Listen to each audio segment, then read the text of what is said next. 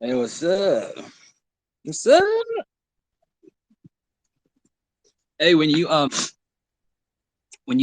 I'm using like my phone speaker to like hear you play back, right? So, but I'm thinking that like if my audio is coming out my phone, then when it does that, it probably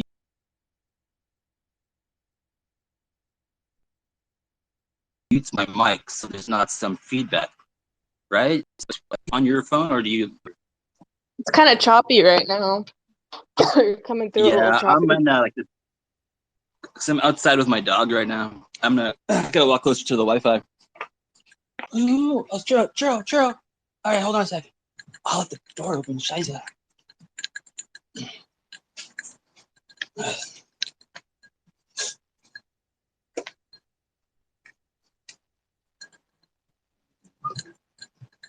Um, I'm trying to like invite Chase, but I don't know why he never shows up in like my invite these people list or whatever. Those tell.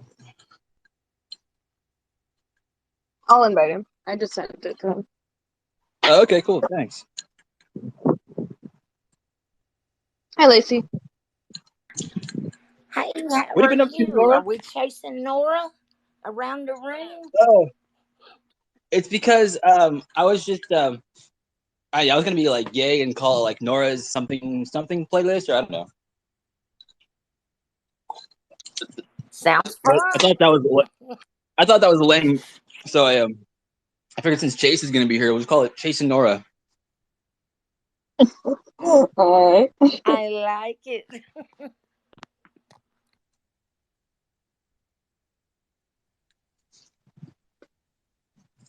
Oh, geez. What's up, Martha? What's up? You like your new I barely see you anymore. What have you been up to? Oh, I've just been in real life, doing real life things. I'm here. Like what? Babe, what did I do this weekend? I slept a You lot. little sneaky girl with a new head. Well, Ocean, remember Ocean? I don't know. I wasn't New here head. last night, but I did get the notice, and she was posting pictures of what she thinks we sound like, and I didn't even realize that. I just saw her posting. I was like, that looks like me. So I made it my profile pic. I like it. I like Yeah, it too. I think it could like it fits Martha. Mhm. I don't know Actually, I think everyone looks like what they look like. do they, Logan? No, It's even hot. even what does Nora look like? I think hers matches hers too. Yeah, everyone does. Oh, hey, even Lacey.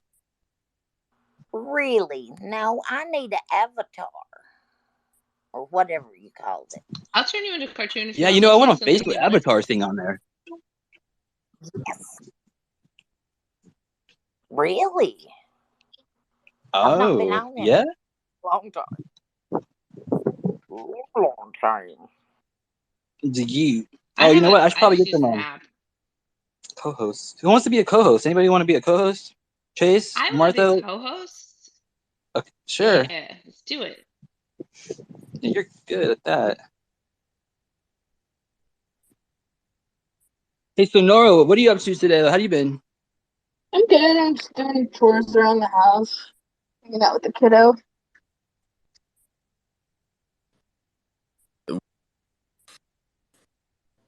I think I had a dream about you. About me? Well, not like Ooh. about you, but like I think you were like in it. I think, but when did I sleep? Because I had like the memory, but huh? You know what it was? It was like me being jealous that like I don't even know why, because I didn't. I was like, oh no, Martha's like uh what was it? I was just jealous that you were like all super famous and like you weren't gonna remember like your little Twitter friends and shit. Like, Wait, no. this is in your dream? Yeah, it was like a dream, I guess. Yeah. I mean, That's although definitely a dream. 100% a dream. I don't remember dreaming it though, or I don't remember when I would have dreamed it, but I have that memory for some reason. Did you fall asleep? Well, It's really funny. No. You didn't fall asleep since you've been up 10 hours? When do Oh, you sleep, Logan? I tried to fall asleep around like 5, but 3 was like he got like mad at me and like woke me up. He's like, "We were having a good conversation." Like, fine. Did you say Uh, 3? Who's 3? um, he's this guy. He like does he was doing ayahuasca last night, and so he was just like having the shits and wired. So he wanted to do like some meditation, So That's not what happened to me last night. But yeah, anyway, me Ocean, I see you there. Thank you for the avatar. You are the best. Oh yeah, we were just talking about you, Osh. All bad things. All bad things. Jump up if you want to, girl. I know it's totally fine if you don't want to. But I love it. Even my boyfriend saw it and was like, "Is that you?" And I was like, "It's now." There's 3. Perfect.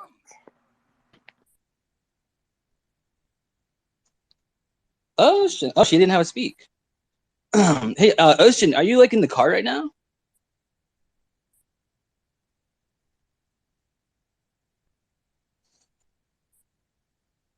She said she was on her way to like Edmonton, I think. Well, I Which is thought like, that I don't know. earlier. Yeah. I don't know how long it takes Just to drive trying around to come Lacey Canada. in. here. I Hey, don't know Lacey. either. She can't talk though. I don't know. Does she have a She'll load speaker? in or rug and we'll pull her back in. I bet the roads in Canada are probably so nice. I imagine them that way. Hey, what's up, guys? Hey, Hey, 3, How how you you feeling, doing? 3? It was rough this we morning. love you. Hey, did you go to sleep or you still been up? No, dude, I fell asleep. I don't know. Fell asleep listening to you guys at like 9 in the morning. I was so Yep. wired, I and thought that then was what happened. That's what we're good for. and then I don't know. It was rough, dude. This morning it was just like coming back to my body was just really, really hard. Does ayahuasca make you wired? Makes me wired, but I don't know if it makes other people wired. Does it make you How many shit? times have you done it now? You've done like over 100 times, right? Yeah, dude, but it had been like 3 months since I drank the last time. And these people, this like mini society that I'm like part of, like they drink all the time. I don't know how they do it. Like, and they're Brazilian, so it's like in their blood. I shouldn't be talking about this. Space is recorded, so. All right, Well, I that's can it. talk about it on an unrecorded space because I I am don't want to curious. be like fucking the guy that records spaces and like everyone's like this fucking guy. I don't want to record it that much. So I just stop recording spaces from now on. Does anyone care Yeah, about recording dude. spaces? Well, No, Not no, bro. it's really, just Turn because it they're it's just off. recorded whenever anyway. it's 50-50 shot, it's like some people, I it's think like a if you have 50-50 like a shot. topic, then you should record it. But if you're just like shooting the shit, then don't record it.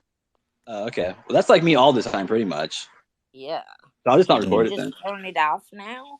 Nora's No. on point. But you know what? The cool thing I don't think people realize is that even if it's recorded, as soon as it ends, I can delete it. So it goes back to being unrecorded. That's true. Oh. But do you delete it? Even if you don't hit record, Twitter records a copy of it anyway. So just keep that in mind also. Yeah, that's what Also I'd true. heard. Yeah, that's why I got my Doty space back. I had to Yeah. message them about it. Yeah, it was weird, man. Like To save it. I met this dude Yep. last night at session, and like he seemed really friendly. It was like the first time that I talked to him, and I was just like, I mean, we seemed to vibe, like in a friendly way. And so I was like, hey, dude, here's my number, like hit me up just whenever. But I didn't mean like tomorrow, the next day. And so I wake up to a text, and he's like, hey, man, can you call me when you get a chance? And I'm just like, I thought something was wrong. I'm like, okay. And so I give him a call, and he's like, hey man, like, so what are you doing tomorrow? And I'm just like, what? Like, I'm like, well, People fall in love with you. I'm like, well, Mondays are usually pretty busy for me, which was honest. And I'm just like, why? Like, what's up? And he's like, oh, I was just thinking we could get together. I'm like, dude, this is fast. Like, give it some time. In my head, I'm just thinking like, it's just, I don't know, people that are like really rapidly like want to like be close. Like it's just a bit strange. No? You know what dudes are. No, yeah, I feel you. Like when someone doesn't have like close friendship, it's always kind of like a red flag that it's like, okay, why are they so desperate to be so close to you? Like, what did you do to all the people around you that made them not want to be around you? So now you're like all clingy. But I don't know, maybe you just like thought you were really cool also and just wanted to hang out. Yeah, I mean, true. that's what I think about myself. I'm really cool and I want to hang out. Word up, Martha. What Saw up, Rafi Louis? join. What's up, man? That's a cool name, Rafi. Like Rafiki. I think it's like Raffi, like gluten free.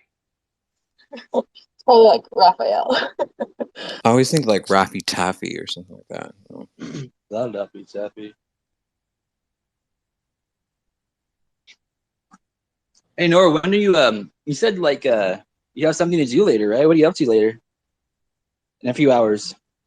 Oh, and nothing. Just I just had a couple hours to kill. I'm doing chores, and then put my kid to bed, and then my husband will be home from work.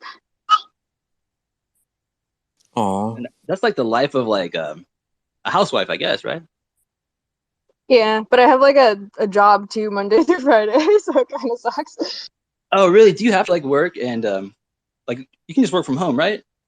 Yeah, that's the nice part. So I get to like watch my kid and work from home, but then he's also like super distracting. Yeah, What do you that's think? a maddening situation. I've done that. There's Dude, we people that were are like hating on like people that like want to work from home because they're like they need to go to work because blah, blah, blah, whatever. But then like, what about the part where like they get to spend more time with their kids? Isn't that like a No, benefit? that's great. It's great, but you know, it's difficult to not be able to concentrate sometimes. And you're doing two full-time jobs instead of just one full-time job. yeah. It's hard to separate that sometimes. Like when you work from home, it's like you're always at work, basically. Yeah, that's the part that sucks. Like I spend like so much time at like home, and then it's like when you're like done, you're kind of like tired and you just want to chill, but then you end up like not going outside for like 24 to like 30, 48 hours at a time. And then sometimes I step outside, I'm like, oh, like the sun is blinding. That's why you need to get a dog. Gives you like an excuse to like go for a walk. Oh yeah, that's a good reason. I mean, you can just walk. Like, you don't need a dog to go for a walk. Nah, no, You I need a definitely dog. need a Otherwise, I'll be dog. like, what am I fucking? Exactly. I'm too lazy What to is go this, for the like walk some if I old don't have a man dog. taking a walk? Yeah, I'm too lazy even with Actually, a dog. I'm scared of dogs. You're scared of Why? dogs? Yeah, when I was like a child, I had like a experience with a wild Oh. dog, I guess. So yeah, I'm scared of Oh, dogs. I will say, don't come over to my house. My dog will scare you to death. Then Yeah, especially the little she's ones I'm allowed. okay with, She's but the allowed ones that like barking, but jump on she you won't and attack. the bigger dogs, I'm just like kind of scared of them. Yeah, my dog's a big little baby. Chase, do you remember how epic the conversation got last night and then it just rugged the whole space? Like there were like four of us and we were just like in this flow vibe and we got into this like really deep. I don't even remember what we were talking about. It was like a Were we mixture of talking like about Nikola snakes? Tesla and Loosh and you mentioned your snake like earlier though. Before that. Yeah, I think you were like falling asleep too. oh yeah. What happened to your snake? Oh, I got him mealworms. So the crickets were too big, so he wouldn't been able to eat them. So I got him That's mealworms. awesome. But yeah, he's just chilling. He's kind of scared of me. Aw. What kind of snake Hey, is little it? buddy. Is it like a garter snake or like a Yeah, exactly. Probably need to actually. I need to put some more water in there because like he needs some water. You guys reminded me. He needs water.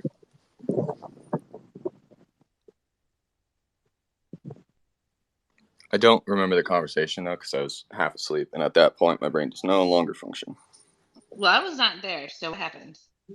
it was me, Astral, Ponty, and Michael, and we were just like riffing on some really deep esoteric stuff, and then next thing we knew, just the space like just rugged.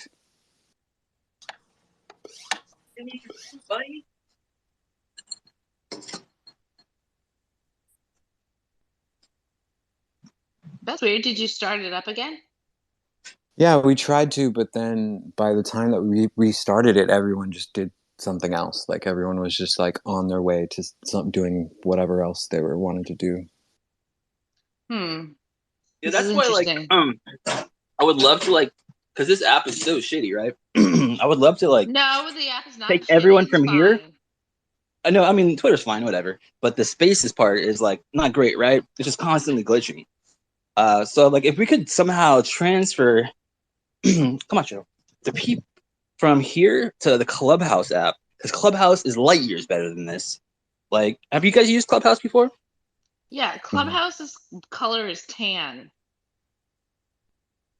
Right. Is it really that much better, dude? Oh yeah.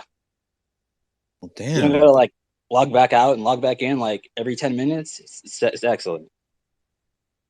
I don't know, Are I there don't any other really use features? Clubhouse. Yeah, you can like chat like how we're talking right now.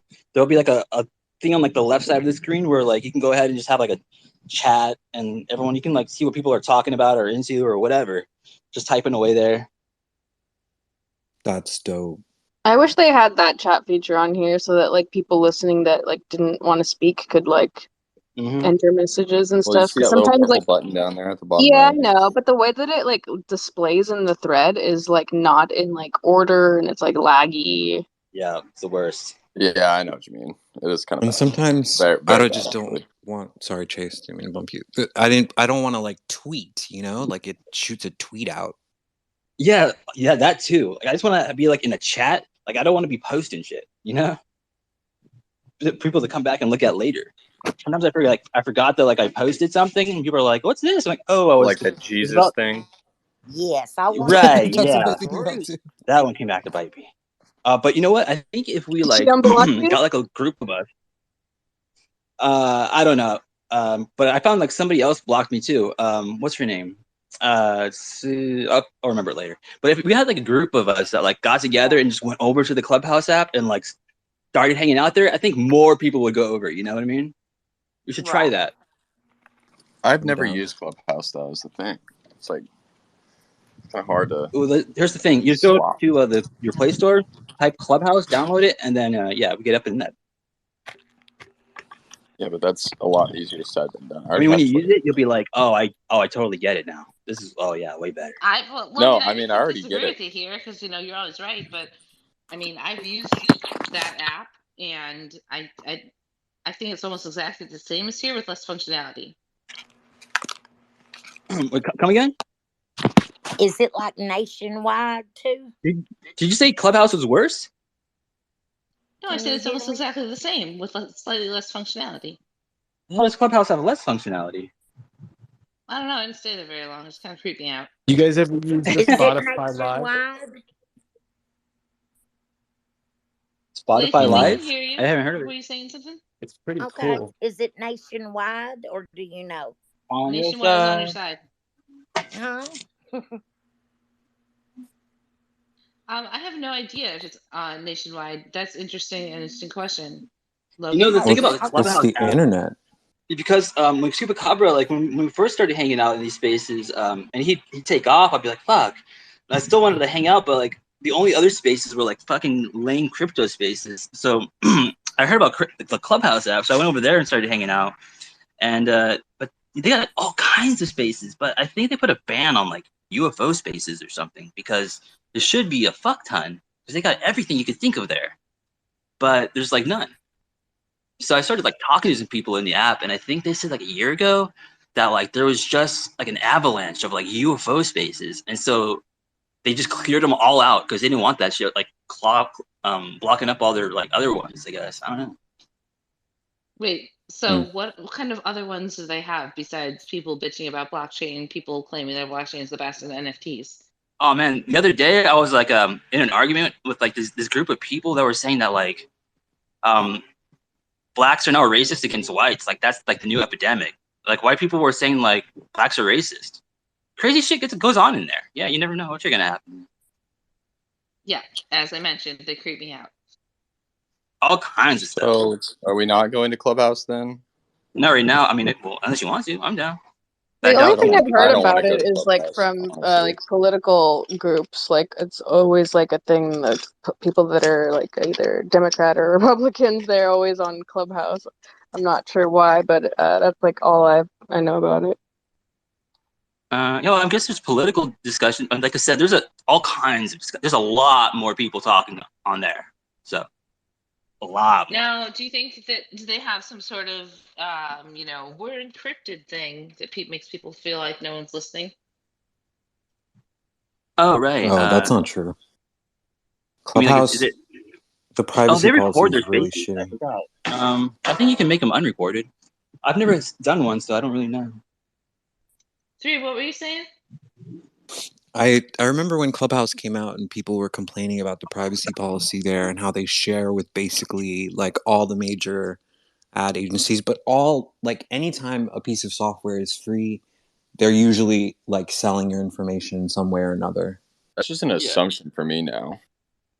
Well, yeah, of course it is, but do they have at least controls where Anytime you can? something is free, you are the product. Well, thank you. I'm kind of into that. Anyway, 3. Mhm. Do they have controls where you can at least turn off what types of information they sell and whatnot? I'm not sure. Like I got on there, but just I don't know. Like someone else in here said, like the vibes there are just a bit weird. And then When's the last time you were and then there? it's been a while. It's been a while.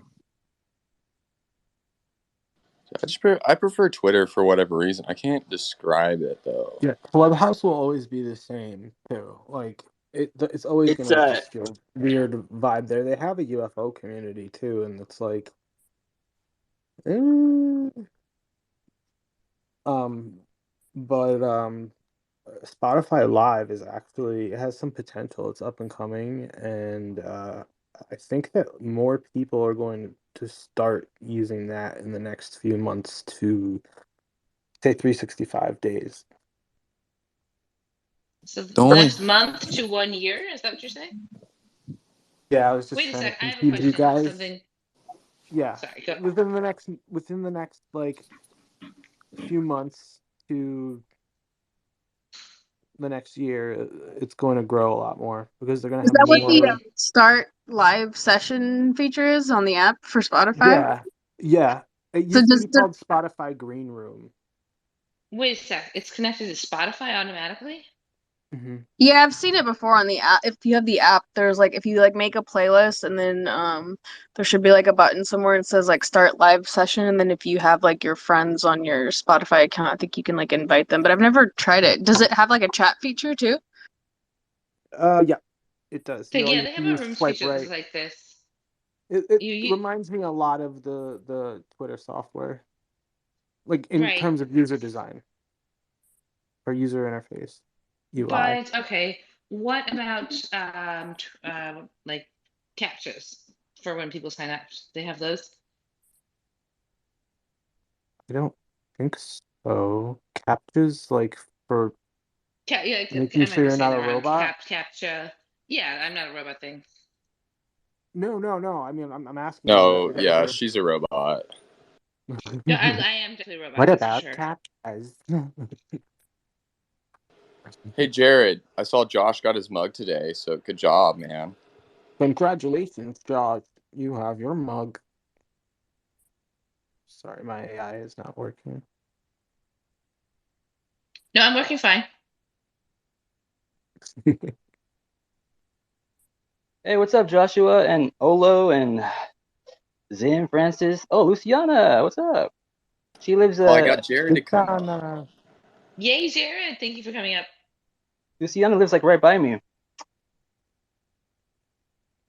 And you I think guys she lives never like by hang. the Like horse if I track. was in California, like I'm telling you, I would be knocking on your door, Logan. Why would you be doing that? I don't know, just come say hi. I don't know, like Do you mean knocking on Oh, his that makes crypt? sense. Yeah, I get you. I just don't have any friends. So I'm not used to it. That's all. Logan, Aw. Logan, we can go on a hike whenever you want, man. I know I'm in the San Gabriel Valley, but if you ever want to do hiking, you just let me know, dude, and we'll go up there and get some wilderness in. Come to Connecticut. We'll go to the Berkshires. Oh yeah, dude. St. Gabriel, is that like like Love 45 that. minutes away from me, or Yeah, like I think I can get down there on my scooter. I got a lot of friends in Long Beach too, so if I'm down there, we could just like go grab a coffee or something too. Oh yeah, I had a coffee yesterday. You had a coffee yesterday. Yeah, it's like the first time I've had one in like a year. Oh, You okay. don't drink. We could drink whatever you drink. Wait, how does it feel when you haven't drank it in a year? Uh, the Like same, I guess. Adderall? I don't know. I didn't feel like I was buzzed or anything. You probably didn't drink the right stuff. It was Newman's Own Classic or something. It's like one of those K cups. Oh, I You heard that gets drink you salad up. dressing? Salad K dressing. cups Yeah. don't count as coffee. Yeah, that's shitty coffee. You gotta get like some good ground coffee, get a French press, boil some water, let it sit there, The Chemex. put That's what I'm doing put some currently right real now, actually. cream in it, and this soy milk bullshit. You don't like soy milk? Why? What about goat milk? Because it's bean juice and coffee needs cream. What about the cream of a goat?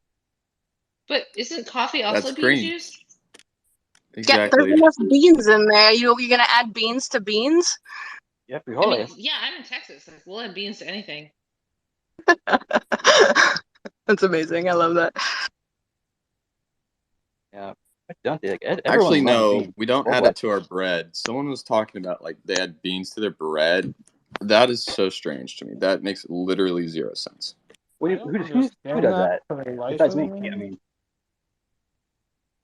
Like if it's like if you're making like a refried bean like paste, maybe that's kind of okay.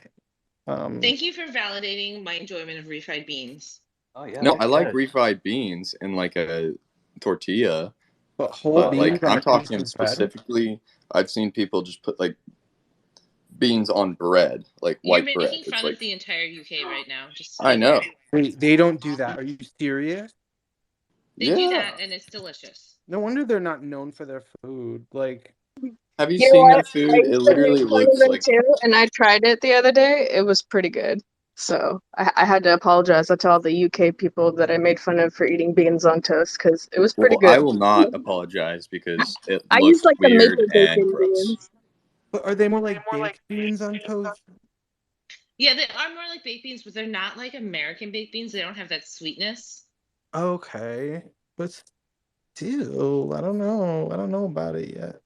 I know new things are strange and hard to accept. And at first, I was like, "Ew," also, but I also thought breakfast tacos were gross, and I was way wrong about that too.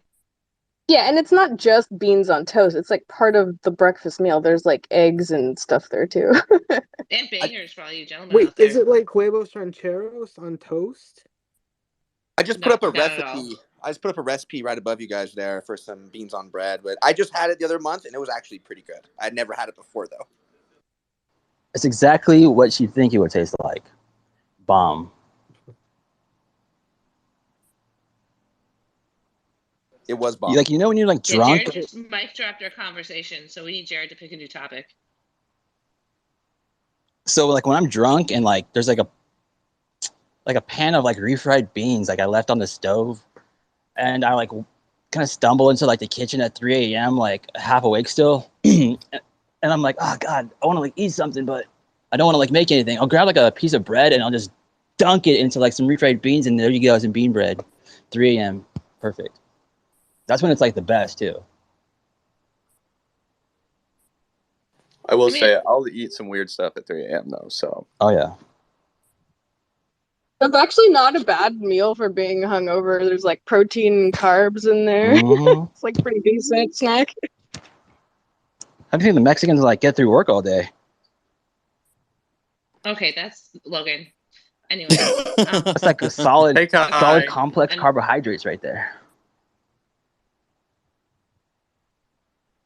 Logan, aren't you like half Mexican? My mom's from Mexico.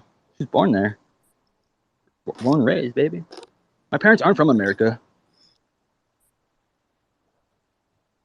I saw your 23andMe. You're white. Yeah, I know. Confirming that. I was that because what does he mean? Because only half of the countries on there are what you would consider white countries. I'm just joking. Was it? She's not joking. You're white. Wait, was she joking about the 23andMe? Can we post that up in the mission control? Sure. Oh, you know what? I got Lacey's too. She posted hers earlier. No, you really posted it. You know, crazy. Lacey is like 85% British. I've never seen it so high. I don't If you think have, that's a genetic thing. I but, love how I we're do believe posting that. each other's genetic like That's stuff. like now. next It's level like, here, doxing. yeah, here's Lacey's genetic. Logan, is someone who's We're done. not concerned about We privacy like to or share. DNA sharing. What It's is fine. HIPAA? You know, I don't think HIPAA's part of Twitter. I'm sorry. It's just family. Oh, it's on my other phone. Damn it. If your sibling does 23andMe, should you have like the exact same results, or would there be differentiation? No, they'll be about the same. There'd be so much differentiation you would not believe it. My sister did Ancestry. My son and I did 23andMe, and it kind of shocked me because it came back that he was 51% my son. I thought it would be like 50-50 between me and my husband, right? Oh, you gotta Yeah. go talk to no, those yeah, nurses at that's the hospital. I don't know how that works. interesting. I don't make assumptions about you and your husband, you know. Well, Your no, son. 51% means like that's kind of interesting. I don't know how that works. I was doing all the work or Like, something. if you look more like So your could your dad, son? like, are you like a higher percentage of him? You know what I mean? Could he More DNA like Or his maybe it my has sister? dad, something to do with like possibly. dominating traits, you know, like dominant genes. Yes, he looks more like me than he does my husband. Yes. But people forget that it has been discovered that phenotype can be passed down genetically. I don't know what that word means. Genotype and phenotype. I don't know what that Geno- means. Okay. I will do this just using my brain, but I'm not a geneticist. Know that. Genotype would be your literal genes passed down from your parents, and then phenotype is the genes that you create or augment throughout your life. For example, we're paying attention to a space called Chase and Nora. If we did that Chase and Nora a whole bunch, we would actually change our genetic makeup or DNA to be able to chase Nora better, I suppose. That's a terrible example, but yeah. I follow Sorry. you. I didn't. follow. Okay. So Okay, basically so what Logan, Logan's like saying as is there's like external factors that when you are exposed to them, they trigger certain genetics in your body to express that genome. So either it's like an on or off button. It's kind of like allergies, you know, like some women after their pregnancy they develop certain allergies, like citrus allergies or other random things. It's just like I don't know. Phenotypes is a a thing. genetic makeup. It's a phenotype is like the physical makeup of a person, whereas the genotype is what you carry over from DNA. Is that Kai? So yeah, it is. Hey, Oh, Logan. cool. I can recognize you by your voice. I'm getting good at that from people. So it's physical. Yeah, pheno is Yeah, physical, and geno is just DNA. he's a lot Thank you for physical saving like me, me. Kai. Yes. Yeah, she's pretty smart. She works in the you know the place with the sick people. What the hell? Yeah, so I'm a nurse, right? She works in the library. Nurse practitioner. So you work with the sick people? I work with all Yeah. people all the time. Nurse practitioner is badass, dude. That's way up there. Kai, have you seen Jared's mugs? No. Wait, we Dude. buried the lead here. It's Kai's birthday! Happy birthday, Kai! Oh, happy Oh birthday. shit! Thank you. You should be way Thank happier. Thank you. Oh, I'm definitely way happy. I had some Sam Adams Oktoberfest, and I'm just chilling right now. Ooh, nice. Dude, Virgos are the bomb, Kai. Welcome. Welcome. Tanka tanka. Welcome. Wait, what language is that? You got me. That was Fifth Element language. Tanku tanku. All right. Ectosino gamat. Corbin Dallas. What was it? Lilu Pass? Lilu Dallas Multipass. Multipass. Multipass. That was Gary That's Oldman in that been good. movie. Canadian language. Hello, papagaya. To the better papaya. Whoa, these are my people. I had just realized that too. I don't know if you guys are. I don't know what's going on here.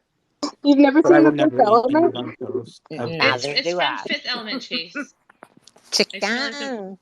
If you're not familiar with Fifth But I Element, you like need to hang up it. your phone Yeah. and go Chicken watch So the just get the good. fuck Element. out of here Go now. watch it right now if you haven't seen it, Chase. I don't know where you. This is the problem with all these streaming services. It's like if they put it in one spot for me to find, I would eventually find it, you know. But they don't. They want to put it Well, in they kind 12 of different do. places. I mean, there is Google. You can just search and it says where to watch, and it gives you all the places you can go.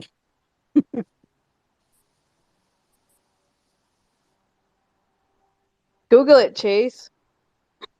I'm sitting down at the computer now.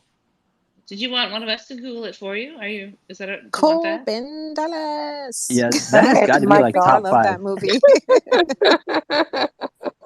my dogs, I have a Lilu and a Corbin, and I don't know how Oh many my times god. people have asked me where I got those names from. I'm like, seriously?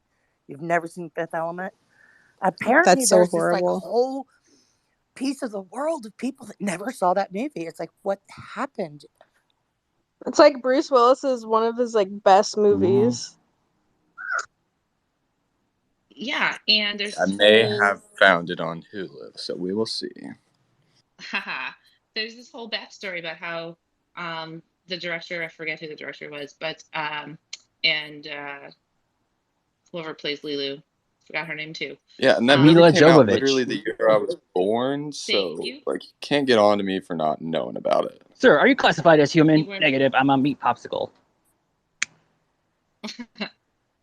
but they made up this whole language for the movie and then used snippets of it, but they made up the whole language. Well, some BS on that. That's definitely a language Did they? already. They didn't create a whole language, did they? No way. Did they? Was it based on a book or something? I I don't mean, they know. did that for the Game of Thrones. Yeah, but that's a book. It's got to be easy to create. Like, why can't we create a new, easier They did it language? for It has to Star be an Trek. easier language, right? Join Asgardia.space. They're creating a language. Well, like Too much. That's Klingon. extra. Anybody here speak Okay, Klingon? Klingon, change yeah. the name to Lulu Dallas Multipass. Y'all don't know about Klingon, though. I don't know.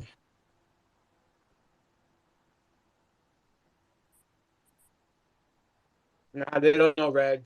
They don't know anything about Klingon. We're alone I among definitely us. don't know how to speak that language, but I definitely know about Klingons. Just saying, Star Trek's the shit. You know Christopher Lloyd was in Star Trek as a Klingon? The guy who played, the guy in Back to the Future, the crazy scientist? Please correct the name. It is definitely Lilu, not Lulu. I'm sorry. It's my first day typing. Did I spell it correctly now? Yep. Leloo. Okay. Yep. That was my bad, and thank you for calling me out. I deserved Okay, it. then who played the evil guy in the No movie? worries. I can't Mila remember his name. Jovovich. No, the evil guy. Yeah, I can't remember his Anybody? name. But he Gary plays in a Oldman. lot of different ones. Hold on, let Oh me yeah, he see. does. You talking about Zork? Yeah, Adam Sandler. I don't know. I'm just kidding. it could have been Adam Sandler. I bet he could do that. He could have made it funny too.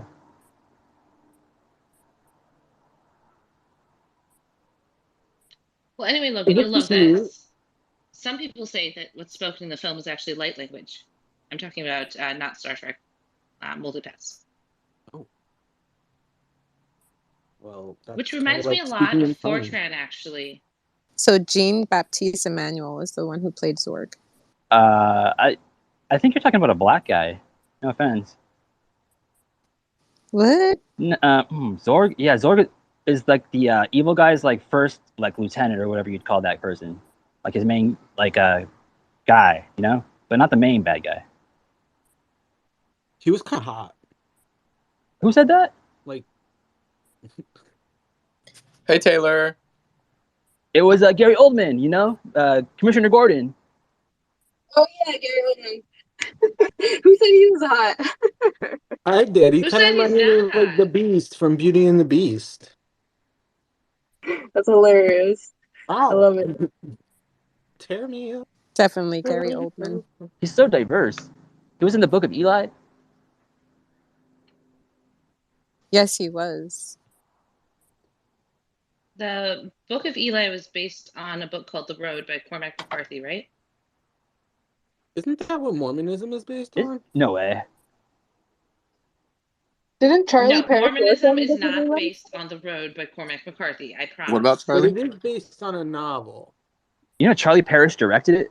The Book of Mormon. Didn't he work on Book of Eli? I thought I saw that in Yes, his. he did. He did. I think he was like a It's the producer. one Or thing I something. like about him.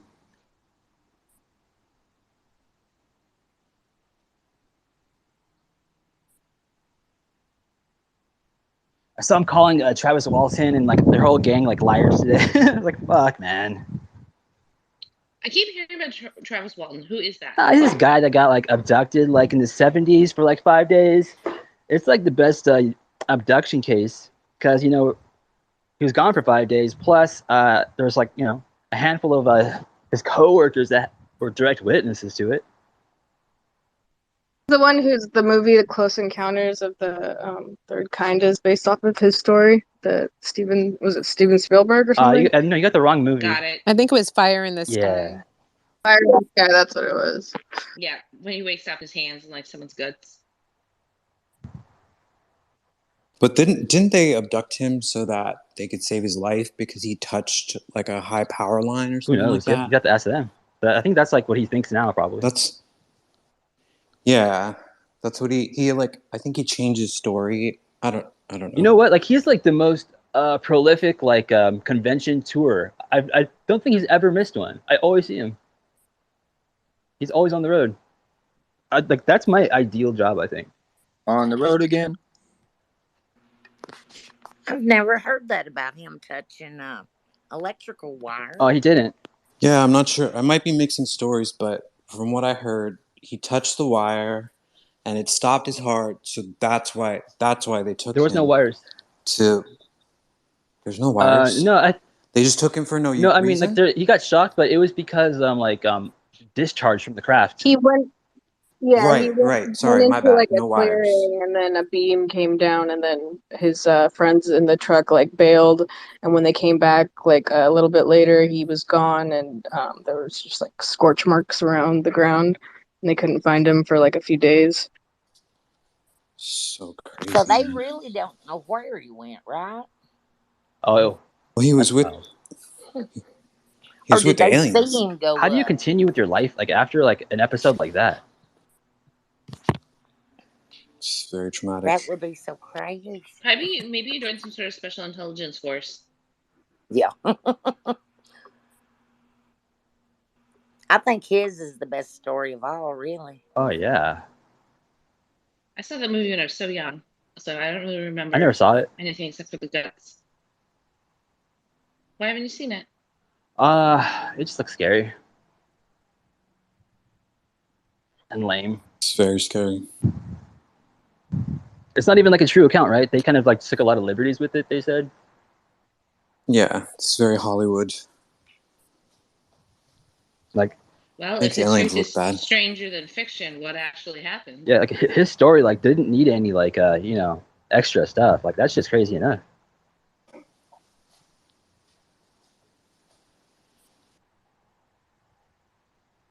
Hey Taylor, what'd you see on Lou Elizondo and the Pentagon there, and Tucker Carlson?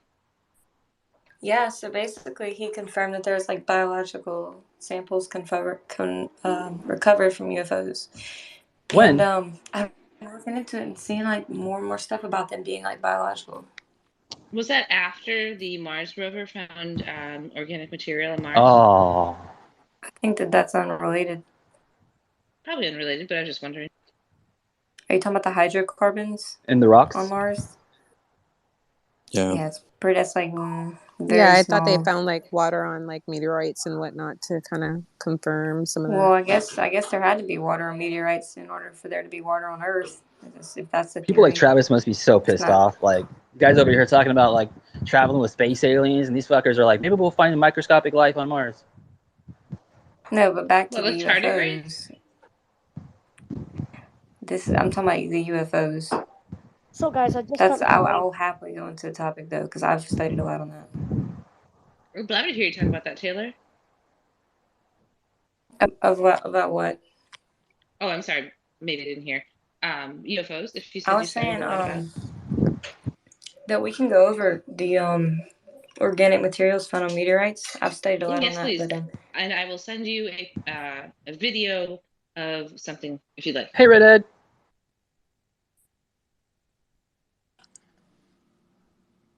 Hey, A Wee Bit, and Johnny K, and THX, and JH. Zim. A week.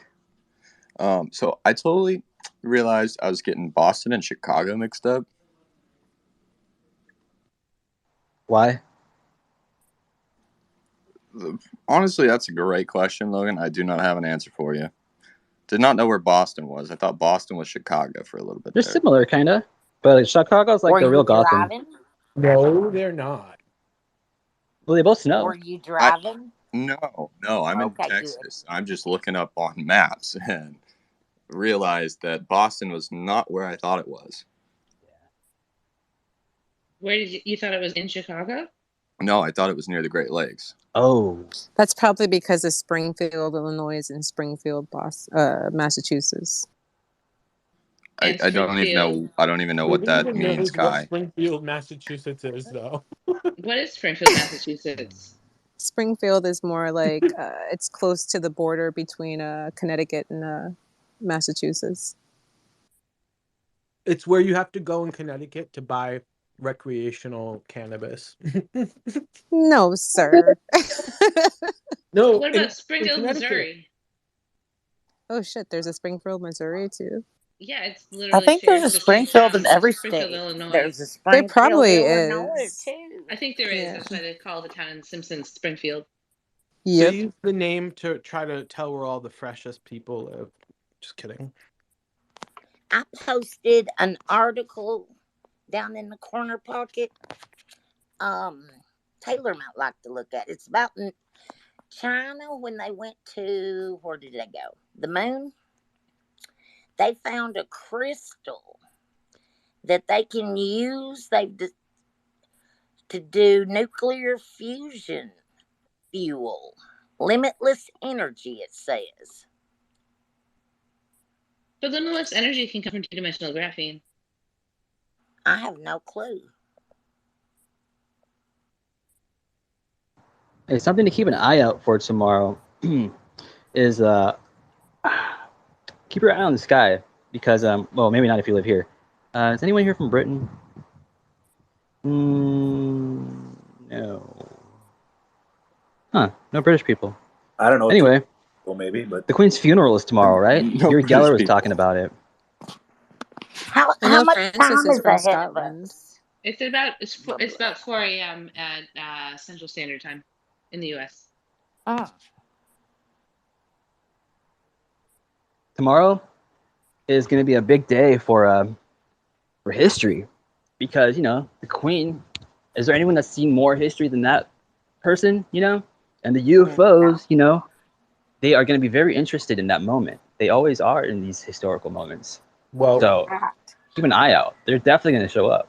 my grandpa's 101, so he outlived the Queen. Just saying. Oh yeah, yeah, that's great. Yeah. Kudos.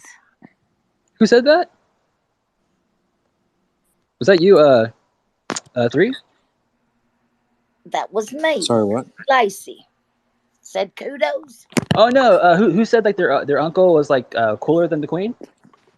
Oh no, I said my grandpa's seen more history than the Queen because he's 101. But who was saying it? Oh, Rafi. Hey, I'm team. sorry, brother. Yeah. We Oh, have a I'm couple sorry. people It's who 'cause want you to said my talk, so name. if you'd like to come back up in a couple minutes, feel free to jump down. How you doing, Rafi? Good, Logan. How are you? I'm great. Yeah, I'm outside with my dog right now. I'm actually gonna. He needs to go poo, so I'm gonna have to do that right now. So I'll be back in a couple of minutes. BRB. I got this, Logan. I'm on it. TMI.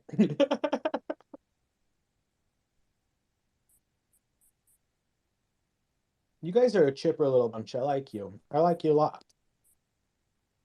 We like you too. I'll even say we love you. Hi, Johnny. Thanks for joining. Hello. Just wanted to confirm that I'm from the UK and will be watching the Queen's funeral tomorrow with my mother. Is Do there you think you'll cause see of any death? UFOs? Sorry, So Norm. there were two things there. Will you see any UFOs? I don't know. It won't be my first observation. And second, what was the cause of death? I think she was 96, and that had an element in it. Who's Yeah, numerologist? Let's hear it. I'm impressed you heard both of those questions. I would have had to repeat both of them. I regularly turn on transcriptions and read what people are saying because of the rugging issue of Twitter Spaces. Alpha, Sigma, Sigma. What the? That should have spelled the word ass for Johnny there. Hi guys, how are you? Hey Francis, what's up? How's Hey. things? I'll be watching the funeral tomorrow, and I'm sure Yuri Geller was mentioning about the skies. Watch the skies tomorrow. So you said, I'm sorry, I don't understand Yuri entirely Geller. what you're saying. He said Uri Geller said to watch Uri the skies Geller. tonight. Okay, got it. Uri Geller, famous spoon bender of the 90s and early 2000s. I've heard of Uri Geller. I just couldn't understand the accent because I'm in Texas. So wait. You guys still trust Yuri Geller? No. Okay, I just want to make sure because he was like, I remember my grandparents, like when I was a little kid, like watching television, and my grandpa's like, "Oh yeah, shit, who the fuck is this guy?" And yeah, it's kind of I mean, he he's reminds. definitely eccentric, but I think as he's gotten older, he's gotten even more eccentric. But I'm a fan of his like earlier research work. I just think he's a very interesting person. Well, there's What's his new apparently more project to called? It's him. with Harvard? I'm sorry, what was that? Sorry, he has I don't know if it's new anymore, new-ish project with Harvard. Oh, with Avi Loeb, the Galileo project?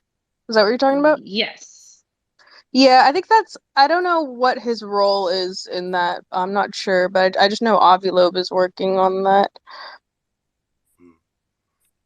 That's the one where they're looking in the ocean for stuff, for like evidence of extraterrestrial life. No, I think that's the new task force formed. Bobby Loeb's doing the stuff at Harvard where he puts a telescope on the sky basically and is like tracking Oh, stuff. that's right. And then they're combing through the data. Okay, now I remember. That's right. They're looking for like objects that enter the galaxy. I don't think it's involving the ocean. But there is one involving the ocean.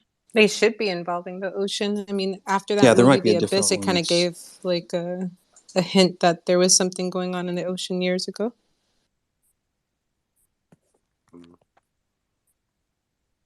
Yeah, it definitely involves the ocean. That's why I don't go swimming in the ocean.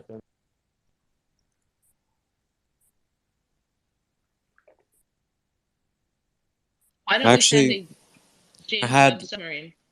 I had Avi on my show. Actually, you guys can check it out. I mean, we didn't like really discuss like any groundbreaking stuff. Like just we covered his book Extraterrestrial, but it's the Human Experience podcast. You can just Google. 3, I'm gonna start linking that as well when I start linking things. So I got you. Okay, that's cool. I know there was like this like cell drone thing that they were doing, looking at oceans and gathering data, out in the middle of nowhere. And I want to say it was Iran that had captured some of the cell drones, kept them for a couple of days, and then released them. What? I'm sorry. It's my first day. What's a cell drone? Well, in my head, for what I can imagine they're like drones that are out in the middle of the ocean, capturing data, either, in the water as well, like, fish, the number of fish and stuff, but also taking atmospheric measurements and stuff for weather or what have you. And I can see it also having a dual purpose for military use as well, for surveillance and seeing what's going on, in the oceans, where we don't necessarily want to send a whole bunch of Navy out there, but sure, why not drones? Um, That's cool. I didn't realize underwater drones were called drones also. Why wouldn't they be? But yeah, but they were interesting. captured by adversaries and then let go, and they just there was a little blip about it in the DoD was talking about it and everything. It's like, well, you say it real quick there. It's like, I don't hear anyone else talking about it, that they captured some of our cell drones. But By oh chance, well, do they you know released them. roughly when that was? Oh, I want to say it was probably a couple of weeks ago, because I called somebody that I knew about the cell drones. I was like, "Did you hear?" And they're like, "Yeah, I heard." I'm like, "Why is nobody talking about this?" So apparently, because it's not common knowledge that we have these cell drones out there. Johnny, you can talk about whatever you want. It was just the Queen funeral tomorrow that brought me up. Someone was asking where people from here, and I didn't realize it was the UFO aspect that they wanted to talk about, though, rather than the thing itself. So I might drop down to listen again. It's an interesting space. It's first time here. Yeah, thanks for coming, Johnny. I know we just met, but I appreciate you. Thanks. Welcome, Johnny, and thank you for listening. It's a pretty cool pic you have there. It looks like you had like some stars out. Yeah, it was Culture Night 2017 in Belfast, and it was a local publishing company where Kaizen Publishing, which actually was next door to me where I worked in an estate agents. They had a display with that background where you could get a photograph during Culture Night for yourself. And I was there with my brother. You'll see my brother's hand, but I've cut him out for my profile because that's the way life goes. Hey, you got to do what you got to do, you know. I like that. Yep. Anyway, I'll drop back down. Good luck with the space, everyone. Cheers, Johnny. Oh, thank you. Hey, so did you guys ever hear about the UFO in Aguadilla, Puerto Rico, that had gone into the water back in 2013? Yes. Split in two, that was pretty crazy. I Yeah. have not heard about that. They actually put it on like the History Channel and whatnot. It was pretty cool. I think you can YouTube the video, honestly. Yeah, it's a pretty long video, but it's pretty decent. It's like 2013. Yeah. Did you see the 2008 Turkey videos? Videos filmed on Turkey? They get like shots of the moon and stuff. It's insane. It's like 2008 too. Why is that significant? 2008. Because that was before any. I don't know. It was older video. What? 2008 is not that old. I mean, it kind of is. I don't like to think about it, but it kind of is. I mean, in the grand scheme of things, in the amount of technology and video that have gone to, production and distribution throughout the internet for the past 30 years, yeah. But, I mean... it's going to be significant because So you agree, Rafi? It's just personal. Never mind. I'm sorry. I'm taking it personally. Don't take it personally. I was No. maybe... It's not. I'm not taking it personally. Like, oh my god, I'm being dramatic about it. But I'm being dramatic about it in my own head. That's all. We love you. I was thinking about it in terms of like what is the socio-economic climate in 2008. Not Bitcoin, right? Definitely not Bitcoin. So perhaps it was, I don't know, like the iPhone. More than likely, and then also real estate. Yeah, the economy wasn't that good back then. That was like the whole housing crash thing. So people were taking to their iPhones to bitch about their mortgages. I'm sorry, that was a rude thing to say. To discuss their mortgages and take pictures of UFOs.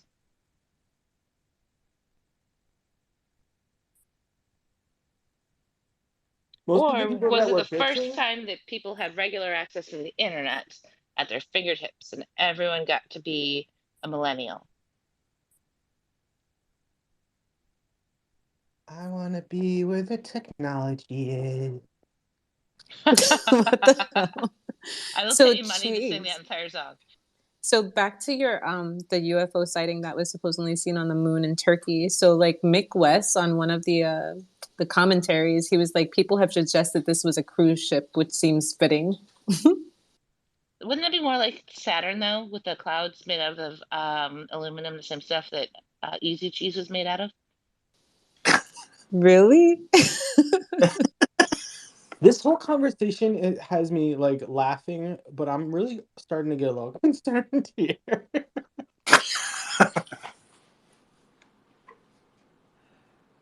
Okay, I went ahead and Not posted Saturn. this. It could have been Venus. I might be wrong. It's Venus, I think. Okay, sorry. No, I went ahead and posted the story I could find on the Iranians capturing the cell drone, but I think those were Navy cell drones. But there's others that do like like I can't think of the scientific word for oceanologist, whatever. Oceanic? Yeah, they do other things too, not just military use, but the ones they captured were military, apparently. Okay. For my future research, is it sail drone, like a sailboat, or is it cell drone, like there's cells in your body? Cell. Sail, like a sailboat. Oh, I'm so confused. I see. Was an oceanographer? Yes, thank you. Oceanographers. They use it for other stuff than just military application. Well, aren't sail drones used for like wind power and I don't know. It's like solar, isn't it? For oceanographic long range stuff. I don't know. It's a badass thing. I just looked at it. It's like 800 megahertz, and I don't know. It's whatever. 800 megahertz of what? They operate at I think 800 megahertz over, and when they transmit their information, That's a pretty high frequency. it's very high frequency, and it's like super encrypted, and yeah. Kind of has to be. I bet you need some kind of like a radio certificate to be able to hear that. Yeah, I don't know. Do they have any? They must not have no weapons on board or anything. I don't know. To protect yourself. How would we know that? Oh, yeah. Well, the other team caught them, captured them. But they don't use them just in the oceans. I know they use them like in the Great Lakes stuff for various things. So, like fish populations and things like that. I don't know. I think Well, there's also nuclear submarines in the Great Lakes. I used to visit them at the Museum of Science and Industry.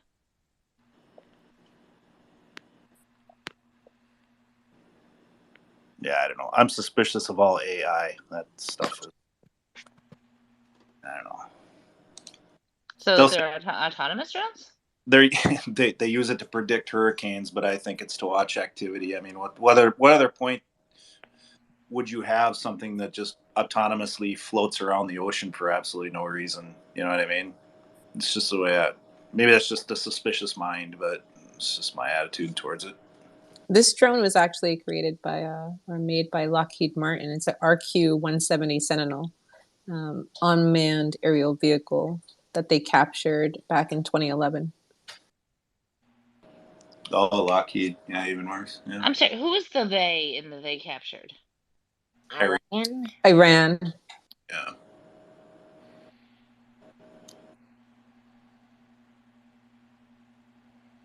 Well, I think the one I was talking about was like just a few weeks ago. Oh. There's a picture. They should start making them Inspector Gadget style. Inspector Gadget. Do you mean that they should be Transformers? No, they should blow up if somebody else opens them.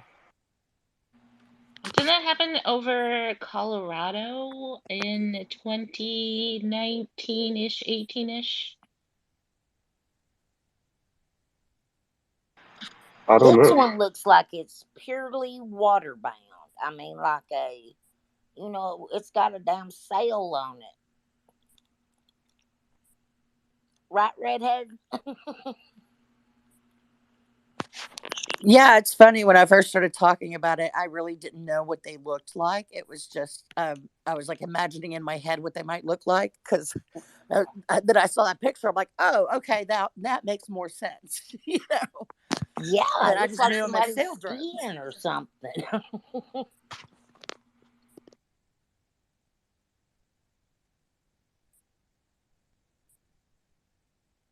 It's really cool. And Yeah, I see, get. it was from Lockheed, so obviously the information isn't that sensitive, but it is important because Lockheed's, looking for it. Don't they work with SRI?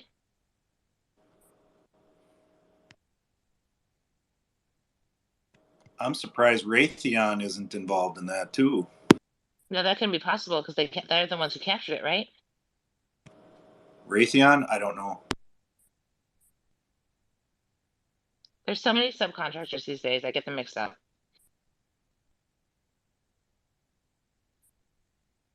Yeah, the first time I heard about cell drones, it came in as, not being of military use. It was purely for research, for measuring temperatures, even salinity, and the number of fish, watching the migration patterns of the animal of the sea life, and basically just taking measurements just to see what's happening out in the middle of the ocean.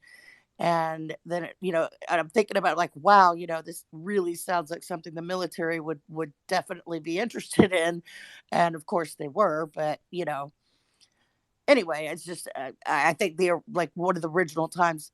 Again, like I started looking into them, it was all about saving the ocean, saving getting the information we need to better predict what's happening out in the middle of the ocean and below. Taking the scans deep below to see that even just if there's been changes in the sea floor and stuff like that.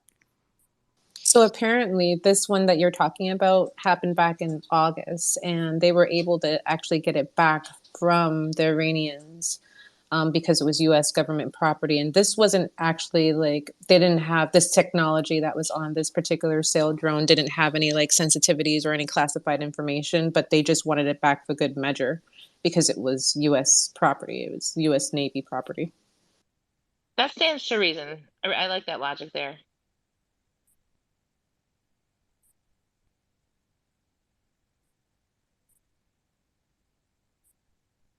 Yeah, it was in the naval news, and that's what I'm actually like reading right now. What are you guys talking about? Oh, hey, we're talking about if Iranians captured a sail drone and then let us have it back just because. A sail drone? Yeah, apparently it's a drone that goes underwater. Does it come back out? In the one picture I've seen of it, which is up top in Mission Control, yes, it does. Got like Project Hydra out there. It's just like What's super. that? Oh, it's like transmedium, like craft. It turns into a submarine, and then with like Transmedium's a kind of a weird phrase. yeah, it's kind of catchy, right? It's a buzzword. So it's not really, I guess. Maybe it is. I don't know. So it's a submarine at least, and when the submarine pops up to the surface, it turns into like a bunch of like different drones that fly around in the air. And I think they come back and like Wow. go back underwater, but I don't remember. So why can't they just be lots of little drones that go underwater? Why do they have to glom together to surface? I don't know. Ask Annie Jacobson. She's someone that Recharge? I talks don't about know. it. Hey, Cheryl, don't do that. You spill the water.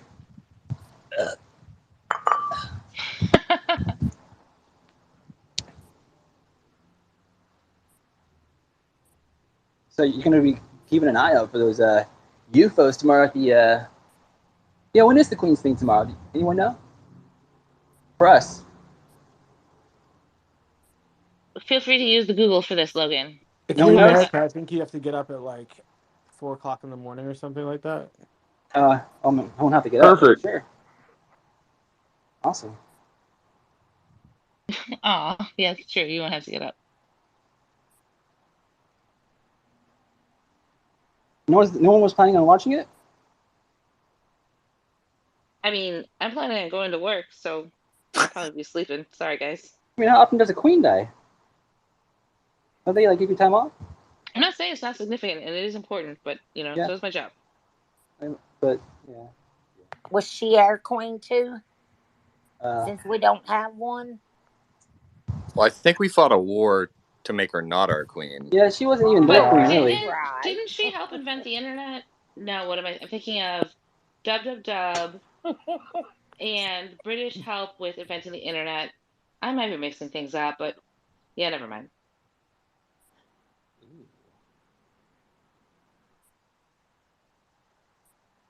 So is it true it took them 26 years to kind of like plan her funeral? And her funeral is supposed to happen tomorrow at 11 a.m. Like Our London time. Operation London Bridge is something, right? Or I don't know. Oh, you Yeah, saw I that think too. so. Yeah.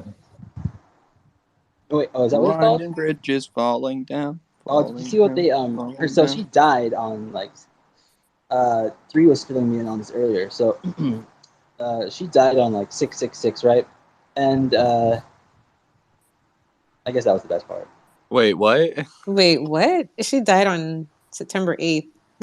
Like, No, I if you add up didn't the say like that. numbers of Oh, you can do that with anything, though. that's true. They announced her death on September 8th, and we were talking about like the theory of it being like a type of go code, just kind of like how when Kobe Bryant died, people were saying that was a go code for the lockdowns and the pandemic. So I was just thinking like, I mean, I think if I remember correctly, she had stopped doing public appearances and they were indicating that her health was failing, but That's they because the grandma chose needs to some alone announce it. time. They chose to announce it on that specific day. So I don't know if it's ritualistic or what. Knowing those types of people, it was probably highly ritualistic. I am beautiful, up in the What do you mean sky. those types of people? You know, the 1% of the 1%. You don't think they're involved in like deep esoteric occultism? What room am I I in? never had considered that. You know, like some kind of nerd. What Sorry room about am that. I in? You know, the U.S. Navy That's a great question, laser actually. creates plasma UFOs. But all of that's like built into it's baked into like everything they do, from the formations they make when they line up with the guards in the procession tomorrow, and where every candlestick is placed around her coffin, and Oh, I wonder how many all of it'll that be. stuff is Yep. ritualized and esoteric in nature, I'd say. When I'd, even the nature, yeah, man. bells, they're going to be ringing the bells 96 times because she was 96 Yeah, years old. yeah. Can I say well, maybe something, not guys? Is that that. okay? Yeah, man, go for it. Yeah, it wasn't. It was 777. It was like 70 years after World War II. I think 7 months and 7 days that on the day she died. Does this have anything to do with the spider letters? I don't think so. If 'Cause nothing else, we know the it was Simpsons circulating here predicted in Scotland, so definitely 777. Definitely 70 years after World War II, and 7 months.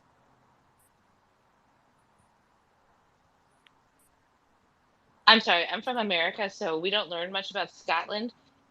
Sorry No, about but that. it's UK. Well, the UK is England, Scotland, Ireland, Wales. Oh yeah, So and Europe. yep. So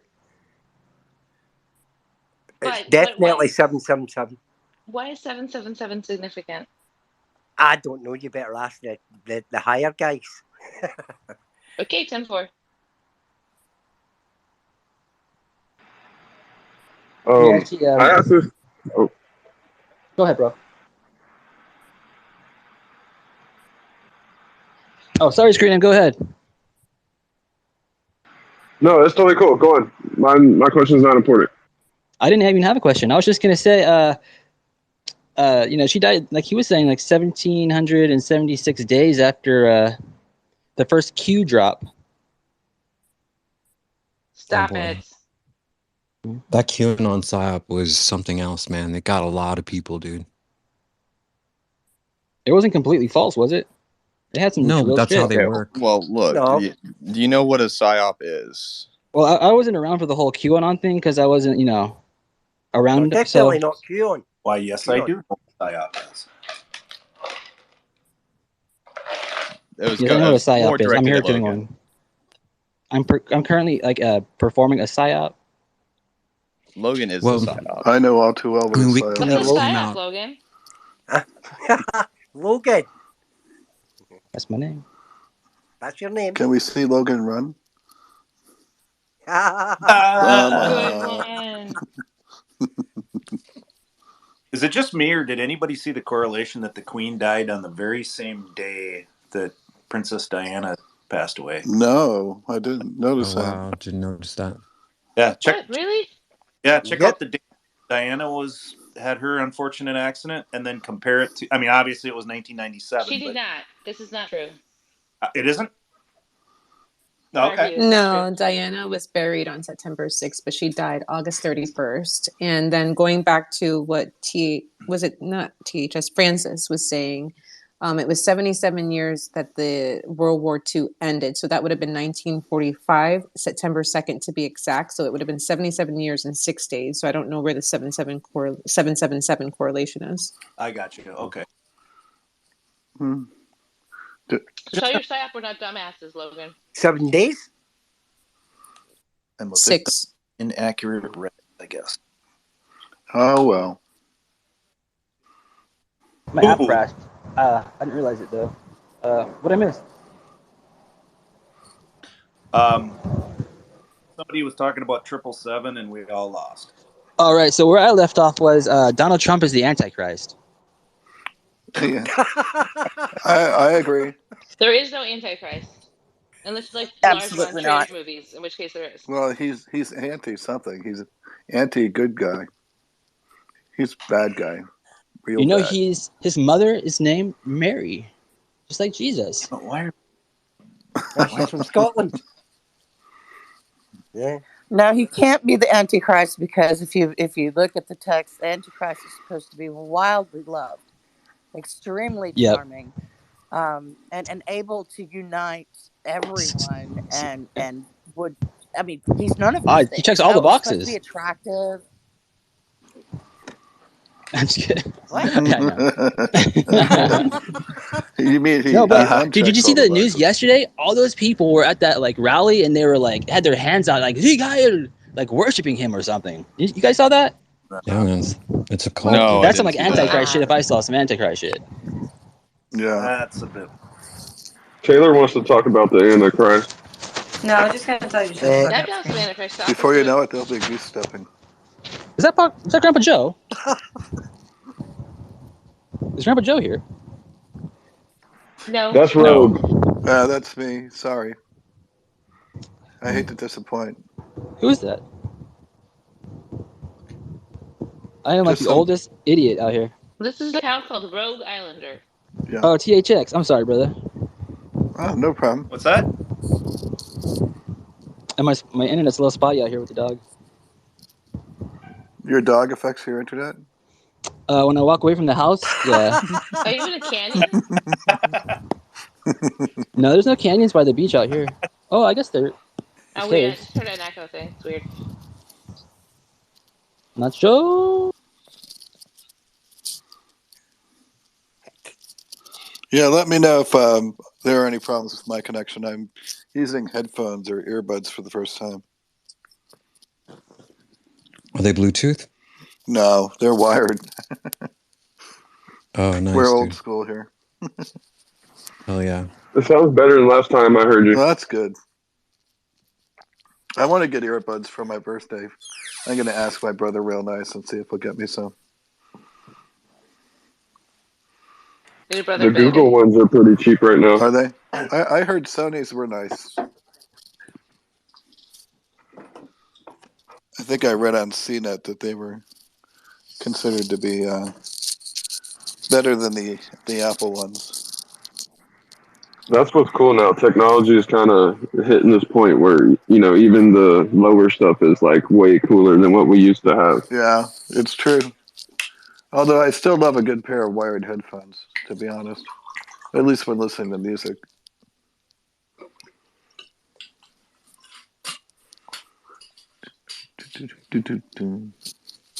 I mean, the earbuds I'm using are just the ones that came with my iPhone.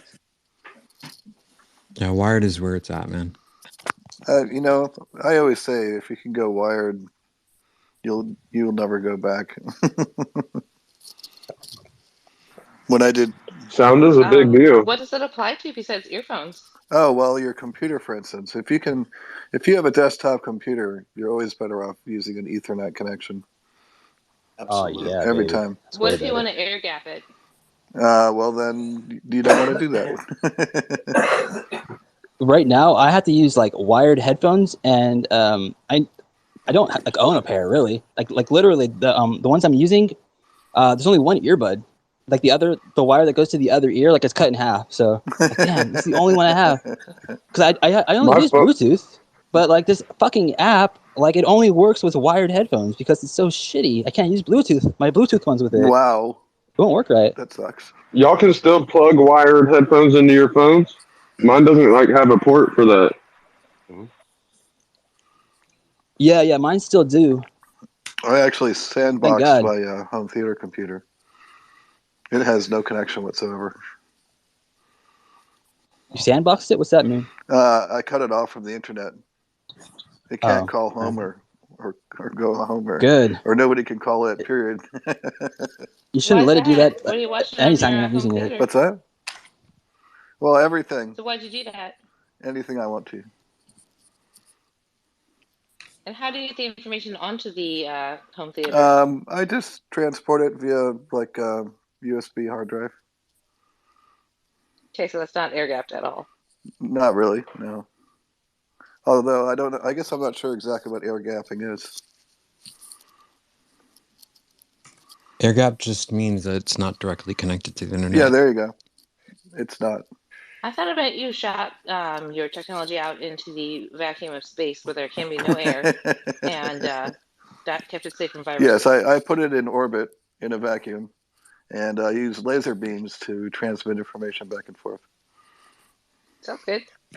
The same as submarines. What's that? The same as submarines. Yeah, there you go. Yeah. Wait, how can that be the same as submarines? This is so confusing. They use the same technology. Yeah, submarines don't want to be. Oh, they're air gapped. I got it. I just Yeah, got it. they don't want to be detected for any reason. So But My uncle was a hydrogen. submariner. Who was? he was. That's cool. My uncle. That's a hard job. But that was wholly lost Americans in Scotland back in the day. But it's progressed since then. That's one job I would not want to have. Oh man, I'm finally inside the house. There's a login, man. Come on then. Cheer us up then. Okay. So you know who else could be the Antichrist? The Pope. Elon Musk. No. Listen, Elon Musk. Nah. You know what? I like Elon Musk. More like Drake. Everybody that's got money, everybody thinks they're the. Yeah, we should just label all of them the Antichrist and just play it safe. Bill Gates. Sure. Anybody that's got money, they're the Antichrist. Yeah, why not?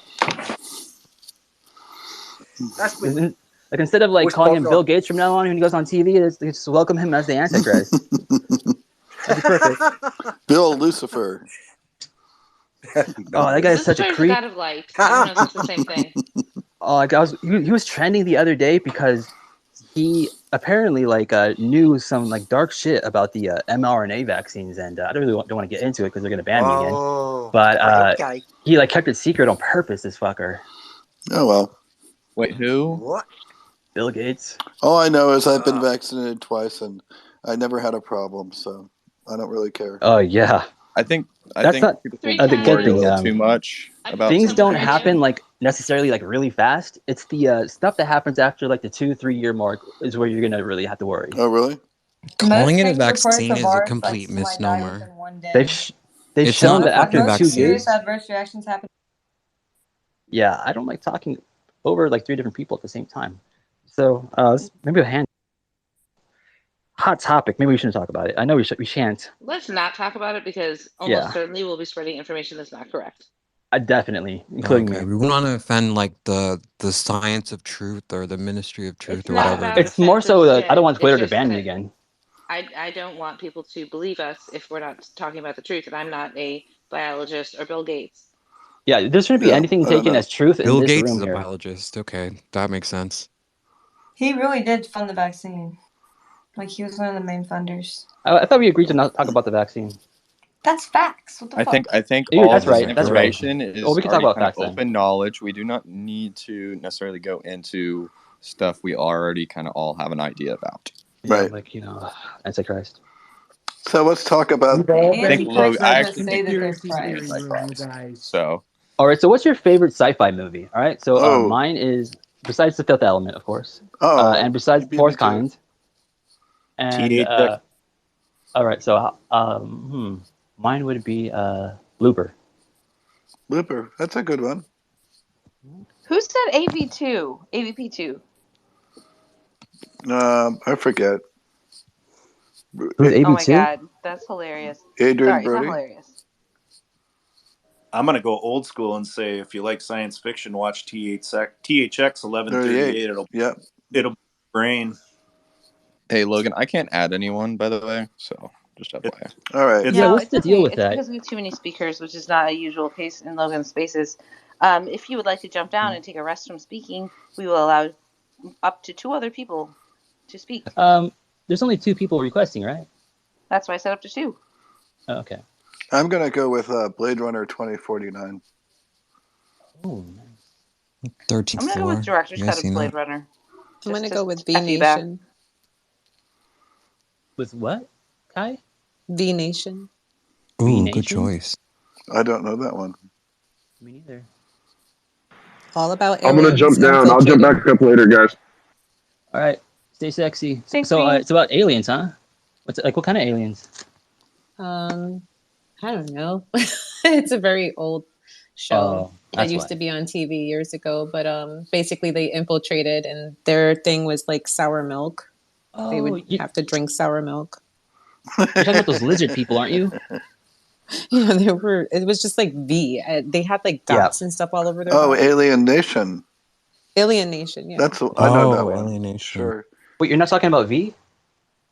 Isn't V it was not another the good same one. thing? Oh, I thought it No. was the same It thing. was Alien it was like a Nation. cop show.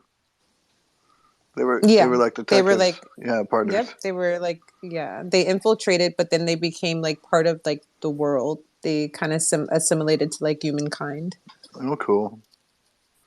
Yeah, that's old school. Anyone? Oh, Taylor. What's up, Taylor? Thank you. I appreciate you for the hands, unless I'm glitching. What's another Does favorite? anyone see Taylor with her hand up, or is that just me? No, I see her with Hold her. up, give me a moment. Okay. Okay, I was just gonna ask if y'all ever considered that aliens are stealing our DNA so they can maintain their biological suit. I've Oh, That's considered the absolutely. opposite. that's my That's a assumption, Taylor. that's a That's fresh what I'm thought, I assuming. think. Chase, what'd you think about that Louis Zondo video? Which one Person. specifically? One. Taylor put it up in the nest a little while ago, so if you scroll back there, you'll find it. Taylor, I did not get a chance to watch it. I'm sorry. Is it a new one? I don't Talking know. with him and It Kurt. was by The Theory of Everything. It was his longest interview. Oh, the one from like a year ago? Yeah, I think it was a year ago. Yeah, that was good. Probably like his best interview. It made me kind of like him a little bit more. That channel, Theory of Everything with Kurt Mungle, is great. He always has a lot of really awesome guests on there. Yeah, so I remember watching that a while back. I don't remember exactly what was he saying exactly in that little clip there, because it's kind of hard Well, to hear. he was saying that biological material has been found at the site of like UFOs.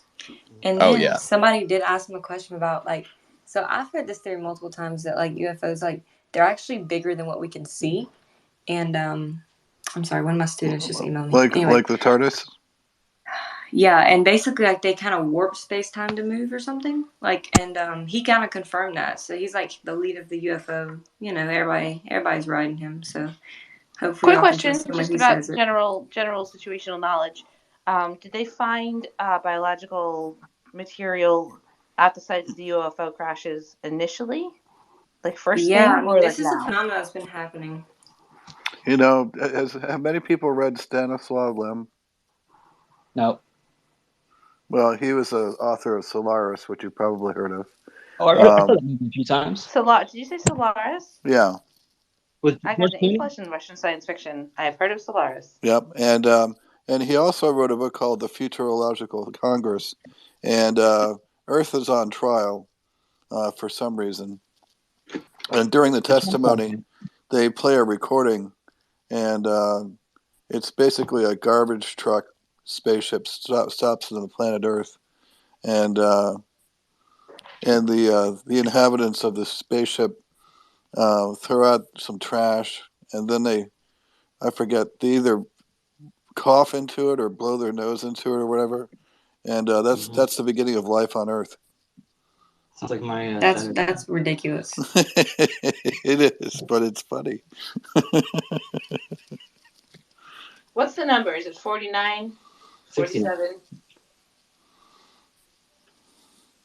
So, anyone else got a favorite sci-fi movie that hasn't said? Definitely. I absolutely do. You must be shocked by this, Logan. Mine's a tie between Dark City and Event Horizon. It's very dark of you.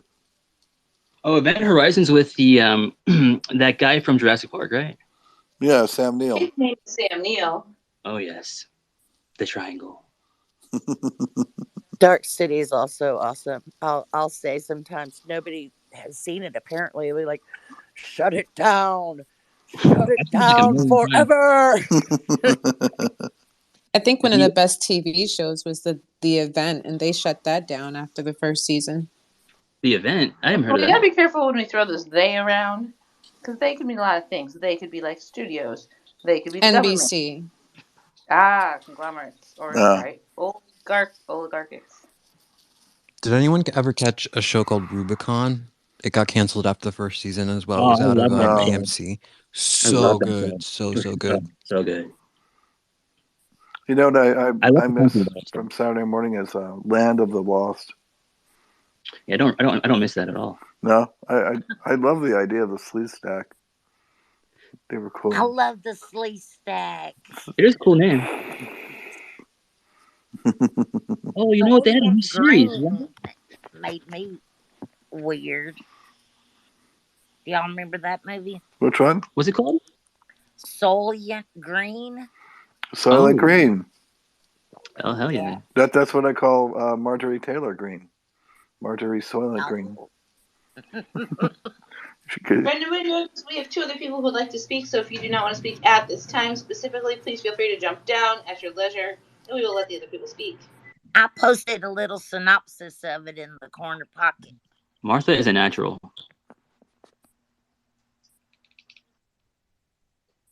I don't know. Asking what your favorite sci-fi is, to me, it's like it's like trying to ask me what my favorite color is. There's so many. Yeah, that's But hard. there's this new show, or not new, but I'm curious if anyone else has seen it. Altered Carbon. That's just totally had me hooked. Yes, Fuck it's yeah! great. Seen it a few times. My favorite sci-fi series. What's it called again?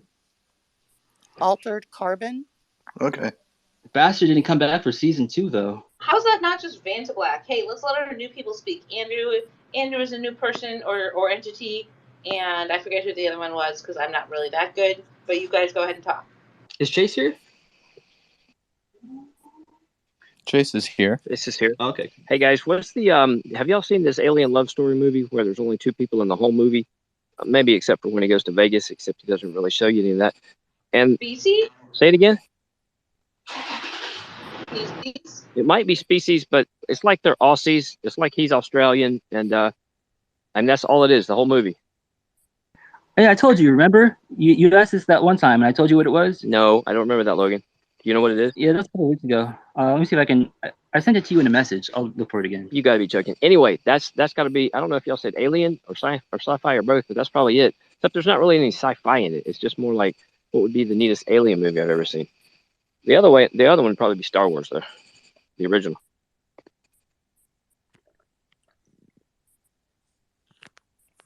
Taylor, you're up. Have y'all heard of Another Journey podcast? Okay, well, they seem like a prominent UFO person on Twitter. So, if you look up in the nest, it talks about this person also says it's like biological. Like UFOs are biological. I really believe that, so I'm gonna keep pushing that theory. Yeah, there's no one that doesn't It agree with also that. says Probably. mechanical. Really, nobody too, in a doesn't way. disagree with that. Why would anyone disagree with that? I think it's biological. Well, it is biological, but it's also mechanical in the sense of how it operates. But so are Mr. human Mike, bodies. But nobody ever talks about this. What do you want to Well, talk I about? had an About what? experience with a biological. Let's So, fucking talk about it. and The that's in biological Scotland. aspect? Yeah. I'm happy to talk about that. I like talking about the biological aspect. So, I think it's very Okay, real. do UFOs have to like take piss breaks, or like what do you want to know about them? Well, no. Yeah. I don't know like enough about the science, so I don't really have much to say, I guess. It seems more biological than it seems more. I mean, it's biological. We'll get F-16s chasing them. But it's a That has an awesome accent. Like, so, it's mechanical or operation, our guys but it's in on a America, in the biological United States, interface. or our guys in Scotland or Europe,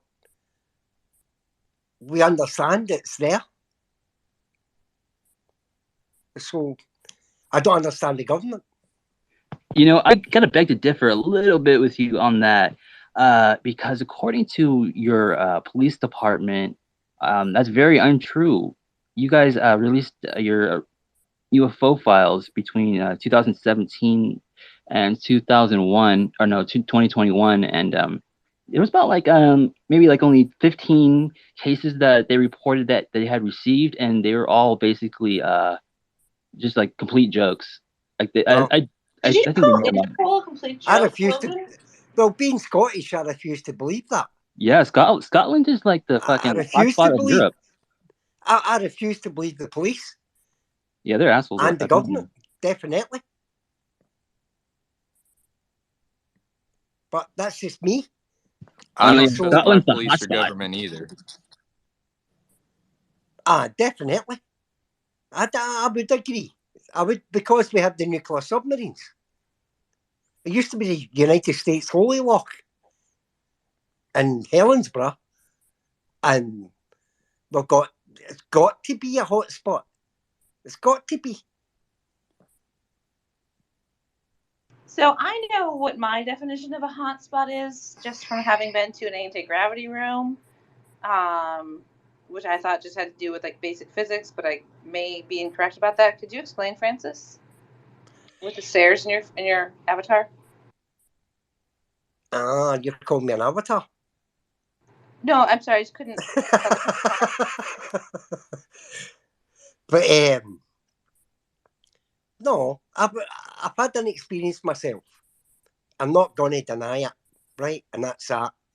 But the fact is, well, the Holy Loch is located Central Europe here in Scotland. If the Russians move, they move, and that includes the United States. So obviously it's going to be a hotspot. Okay, I think that's not the same thing I was thinking about. Well, what do you think? Tell me what you're thinking about. Oh, well, I don't know. It's kind of a combination of things that are now waking up in my head. But there's a hot spot in that it's a area where there's activity that is atypical. I believe Taylor should probably be talking about this, but Nora had her hand up first. Actually, she didn't, but you can go, Nora. Oh, go ahead, Taylor. No, you can go ahead. Yeah, you guys were talking about hotspot locations, and I just wanted to ask the group, what do you think about ley lines? Do you think that there's any merit to these like points of crossing electromagnetic locations? Dude, Nora, no. Let's get those hands up because it's about to get hot in here. Can I just say one thing really quick? No. Nora. Yeah? Before you even said that, I was like just like browsing on my computer, and I had pulled up I was looking for like a updated ley line map before you even said that. Ooh, synchronicity. Okay, sorry, I said no. That was relevant, but please use Right. your for Logan. Taylor, what were you saying? I think I've forgotten what I was going to say. Ah, It was important too. and you were speaking to Scotland as well. Was it something about hotspots, Taylor? No, it was before that. You can What change about biological UFOs? Oh, yeah, I remember. Okay, so but if y'all want to finish hotspot conversation, that's fine. Fine. Okay, team, so this is the problem with hands, because the conversation tends to go off course from what your important point that you wanted to make. It happens to me all the time. So what I like to do is hit that little speech bubble in my UI, it's the bottom right, and post an article or just a note to myself in the room or space that of what I was going to talk about. That way I can look back on it or at it, and everyone else can see too. I think that, like, if somebody has something on topic or a question, like, there should be another thing, because then by the time they get up to their hand, like, it's like totally off topic. I agree. That's super duper annoying. Okay, so if you have something that's very, very on topic and you must absolutely say it right now, do a bunch of wavies with your hand up. Lacey.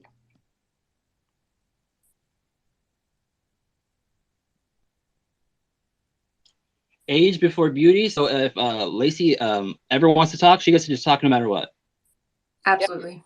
True. Aw, thank you. That's kind of. Are we talking about the ley lines and stuff now or not? I think we're talking about the ley lines. Yeah. I think there is something to it, but I also believe that you can be in a very high energy place and not really be on the ley lines. I'm close to ley lines, but I'm not on it, and this area has high energy. I believe it's because of the mine activity and caves and underground rivers and stuff. What do you all think? Ro, did you have something to add? Yeah, I guess I'm just curious. What is a ley line exactly? I mean, are they just lines of energy in the earth, or? Yeah, so supposedly there's this guy, I forget his name, and he like mapped out these like locations of all these like ancient places like Stonehenge and the pyramids and like Machu Picchu and stuff. And he was looking at it on a map and they kind of like lined up in a certain pattern. So he started like noticing all these like patterns all over the earth, and he basically correlated it to like there's some sort of like electromagnetic grid or some kind of like crossing where these points cross, then they create either hypothetical like portals or high energy areas. I see. Sounds like a net. Taylor, then Andrew. So my question was, why do you think the aliens need to come steal our DNA if they planted human life? Wouldn't they have a plethora of it? To who? I'm down with that question. But if you don't mind, if we could just finish up this question, yeah, and then we'll just do that one next. Is that cool? If that's okay, if I can answer. Well, then yeah, just go for it.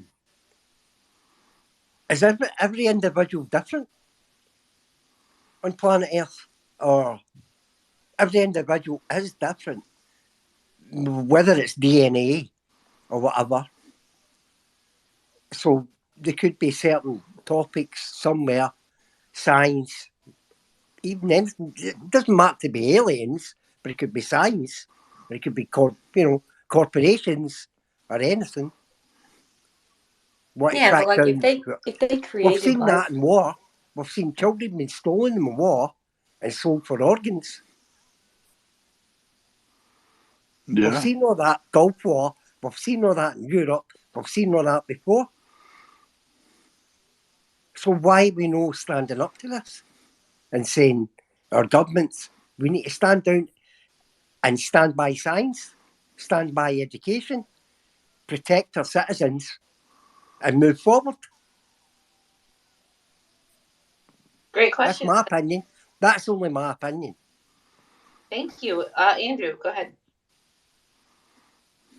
Yeah, I would have thoughts about that, and I think that they could be all put under the tab Noah's Ark, and not so much Noah's Ark as whoever's in that position today is Zark. Because if we screw up bad enough and they don't have enough samples, think of all the things they won't be able to reseed as easily as if you have the physicality of the seed, so to speak. And then let me get back to the question, because I was just interested in the with ley lines. I know I'm pretty sure there's ley lines, although I couldn't tell you exactly where they are, stuff like that, unless you look at a map, because they're easily found if you just go on the web. Try to avoid the ones that link it to Freemasonry, Satanism, or anything else. In other words, if you just look at the ley line maps, you'll see different types of grids. And if you look at things like we could link it to humanity, but if you ask me, that's an additional link, because I'm not sure the planet was designed from, like, let's say the ground up or inside out perspective. Humanity is like the fourth kingdom or articulation. So go from 1, 2, 3, and then get to 4, and you can get cities like Tokyo, Darjeeling, London, New York City, and Switzerland, Geneva. Roanoke. I'm sorry? Roanoke or Roanoke? I might be saying that wrong. You're Roanoke, Virginia. Yeah, that's right up here north. There's like a beautiful star there. I was just going to say one last word on the ley lines, if I might.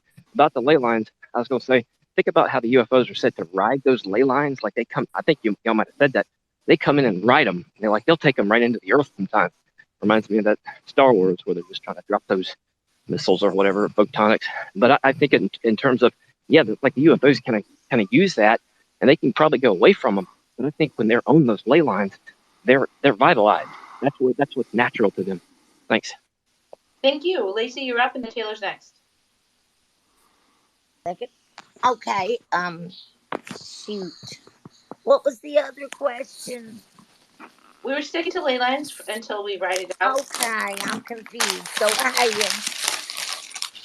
Whoever's breathing, can they turn their mic off? Yeah, some of y'all go. Sorry. Y'all go. I don't know what I'm doing. You'll remember, lady. Go ahead, Taylor. Okay. So thinking of the theory that many people believe that in the UFO community believe that aliens seeded life on Earth and they created us, whatever. Like, then theoretically, they wouldn't need to keep stealing our DNA, because if they created us, then they created our DNA. The last place they need to get is from us. If you just think about it for 2 seconds, and then continuing on, why do they need to keep making hybrids and stuff? And if they have the potential to create humans, why do they need to come down here and make hybrids? What? One quick thought on that. Maybe they're not making the hybrids. Well, I think a lot of people in the UFO community would say they are, but maybe we're the hybrids. I would say we probably are partly hybrids. Okay, well then why do they? If they created us, then why do they need to come keep stealing our DNA? Well, it's like we're evolving.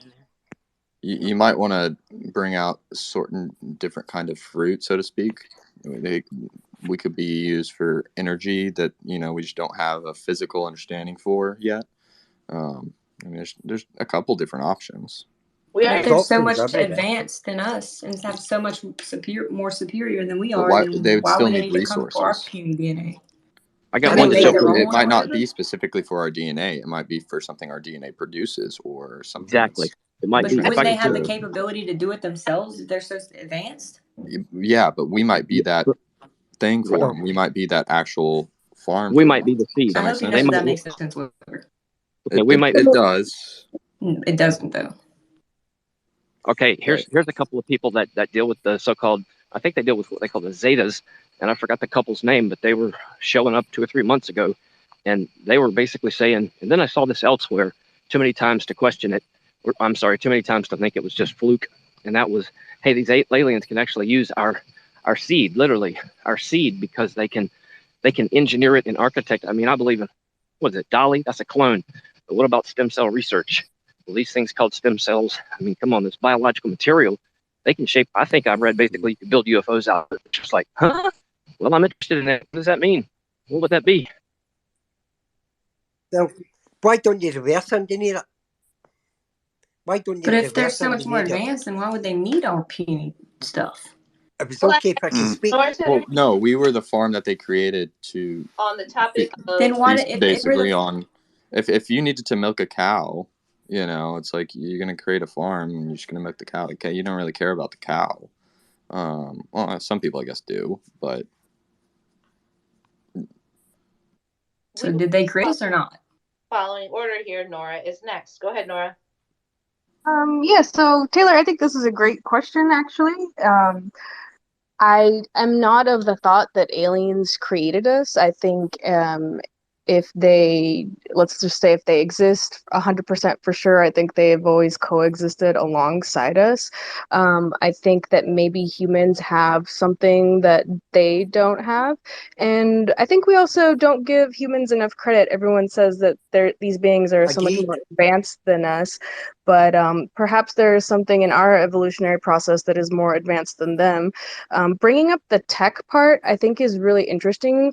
For me personally, I think their tech is not advanced. I think their tech is kind of shitty because people supposedly, you know, have these blackout moments, but everyone usually remembers their experience. So whatever they're doing to erase this memory or whatever, it's obviously not working because people are still remembering their experiences. And as far as like physical material, I'm still like on the fence if there's like any extraterrestrial material out in the world. I think like a lot of the stuff that's like been found is like probably man-made. I also kind of like I've heard theories where like maybe there's been excavations where they found like old saucer, ancient saucer type things, and maybe that's what they reversed engineered. But I don't know. I really like that question though. Great question, Taylor. You are ruining my psyop. I love this. I love ruining your psyop, Logan. I love this, Logan. I was going to say, why don't you reverse engineer the human psychology of the phenomena? How can we not just reverse engineer that? Do you mean and like start taking that on? learning algorithm there, Francis? Sorry? I'm sorry. Do you mean like with machine learning? I mean with the attitude. I mean with the news or evidence, everything, and start having a thought process. Okay, that sounds to me like a machine learning thing. Francis, thank you for speaking. Please remember to use your hand. Who's next? Well, what? Sorry about that. That's okay. Go ahead and finish your thought. What I'm saying is, if we can go ahead and say this is happening, that's happening. I mean, before you were born, before World War II, before our grandfathers, our uncles, all died in beaches in France or Asia, whatever, and gave us the 50s and 60s and 70s. Why can't we understand this? I don't know. I think that we're giving them way too much credit. And the people that say that humans are worthless, that's bullshit. I'm dying over here. I think, why can't we understand the phenomena? Don't you get it? Why don't we understand the phenomena? Yeah. How do you know we don't? People think that they do understand If we lost it. all our uncles fighting on beaches and stuff. How about you define the phenomenon for us real quick, Francis? Oh, there you go. Let's There hear you it. go. Please, You're please. talking to a Scotsman now. But anyway, that's my opinion. My opinion is, we're so clever, we're good at what we do. Why can't why? What is it that why we're being under? Who? Thanks, Francis. Chase, you're up. So I was just gonna quickly ask Francis. You got rid of him. Oh, I see. I don't know. I thought he was coming from somewhere. It was just it's somewhere where a lot of people don't get to share. I'm sorry, but continue. I mean, I think I shared. There was a question there, but what was the question? Sorry. I think Francis left. The questions was towards Francis. I'm sorry. Well, Francis, right here. I'm here. Oh, there you go. And So, oh, geez, now I lost my train of thought. I apologize. It happens. Yeah. Pro tip, so everyone. it's a train of thought. Yeah. So go ahead and get yourself a little notepad or on your computer, like just type it down, like whatever you're thinking, and you can be like, oh, when my turn comes up, I'm gonna remember it. But chances are you're probably not. So I just write it down anyway, just in case. It helps me a lot. Like unless Logan says so, it's totally fine to go back to an older topic if we've moved past your topic of discussion. Are we still on ley lines? You're on, Francis. Go ahead, Francis. I'm saying thanks for the night, guys. Thank you for the night in Scotland. Yeah, thank you. I No, think I thank have you, part. yeah. I have like some red in my beard, so I think I'm like part Scottish. Hey, what part of Scotland are you in? Glasgow. Oh, it's beautiful there. You guys got a great music scene, huh? We'll ask your US Navy. I think Scotland, isn't that where the World Economic Forum, the Davos Convention's held? Probably Ask your US, the most US corrupt Navy, because freaking we have the meeting Holy ever. Lock up to the 70s and 80s and the Cold War. Are you saying to ask our U.S. Navy? So your accent's just like real strong for me, so I'm having a little trouble. I'm kind of like semi-retarded. Don't be silly. Dude, You're okay. I'm struggling here. Sorry. But just my Scottish accent. Yeah, sorry. I understand everything you're saying, but I think it is significant, and I appreciate your contribution. I saw Andrew had his hand up. I did the earlier. The thing is, we need to get your mind around that. Sorry. I just want to know, is that really your accent? Like that's just your natural accent, right? Yes, it is. Yes. Have you met Guy? Do you know who Guy is? I think he's got a Scottish accent, doesn't he? I've never met Guy. No. Is he from Glasgow? Oh, the guy that does all those voices. Who's that? I don't know. I'm not sure where he's from. I don't know either. He has at least one alt. I was just curious because I like to hear Scots talking. It's kind of interesting. It's like until Outlander gets back on. Like I'm in Guilford Courthouse National Military Park at night walking right now. I take a picture of the cannons here, yeah, and they filmed part of that. Well, they filmed it all. What you doing there, son? What you doing there, wee man? Exactly. But they filmed it all in Scotland. Like they filmed Outlander in Scotland, but you know that they said part of it, like in some season, actually happened. It's like a stone's throw from here. It's like 30 miles in Alamance. And I'm like, man, I grew up here. I grew up here my whole life. So let's just wanting to shout out and say, hey, man, cool. No worries, man. No worries. Also, you're back home. Courtesy of the internet. Interwebby. It's called the interwebby here. Everybody's on the interwebby. I have no idea what that word is. But the internet. The interweb. Oh, the interwebby. Oh, he says the webby. The webby. Interwebby. Priceless. Hey, so Francis. So do you own any part of a castle, perchance, in Scotland? Are you a lord? Well, my cousins were Macallans. That's whiskey. Also, are you a lord? No. Interesting. No, I'm just a humble soul. Yes, you are, and I love you. From Glasgow. That my father was an RSM, Regimental Sergeant Major, big sergeant. Sassenach. That was it. Can we spend the night in your castle? You can go to a castle if you want. I'll take you when you come here. Welcome, Herschel. Thank you. The next time you come on holiday, I'll take you to. There's 3 castles near me. Never mind, Francis. He talks a lot. Go ahead, Herschel. Hey, thanks, guys. Thanks for letting me have a chance to speak. It's the first time in this space. Welcome. Thanks. Really interesting conversation. So I see the question up top. So this phenomenon, do we think they're biological or mechanical? I've just recently kind of get into this topic, and it's very interesting. I find it makes me think a lot, and a lot of good info. But yeah, so my take might be a little bit different. I think there's some spirituality to this somehow, not in the biblical sense, but I think these things we're seeing may be of a spiritual nature, and they may be beyond what my consciousness is capable of.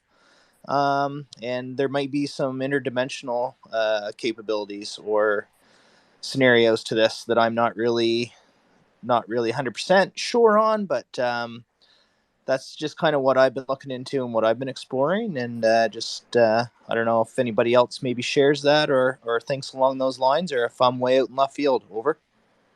Oh no, I believe a lot of similar things that you believe. And that's a whole nother topic, and this room doesn't really like talking about it, so maybe you could DM me. Yeah, we do. Sure, we do. Let's do it. That's just not true. We hold a wide range of beliefs here. Okay, well, let me tell you something. If you look up some similarities. Hey, Rose, how's it going there, buddy? Me? Yeah, you gotta put your hand up, Taylor. I told you I don't like Hi talking there. about it. I'm just going to go out on a limb here and say that they're projections of our own Wait, fears. why don't he have to put his hand up too? He did put his hand up. I did put my hand up. Well, what the fuck? Nobody was even had their hand up. Well, I have to put my hand up if nobody has their hand up at all. I think we're having. Hold on. Pause. Everyone, pause. I am noticing a bit of a lag here. I did tell Taylor to speak. I didn't command her to, but I said she could, which is the same thing as having her hand up. So I think we're still on Taylor's topic and Andrew's, and then we can go to Rogue. I agree. Sorry about that. Okay, hopefully I don't get muted this time. I saw I've been muted like 4 times in the past 1 minute. I'm like, damn. Anyway, if you look at some similarities between all of the UFO phenomena and the abduction phenomena, there's a whole list of them. But one of the things on that list is that all alien abductions, people have reported that many times in their alien abduction has been completely ended in the name of Christ. But that's just some UFO research. They found that if you're being abducted by aliens, a lot of times you could end the abduction by calling out the name of Christ, which is interesting. That was an actual research done. You don't know necessarily that means what we think it means, though. I have heard that, though. Well, it is what it is, yeah. And amongst many other things, if you look back to the Book of the Watchers, when they came down and mated with humans and created the Nephilim, the giants, that means that these entities, these angelic beings, have DNA if they're able to reproduce. And the Book of the Watchers used to be in the Bible, but the Vatican removed it, which they are corrupt, I believe. But so obviously these angels have, quote angels, they have like DNA of some sort to be able to reproduce to humans. So, and we're seeing this a lot with the alien phenomena, like they're coming and reproducing with humans and, making these hybrids and stuff, kind of what they did back in the times of the Watchers, which was one of the first books of the Bible. So it's a long, long time ago. And then basically God bound the Watchers underground, in which we see a lot of the UFO phenomena. A lot of the UFOs are coming from underground. So, and a lot of times aliens come and bring different messages, and they talk a lot about spirituality. They speak about the Bible. They might reject Christ. They've been noted to do that. So it is definitely spiritual in nature. And the fact that they can telepathically communicate with people and do many things with people that you would think only would happen with a spiritual interaction also points to it being spiritual. And there's just a whole list of similarities.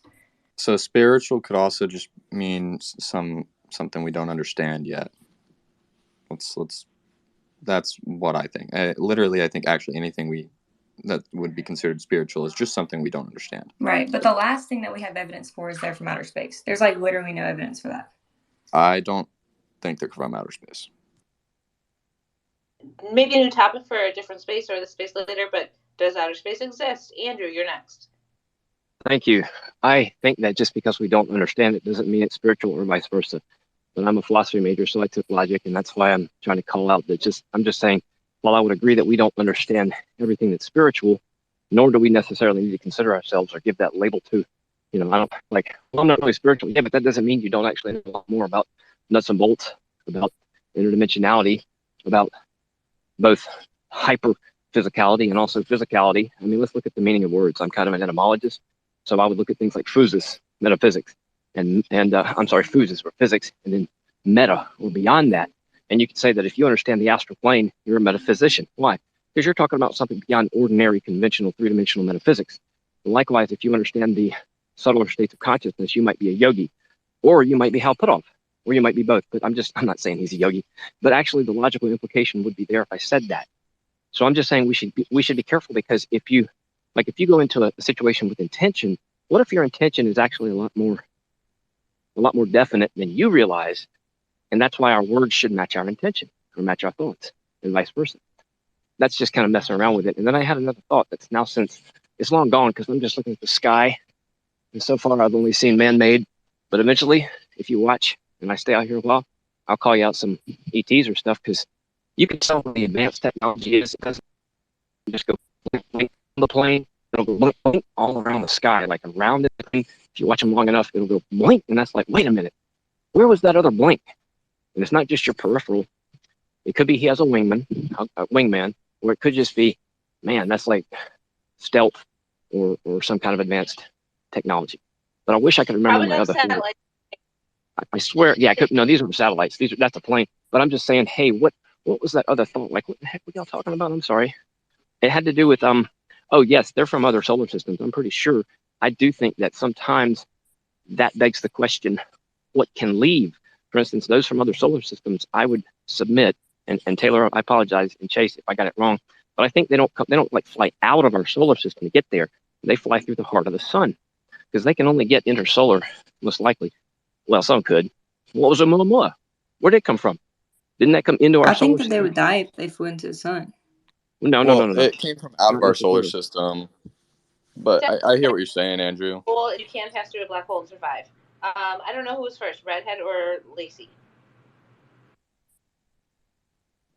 Red? I don't know either. But I'll go ahead and say, I mean, one of the things that brought me to some of the UFO spaces was because I did see some common threads between the stories from the spiritual side of things and the UFO side of things. Very big commonalities. We're just calling it different things. So someone that doesn't have spirituality in their life, isn't aware of spiritual terms and stuff, may call it something more scientific, more describe it as something as being more, mechanical or what have you, because the words for the spiritual side of it just aren't there in their vocabulary, and vice versa. Someone who's very spiritual may see something that's out of this world, and because they don't have, they've never talked about or researched UFOs, they don't have the right language to describe it. When they see some grays or something, they're going to say, hey, I saw some spirits. So we're just calling it different things sometimes. So with biomechanical stuff, to me, it's like, well, sure, that makes perfect sense. Why not? It's perfectly plausible to me. But I've never really doubted the existence of aliens either. It's like, sure, that makes logical sense. There would be intelligent life out there beyond us. So, but as far as spirituality, I think there's a lot to it as well. We are kind of talking the same language by using the exact different words. So I find it interesting how people from the spiritual world are kind of commingling with people in UFO Twitter, and we're going, yeah, this is the same. It's just we call it something else, but it's the same thing. I just thought I want to throw that out there. And I think an etymologist like Andrew, I think it was Andrew, I don't know, would agree, but maybe he doesn't. I don't know. Lacey, go ahead. Oh, I think it has a lot of spirituality. I've been holding on to a picture for a while now, and I've decided to post it. It's in the corner pocket. A guy sent it to me. He said he had stopped and was out taking a pee, and there was a gray alien there. And this is what? Did he give you permission to share that publicly? What? Say that again. Was his name Juan? No. Okay. Did he give you permission to share the photo or video with us? Yes. Just got to make sure. Thank you so much. Rose and then Herschel after Lacey.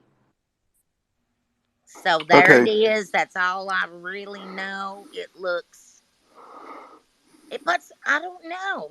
It puts a different kind of light on mechanical for me looking at it. That's all. I will check it out. Thank you. Ro, go ahead, and then after that is her.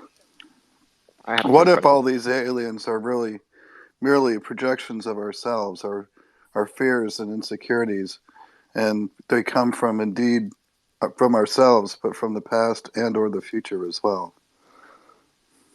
I'm super duper into. That's all. Thanks, Ro. Thanks for bringing that up. There's a lot to unpack there. Herschel, what's up? Yeah, so I'm gonna guess that I'm not alone in feeling this way, but I get the impression that there's a lot of hidden history and knowledge that's been kept from us over the centuries, and I think there's a lot of information out there that hasn't come to light, and it's being protected and kept from mankind for some reason. I'm not sure what the reason would be for that. But I think it's all connected somehow. I just haven't been able to exactly tie it all together. I'm simply not smart enough, I guess, maybe, or whatnot. But I do think there are a lot of answers right in front of us that are maybe visible. I think there's answers are out there on our planet, and we maybe just don't know or don't understand how to know what we're looking for, or to know what we're even seeing when we're looking at it. And it's just, I think it's a really complex conversation, obviously, and I don't think I'm saying anything probably most of you haven't heard before. There's multiple ideas and variations to this topic, but yeah, it's just it's a really interesting conversation, and I'm a very curious person, and I'd love to have answers, and I like learning about new things, and I would never say anybody's wrong, and I would never say that anything I'm saying is 100% right. I'm humble enough to realize that I don't know everything. In fact, I know very little, but I'm willing to learn. I'm willing to listen. So thanks for the time. Over. Thanks so much. And I love the concept of saying over. That's amazing. Walkie-talkie use in spaces should happen. Um, I think, and I'll just put my 2 cents in here because I can. Connecting the dots is a really important concept to keep in mind when we're looking at a bunch of round avatars and discussing things that maybe are unique to us or our own knowledge base. Go ahead, Andrew. Thank you. That's absolutely right. And thank you for pointing all that out, because, like one of the first or second spaces I came in, or it's like within the first week, I noticed that the person talking to me, I think she's Canadian, or in Texas, one or the other, but it was a trucker, and she's like, look, I can't do all this. In fact, she didn't have, she can't throw out all the symbols. And that's why if it's a relaxed enough space, and we know that if we're going to take turns and not 6 people talk at once, then you don't have to put your hand up. It was a pretty small, or at least a good flowing space. And every now and then people will cross each other, but otherwise, um, we're all just kind of, I don't know, we're not just making guesses. People really do know stuff. So I think you have to respect that. And as one teacher calls it, you use co-measurement, which means, it's just like, think about whoever comes in has, I know I do have your own set of assumptions. And even if you come out of a space going, wow, that's really cool, and now I have some new stuff to think about. If you do that, whether it's a 24-hour period, a week, or a year, or whatever, chances are when you come back, you're going to see things a little bit different, even if you don't know it. And it's even better if you do, because then you're like, hey, that thing you said, and right. And then that's next space is kind of like a little more elevated. That's just what I thought. Over. 10-4. Thank you so much, Andrew. The floor is open. No one has their hands up. Someone speak, please. Yeah, since we're on the topic of spirituality a minute ago, I wanted to ask the room, are there any spiritual techniques that you guys practice that you find beneficial to you in relation to the phenomenon? I think a lot of people here might say lucid dreaming. I don't know if I would say that because I don't know if it's something I practice specifically. Well, you can always do the Amalantra ritual or the Babylon working. Said to conjure UFOs used by the occult. Oh, I didn't mean conjuring. I meant like protection stuff. Like, for okay. example, people will like either pray or use like salt or crystals or sage or incense. Isn't that all, and I'm probably super wrong here, but isn't that just kind of all the same thing in that it might be manifestation? Redhead, I'm sorry, I didn't see your hand up. Go ahead. Oh no, I mean, I meditate. It's very important to me just to keep myself balanced and not get overwhelmed by emotion, especially whenever I have a large decision to make or what have you. But I know my home, well, my children also are practice and stuff, so we have like the salting and the and the stones, and my daughter makes wards and stuff to kind of protect our home, not necessarily to UAP phenomenon, because I guess we're not bothered by that, but we're we're bothered by other things, so that which also could be alien. So again, back to that, we're maybe just calling it something different. But yeah, there's a lot of stuff around my home intended just for that sense of protection. It's more of a symbol, though, in my mind, and a lot of that protection comes from within, and being balanced, because if I'm out of balance and too emotional, then that's when other things can create chaos in my life, whether it be spirits or aliens or what have you. um, Meditation has always been key for me, and I advise others whenever they're just like falling apart emotionally: meditate, meditate, meditate, just to come back to your core and kind of slough off all of the external garbage. Thank you so much for sharing that with us, Redhead. I'm sorry to hear that something's bothering you. Did you want to talk about that? Oh no, I mean, that goes on to the spiritual realm type thing. Certain spirits aren't always friendly, so we kick them out.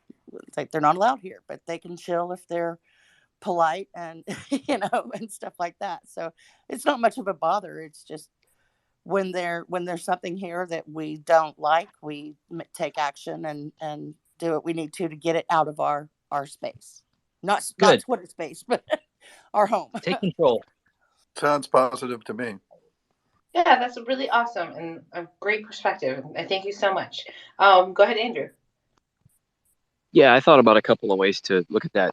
There's some things that are fairly either conventional or I would just say more common, things that range from some are spiritual, some are religious, some are just practical.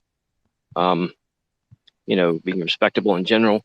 I know something I'll post about is using something like Taize, which is, I think it's spelled Taize with the accent grave or an accent either way, but it's French, and that you don't have to be French to do it.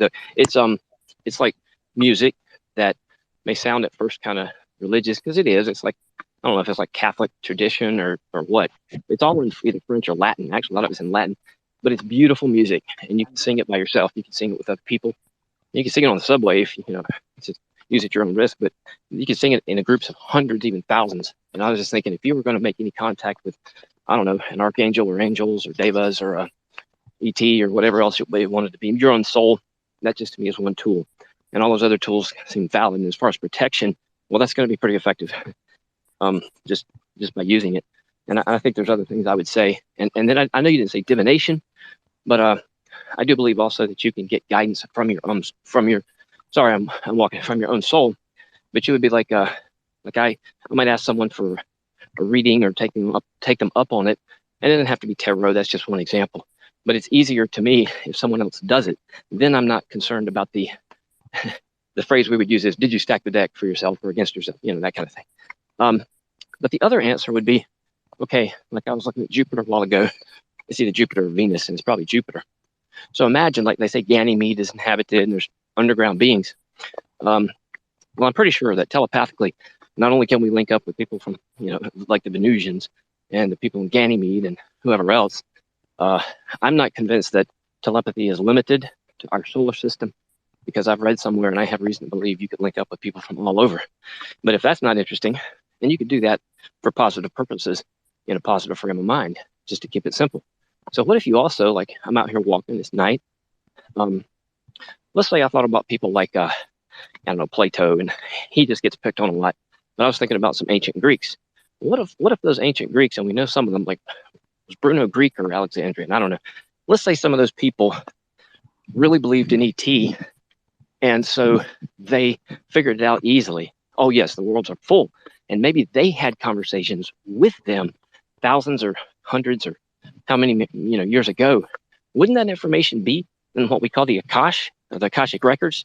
And wouldn't we be able to kind of borrow from that library, or like as I'm walking, go, okay, Latest effort on that one there. Is that records, the real different. Sorry, I just got too much garbling in there. I can't hear anything. I'm sorry. I'm just in a bad zone here. Sorry. Investigators are at her Northeast Georgia home. Department of Child. Logan fall asleep with the TV on. Sorry about that. I pressed the mic button by accident. I was just saying that, look, if we could link up in our telepathic conversations and rapport, like people can do this in meditation. I could probably, if I was a really good psychic, point my finger at that plane up there, and he's pretty good clip up there. But if I understand the way mathematics works, and I'm a real sensitive, I can put my finger at that plane, draw a line, and then in a very gentle way, sort of move that around from where I stand, and it's going to be a definite radius, but I'm going to be moving that like anywhere I point now. It's what goes on. Now, if I'm a good psychic, and I'm not, but if I were, there's another one there. That guy's, different vector, and there's an airport around here. But hey, if you're a really good psychic, you could pretty much tune in anywhere. And why not do it for, like, hey, check out the ancient Greeks. They were talking about the same thing we are. They just weren't recording it in the Twitter space. That doesn't mean we can't talk to them and benefit from that kind of ripple effect. I don't know. It could get more interesting. That's a lot of information, kind of fragmented, and I appreciate you sharing it. Go ahead, Kyle. This is a biological phenomenon. All right. One thing I got to say about it is the Pentagon dropped some papers. I know that it's like symptoms of the phenomenon. You got burns, brain damage, and one of those is missed pregnancies. All right. That is, a woman is pregnant. She encounters this phenomenon, and then she's not pregnant no more. There's been women all over the place that has encountered this phenomenon while they're pregnant.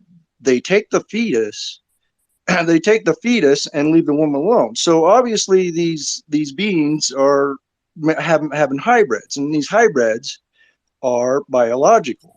Now with my encounters, I heard someone talking about, you say the name Jesus and it will stop. That's false. I used to wear a cross, and then when I had these encounters, I still got taken. No matter what, but I did from 2015. I researched that, and I did, however, see preachers. Sorry about that. That was me. I really prefer that you not speak poorly about others' opinions unless you are some kind of expert and can prove them incorrect. Thank you. Wait, sorry. What just happened there? I missed something. Weren't you just talking about your experience, though? That was I must have been confused. What happened there? Yeah, he was talking about his experience, Martha. What happened to his experience? But sitting and listening in Scotland? What?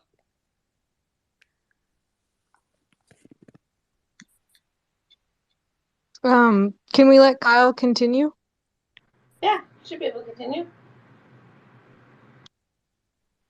But anyway, I was just saying that this is more biological, and right now everybody's like, well, it could be from the future, it could be from the past. Personally, I think it's primitive living on a planet. I think living in space is like more advanced. But if you really ask me, I think it doesn't matter what this phenomenon is. The truth is, our planet is being observed by a higher non-human intelligence, and they're creating hybrids, and that is biological.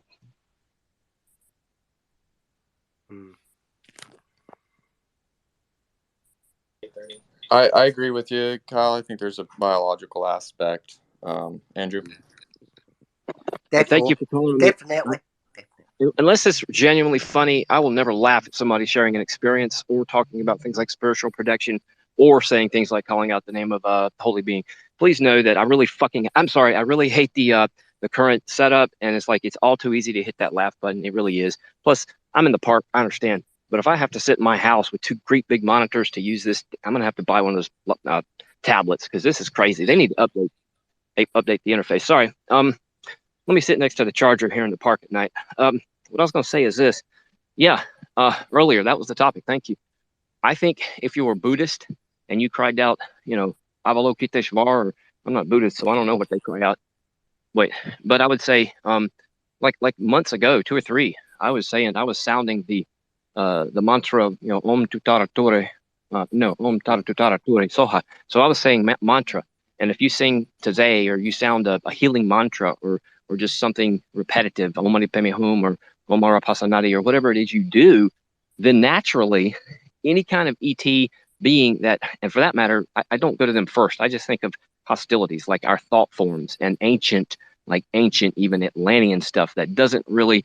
I think much of that is cleaned up now. I really do think we're cleansing a lot in our planetary astral aura and also in the lower mind where fear exists. Fear is not an emotion. Fear is a weapon. That is the number one enemy that. I'm sorry, the number one. That's the go-to, like in the Monty Python skit, and the comfy cushions and the give her the rack and all that. Okay, and I'm sorry, just to get back to the point, I don't even remember what it was now, except the question the question some would ask is it has to do with biological material. So what do they need with that? And especially if there are seriously, I mean, advanced beings. Well, the ones that are taking the biological material could be doing so for the purposes of reseeding. Which a big old ark today ain't gonna be a boat with wood nailed together. I mean, I'm not saying that would be an option, but that's not exactly the level of evolution we're at. And the That's level quite of a statement, though, isn't it? What? Say it again. That's Well, quite a statement. Yeah, but what I think we would. I'm just well, and I'm not saying that's not part of it. Just let me say the last part of the idea is just I think that also what we'll find is that some of the beings who may be interacting with us may not be as evolved as to even maybe they don't want to leave the planet. Maybe some of them are part of the natural steward caretakers of the planet, which I would say we are, except mankind, in my humble opinion, ain't meant to be here forever. Just like anyone, if we're reborn, we're not meant to be here forever. That would be, with all due respect, I love everybody. I would love to visit Scotland before I die, and Greece and Russia and other places. But I'll be honest. I'll be honest with you. I'd love you to come here and have a beer. I love it, man. Come on, let's drink one. But I got to say, I don't want to be here forever, man. In any reality, right? But what I'm saying is this: forever never is the number 8, isn't it? Is that no infinity? Yes, that's the infinity symbol, ain't it? But I do notice Redhead has her hand up. Can we? I just want to make sure we acknowledge Redhead. Of course. Yeah, thanks, Redhead. Go ahead. Sorry. Thank you, Andrew. Redhead, you're next. Herschel, you're after that. The infinity symbol just represents one kind of infinity, not both. Yeah, I was just gonna say real quick about the what someone was saying about where someone called out the name of their god and it made it go away. You got to remember intention and energy that goes into what someone's saying. It may not be the words itself, but they could be saying, chocolate ice cream really loud or, praise tamales really loud. If their emotional state and intent is so powerfully put into those words, it could be more of a, telepathic thing. Whoa, this human is serious. We got to end this. They are freaking the fuck out. Freaking out. So it's not necessarily tied to the word, but that intent behind it. And anyone can make words mean something. The Buddhist thing, I think, is Nam Myoho Renge Kyo. But anyway, it's like anything you want to put towards it that it may not be the word. And I said that 3 times now. Oops. Okay. Over. Brad, Herschel, you're next. Over. Yeah, thanks. Does anybody, or sorry, let me start again. Can somebody point to some evidence? I've heard a few people think along the lines that these things are biological and they may be using us for seeding purposes. Is that just people's hunches or something they've researched? So these are all people's opinions. Right. Okay. Yeah, we want to make that clear. None of us are experts on anything. Right. Okay. I thought maybe somebody had read something or could point me in a direction. Well, I mean, we all kind of read stuff here and there, and I have some sources, but it just takes time to link stuff a lot of the times. And sure, no problem. We don't need to go down that road then. Thanks. No, that clarifies my question, kind of. Over. All right. So if you don't mind, I'm gonna just state some real quick. We don't know anything. What evidence does anyone know of? Any evidence, actual evidence that that exists? Well, I mean, there's a link. It was a Live Science article that was, well, it was over the 1500 something released documents by the government talking about biological materials damage, Sure. unaccounted for pregnancies, Right. miscarriages, and et cetera, Those et are cetera. tabloids. It wasn't a tabloid, no. Their I don't source think. was tabloids, yeah. Yeah, there's been a lot of different people who like Geraldine Orozco is one example of somebody who went to a bunch of like medical doctors and was having frequent miscarriages despite not having a sexual partner. And so her case was one of the very peculiar ones in relation to the biological DNA. And so she runs like an experiencer group for hybrid programs or people that suspect that they've been part of such a thing. There's a couple other people like her too. I just can't remember their names off the top of my head. As far as like actual evidence, I don't think there's like any like there's no like material like kept in a lab as far as I know. Yeah, I don't think so either. As far as far as the public knows, right? I mean, I'm sure there is actually. I'm sure there is. There's just like the medical reports of like the women who like experience like a sudden pregnancy and then a miscarriage or like and then they go to the hospital and then they're like, why am I bleeding? And then they're like, oh, you had a miscarriage, and then they're like, what the heck? So there's just like a lot of anecdotal cases like that. A lot. Like if you want to see her, you can find her on a movie came out in 2019 called Extraordinary: The Seeding, about this whole women getting pregnant and then losing it. So like the hybrid thing, Okay, But, well, again, I'm not a scientist, but it has been proven that women can produce, in some cases, asexually. Just saying. Go ahead. What about man? Man, I can do it too. Man can do it, but how?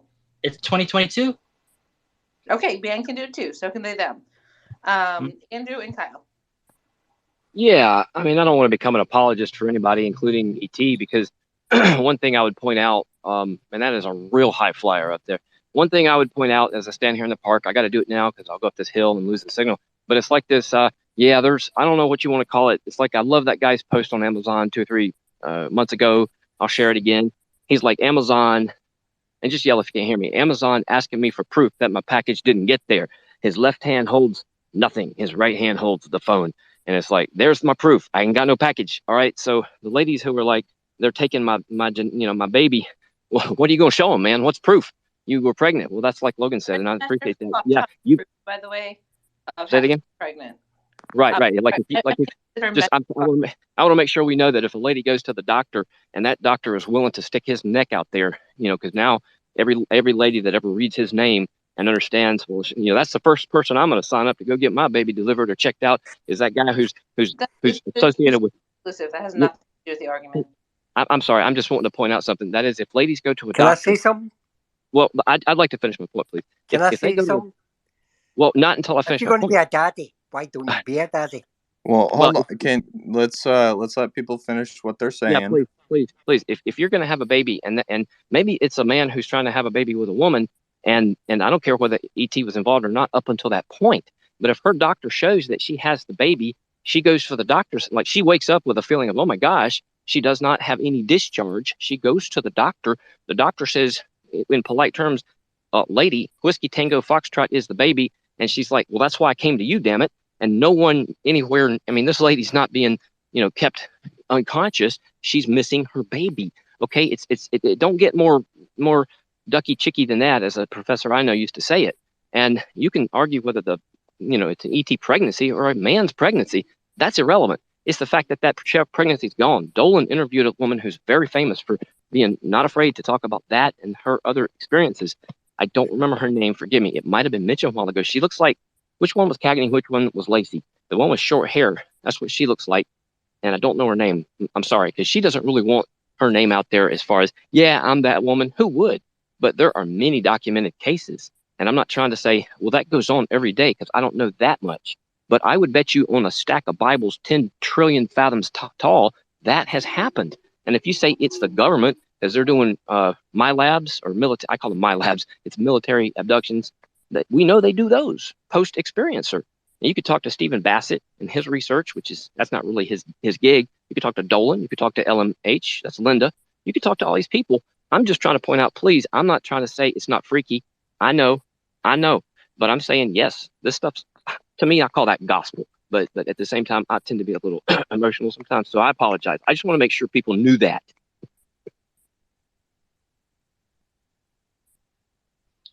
Yeah, no, and I'll add to that. When the woman's pregnant, she's just in the hospital. The doctors that just sees the child, checking for her heartbeat and whatnot. She goes home. Two days later, she has like miscarriage symptoms. She goes back to the hospital, and the doctor says everything's gone. The fetus is gone. The sac's gone. Everything's gone. Everything's cleaned out. So it's like she's never been pregnant before. And this is a lot to do with the Pentagon papers that dropped with miscarriages, because there are doctors that have came forward. I've seen like two of them on a couple TV shows that said, yeah, I analyzed her and she came in the next day and it was like she was never pregnant. So there are doctors that are coming out saying, yeah, this has happened. I don't know if she was taken by ET, but she said that she seen ET and they were doing something and now she's not pregnant. So I just want to add to that. I got to go real quick. But how many is that could be Dr. Nasty's doing abortions? Yeah, well, you could have that, but in most cases, I don't think that's it. I'm not saying there's not foul play, but I want to know whether it's a military ad. I'd like to know, and I don't think it's all that. If it's ET, I'd like to know, and I don't say it's all evil. I notice the value judgments don't really help, but if you try to say, well, we know those are just doctors who are out to sell the baby to the Vatican or something, I'm like, give me proof. Give me one. It's not to do with the Vatican. It's to do with the individual. It's to do with the community. It's to do with the social structure. Just back it up. Where we live. Just back it up. Where everybody lives. And this is why we need to get a grip. Yeah, we need to prove anything that I'll show you that lady, and I'm sorry I don't have her name. I'm sorry, I get my hand off the mic. But I'll tell you what, I'll put it in the chat. I'll put it later. I'll go find it in a minute. I just need to get up this hill and chill out. We always had that where Northern Ireland, anti-abortion, whatever, creeping in. You could get an abortion in the UK without a minute with the NHS. So we've got to walk it. We've got to walk it through. Humanity has to walk it through. The whole world. What's it have to do? I'm not able to understand what's going on here.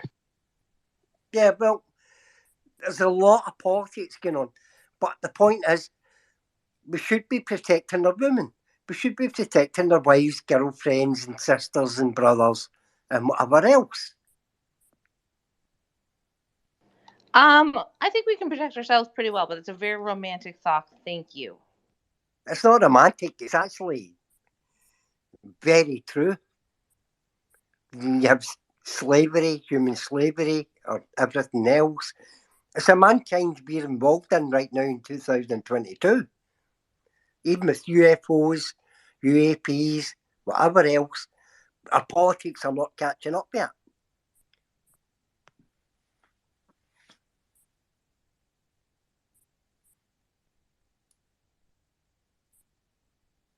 Let me clear something up for a second. I keep hearing, who is it? Corporal, is he in here? It's not. Go for it, Logan. Go for it, Logan. Oh, thanks, buddy. So yeah, they came out with those the Pentagon, right? They came out with those papers saying about the unaccounted for pregnancies. But the source was the National Enquirer, and so it got a lot of coverage though because it came from the Pentagon, but the source was tabloids. So it was kind of a bummer because to me at the time it felt like the Pentagon was just pushing out stuff just to embarrass the UFO community, to make a big story, then for it to come out that it was all just for Stephen Greenstreet to find out it was tabloids and just mock the whole thing. It was just super embarrassing, I thought. And but I don't know why it's popping up again lately. People are mentioning it like it's like there was evidence there, but there wasn't, I don't think. Does anyone have any evidence that they want to talk about that is worth mentioning the case again? Is that the is that the same one Alien Girl was talking about? Probably. I thought it was like the Sun or something. Is that still considered tabloid? I don't know. Yeah. For the record, team, we're talking about the newspaper, The Sun. Yeah, I'm pretty sure. What was that? That was me going for a beer. Oh wow! I got one of those doors. The That has sound some effect. character to it. Oh, I hear Kent. I hear Kent. He's in here. Where is he? What's up, Kent? Hiding in the background, Logan. How are you this morning, mate? Morning. What time is it? Oh, Oh, over man, here it's nearly 8 o'clock in the morning. No, it's 2:22 here in Glasgow. It's a beautiful place. I love Scotland. I miss it so much. I'm born in How Dunfermline. you doing, man? Nosy? No, I'm not an Aussie. I'm born in Dunfermline. Yeah, Dunfermline. Sassenach. Fight, man. There's the war break moonlight next the next Jimmy. And the moosey's in the church. Sorry, we got to stop speaking Scottish. Aye, let it guy go on. Logan's a good man. Y'all gonna have to get a room. Thanks, mate. No worries. So what are we talking about this morning anyway, guys? What's the goss? Ooh, nothing really. We're talking about some unaccounted for pregnancies, but not We're really. talking about No one had any actual things to talk Yeah, about. I've had a few of them myself. Oh, aye. And you do? Yeah, it was painful, but yeah, we got through it. A few laxatives and we were fine. Good Lord. Oh, Hey, Kent, have you had kangaroo meat Ken, before? talk to Francis in Scottish for a while. What? I used to have Sorry, a guys, girlfriend that help used to out. like me to speak in a Scottish accent. She used to call me a Scottish gentleman. So I used to always have to speak to her in a Scottish accent, even though it was very bad. What did you Oh, call well, the I'm little stuck here anyway, being the guy All I right, am. what's up, Scream? What do you got going on? Right, carry on then. Come on, Australia. Don't be shy. Where's Hey, Scream? guys. Come on. I'm not I going to call can't anyone talk here, too Dill, much. but I think a bunch Oh, of y'all talking to me now? Sorry, I didn't understand. I was just curious if Francis has ever seen any fairy folk over in Scotland.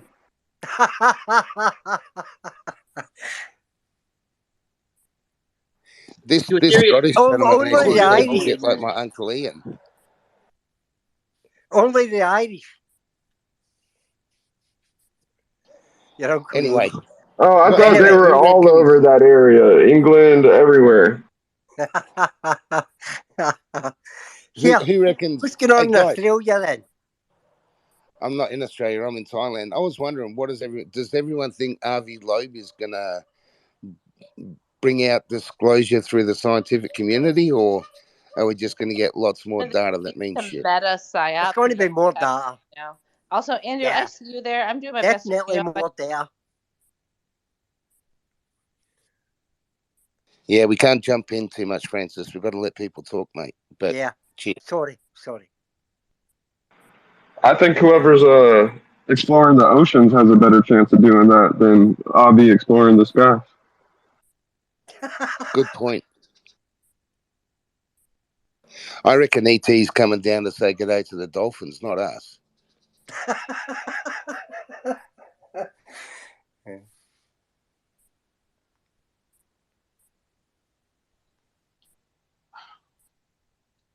I haven't heard Chase's lovely voice this morning. Come on.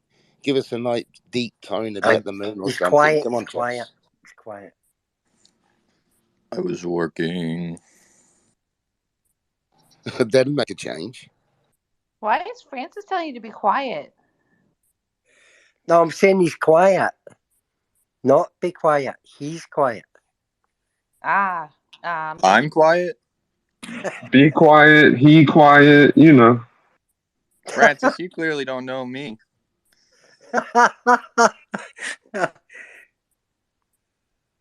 So it is 6:30 here Sunday night. What's no, you can't. No. Hey, what's it like living in Orange County? You've got expensive, shoppers, very expensive. But you've got all the movie places there, haven't you? You've got all the Orange County choppers and all That's the different that's in places. New York. Oh, it's a different Orange County, is it? Yeah, they got one over in New York. Yeah, easy mistake. Oh, okay. Oh, I didn't realize, mate. Oh, cool. Yeah. Oh, you know, that's a funny story, actually. Those guys, it's a sad story, actually. They were like, I used to watch their show. I'm assuming you watched their show too, but I guess they, well, let's not talk about it. So, let's play like a little reset, huh? Let's reset it a little bit. I want to change the name of the space to help us reset. Okay, go ahead. But I was gonna go ahead and give you guys a little clue. If you're down, a little riddle. See if you can solve it. I just wrote it down right here, and I sent it to Lacey. There it is. Okay, Chase, don't say anything. All right. Actually, for this one, you can. I am beautiful up in the sky. I am magical, yet I cannot fly. To people, I bring luck. To some people, riches. The boy at my end does whatever he wishes. What am I? A rainbow. Okay. Yeah, that's. Okay, well, everybody else was muted, so like Martha, you can't. You're a host. You can't guess. Oh, I didn't see that. I'm sorry, team. I You know, was that, but to be fair, like that was super easy, and someone else would have. Yeah. I'm sorry. I That was would have gone for the moon, actually.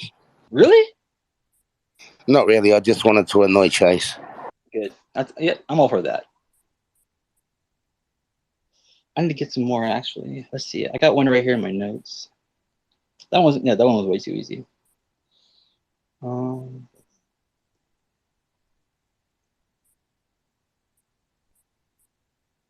Okay.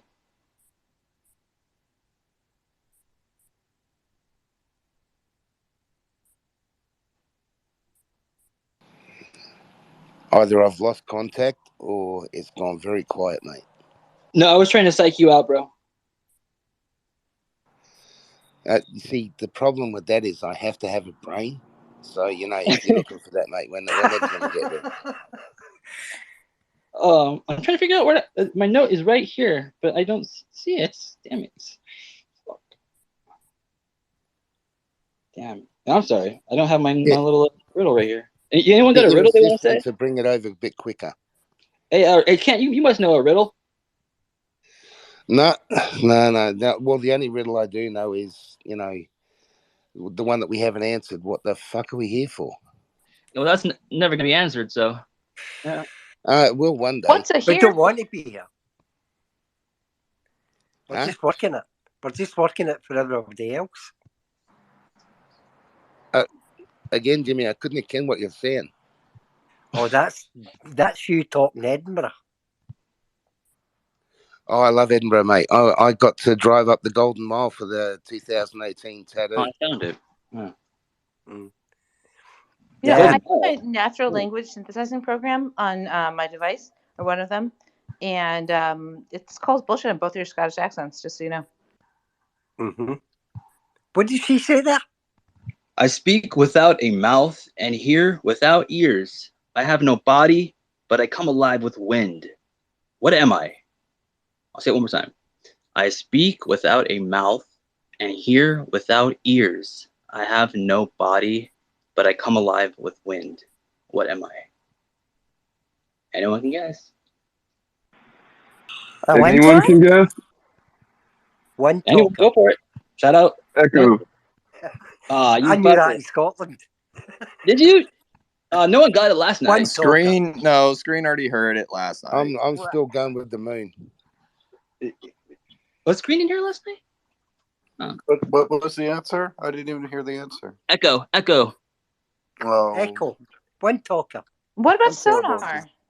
What about it? Oh, that's brilliant. Sonar. That's Sonar brilliant. is just another. All right. So tall to short. I'm tall when I'm young, and I'm short when I'm old. What am I? Time. Nope.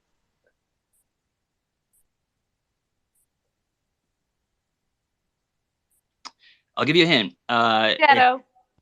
No, it's something you could buy at a convenience store or like a Bath and Body Works. A can of Pringles. A soap bar. Close. Kinda. A Candles. pretzel? Candles is the answer. Who said pretzel? You're my favorite. Wait, did you say I pretzel or did. candle? Yeah, I couldn't help it. I said shoved candle. in the And pretzel. said pretzel. That's hilarious. Okay. I said can of Pringles. That was close. It started with a C. All right, one last one here. Last one here. I don't know if you'll get this one, but good luck. I have a heart that never beats. I have a home, but I never sleep. I can take a man's house and build another's, and I love to play games with my many brothers. I am a king among fools. Who am I?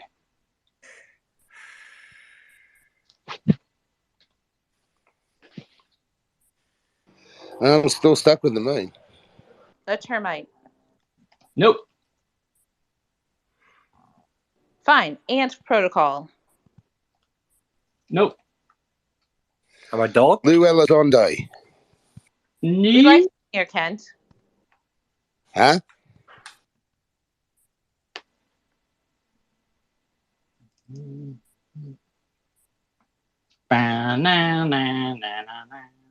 There he goes. Frankenstein. He's shuffling his cards. Oh yeah, you were here last night. No wonder. Yeah. Hey, what was the answer anyway? I didn't get. No, no, no, maybe. No one's answered it yet. Yeah, what did he say again? Tell him, Lacey. So I wasn't here. Tell him. Yeah. Tell him, Lacey. Good morning, Lacey. You have such a cool accent. Good Oh, morning. she's beautiful. Thank you. She's beautiful. Aw, that's so sweet. Lacey is the best. Aw, y'all are so kind. I love y'all. It would be impossible to have a scary grandmother with that accent. Like my grandma used to scare me, but like, if she had an Did you ever accent, try, like, accent, no, couldn't when be you were a scared. child, did you ever like get taken to your grandmother and have a kiss? Actually, like, I never actually got to spend I time was with like, my grandmother. never knew her anything. I had to kiss her. I was like, no way. That was my grandmother. I was like, terrified. Honestly, I was adopted. Lacey and my grandma have the same accent. Eh? Sorry? I've never heard the voices I of said any of Lacey my and my grandma have grandparents. the same accent. Your grandmother did? I'm With your me? grandma too. I thought Oh, that was Logan. you could be. All right, so let's pretend like someone really cool, fun, and important has dropped into the space. What would we be talking about? We're talking about, right, what's Mr. Australia got? What have you got there in Asia? I'm real sorry. I can't understand you. Well, she's from Dallas. The best way to hand wash laundry. Right, what have we got? I can provide a translation UAPs. service sheet. Any UAPs? I thought there was a different term now that included water. Oh yeah, it's called USO, and then they got one that's the undersea over UAUP US. UAPs. Okay, I lost it now. It's yeah. Go Come ahead, on, Lacey. Lacey, you know you don't have to raise your hand here. Go ahead. Yeah. By the way, let's remind everyone that Lacey talks above everybody. She never has to raise her hand. Oh wow. I've got a video that I made and I'm gonna post it. It is of I don't know what, a little flying thing. It's not very bright, so you have to look real close and it's kind of small and it moves around strangely. And actually once I got to watching the video, there was like another light of something else down in the corner. I'm just gonna throw it on. Sweet. Thank you so much. We'll watch that and Kyle's up. Yeah, something different for a minute. Oh yeah, was it about Antarctica? Right. So what happened? You know, I got a little buddy that his grandpa was there with Admiral Byrd, and he still has some of his grandpa's stuff that he has to go through. But he's like shooting a documentary right now over in God, I don't know where now. But his grandpa was an interesting guy. Apparently, he did a lot of hypnotizing of the soldiers for some reason. But I've noticed this trend in our and a lot of stories from us, our soldiers. A lot of them get hypnotized for some reason. Why are we hypnotizing them all the time? What's that about? Anyone have any answers to that one? I don't think we are, Logan. Oh yeah, there's a lot of that going on. I just I hear it talked about a lot. It's just kind of brushed over or whatever. How do you mean, mate? Well, like right now, do you remember ever hearing about our soldiers when they went down to Antarctica being hypnotized? Ever heard about that? No, haven't heard that part of the story, mate. So, sounds a little disinfo to me. No, that's news. Okay, I'll go ahead and get some details because he sent me a DM about it. I'll be right back. Thanks for that. I mean, I'd be super interested to know if that was true. The operation occurred, but there's so many stories about what went on. It was definitely down there. Admiral Byrd was definitely down there. Oh yeah, he was definitely down there. All the controversy is about what actually happened. Some people said there was some type of conflict. Some people said it was with Nazis. Some people said it was with aliens. There's so many. I think it was definitely Nazi scientists at one point. Oh yeah, I think that's undisputed. You'd be surprised, Martha. I don't know what's going on down there, but there has actually been a recruitment drive for the last 6 months down there. So they're doing something down there. Honestly. Cool. I hope you're having lots of fun recruiting in Antarctica. Kyle, go ahead. I wanted to say I got the message here. Unless Kyle, did you want to say something? Go ahead. I am shiny. I take off with a blink of an eye. I fly through the ocean. I fly through space. What am I? Santa Claus. A UFO. Hentai porn. Fuck yeah, I'm a UFO.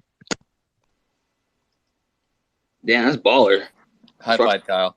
That was a rock What do you call unidentified flying object that goes from planet to planet?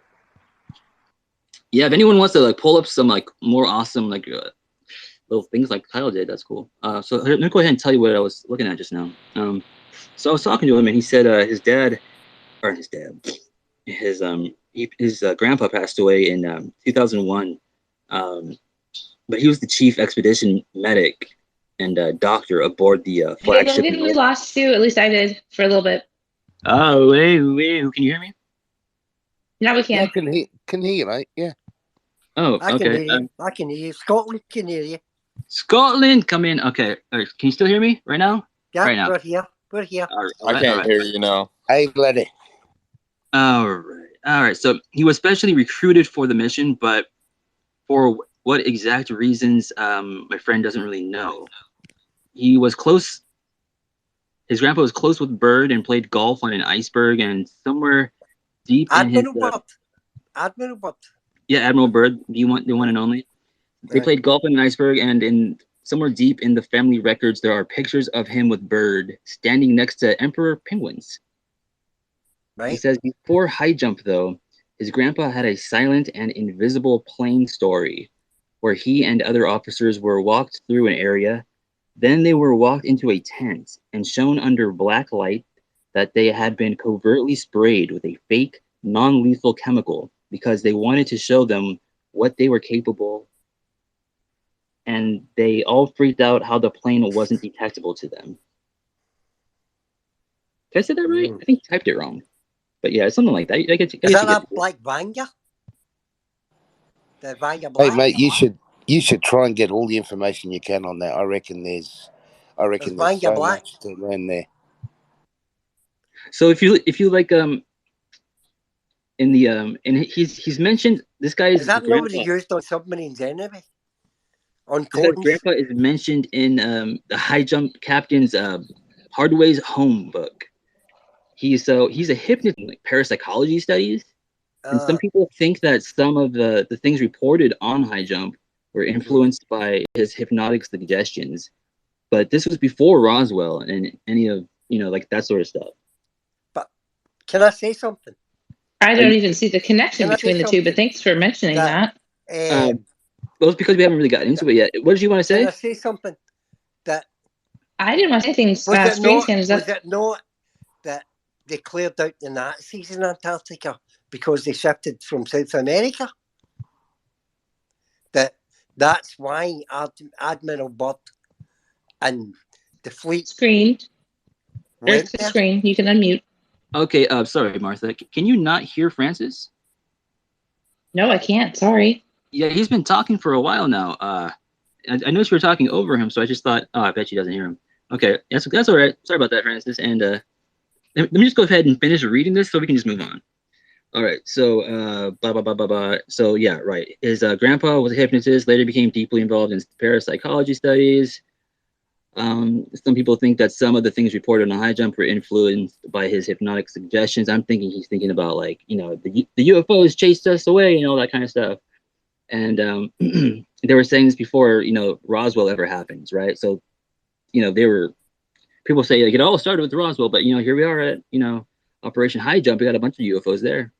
Anyways, so this was a top secret mission that was a continuation of a previous study in Greenland. At the time, the US became really concerned with preparing themselves for Arctic conditions, but there was nowhere to do it in the northern hemisphere that wasn't within earshot of USSR. So they went south. This part isn't really looked at enough, but what has been passed down to him is that a secret mission of the operation was that they were really concerned about 30,000 missing Nazi SS officers after World War II. There were also very credible claims circulating military intelligence at this time that even Hitler's death may have been falsified. In 1939, the Nazis showed serious interest in Antarctica, and the US was really concerned that they had more operations there than we're aware of. The Nazis had some really weird occult beliefs about Antarctica. It's claimed that a German U-boat arrived to an Argentinian research station in Antarctica with high-ranking officers who then found refuge in remote South America. As far as UFOs, he didn't say anything, his grandpa. He later went on to work in psychology and started turning down other things. There was a quote by Byrd about the possibility of being attacked from Antarctica. He told to a Chilean newspaper that was later translated to English and then massively out of context. We must prepare to be attacked at any more from the South Pole. I wish I would have been old enough to ask him questions, is what my friend is telling his grandpa. But after, so this is him talking, by the way. But after he passed away, both my sister and I watched his upper half materialize in the backseat of our car about a year after he died.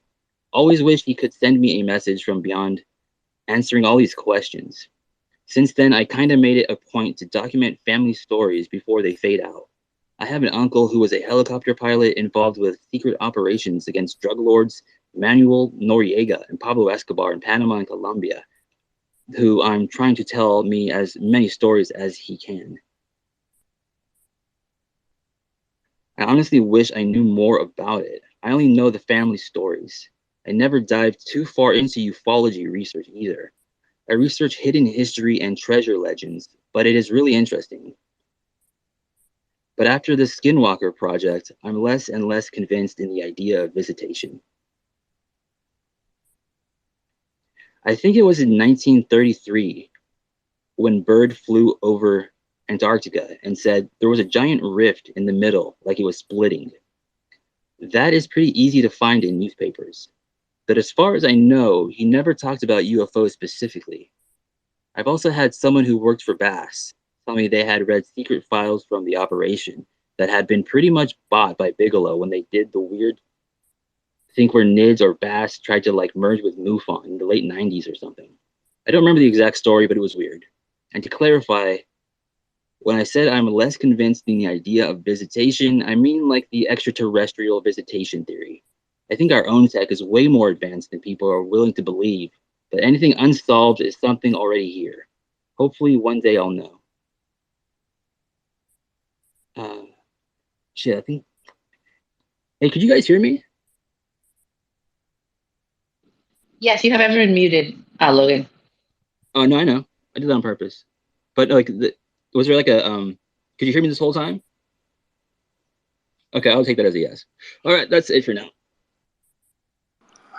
If I could add, mate, all I would say is you don't take, if you think about how much it costs to mobilise a force, you wouldn't take a force the size of Admiral Byrd's force down there to play games. I mean, it's just not logical. Hey, didn't you have him in space a couple weeks ago? I agree.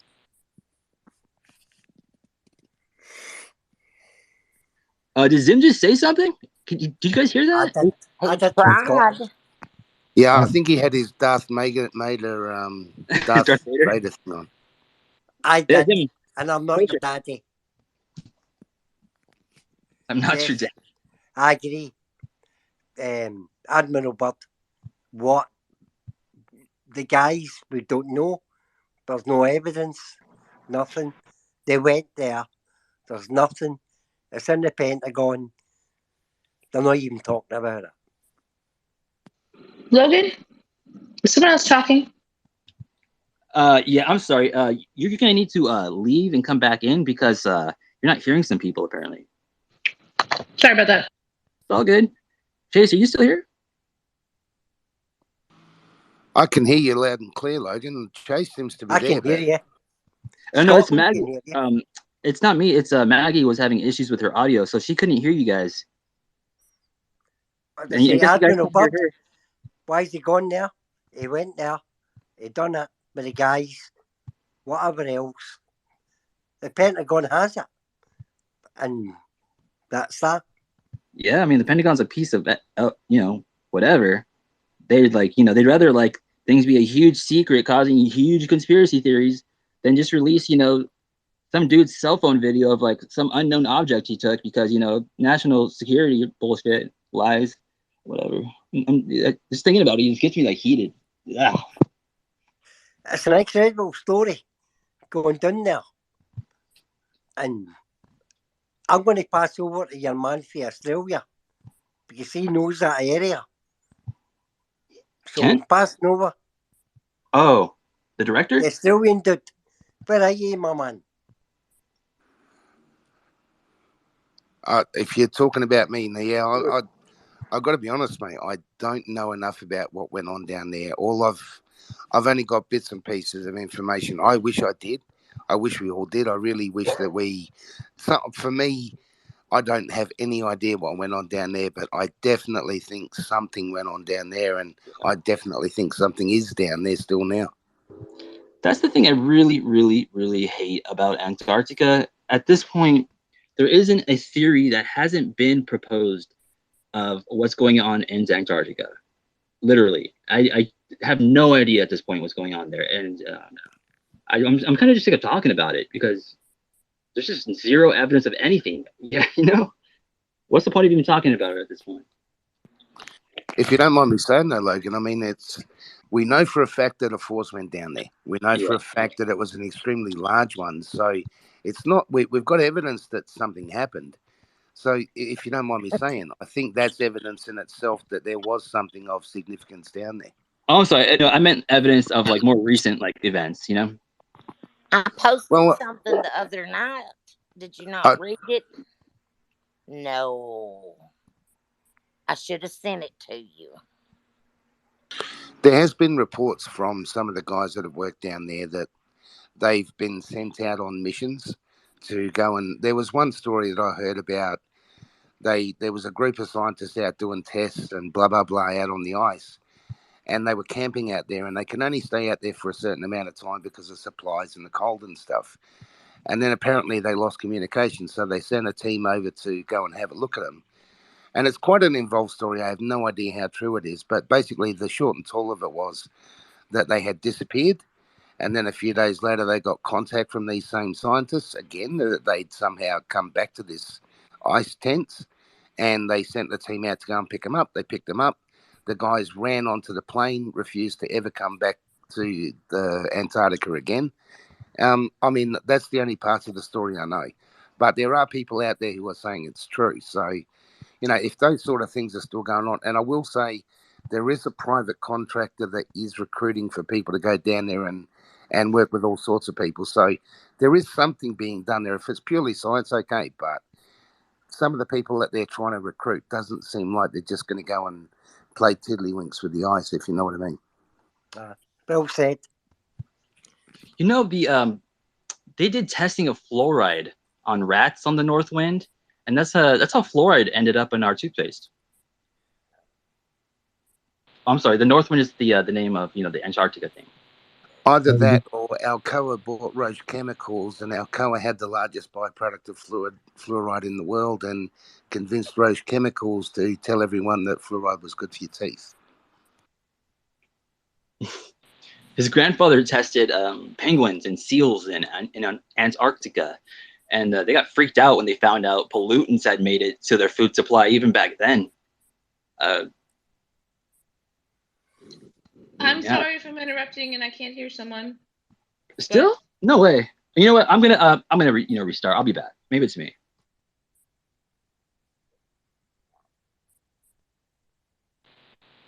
It's been a bit laggy just listening. It's not like everybody's talking on top of each other. Sim, we can't hear a word you're saying, mate. Your microphone's in your mouth. Is that Zim? I'm sitting in Glasgow. And I hope it is in you're his muffled. mouth. Come on, Zim.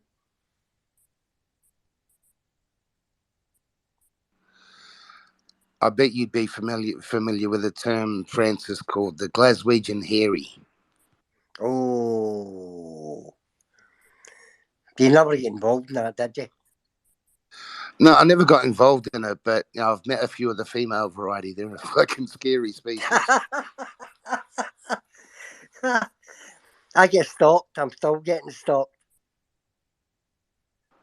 I just got to say, sorry, folks, for doing this, but I love hearing that Scottish accent. It's really cool. Listen, man. I've got these Jesus marks on my wrist. Right? This is a true story.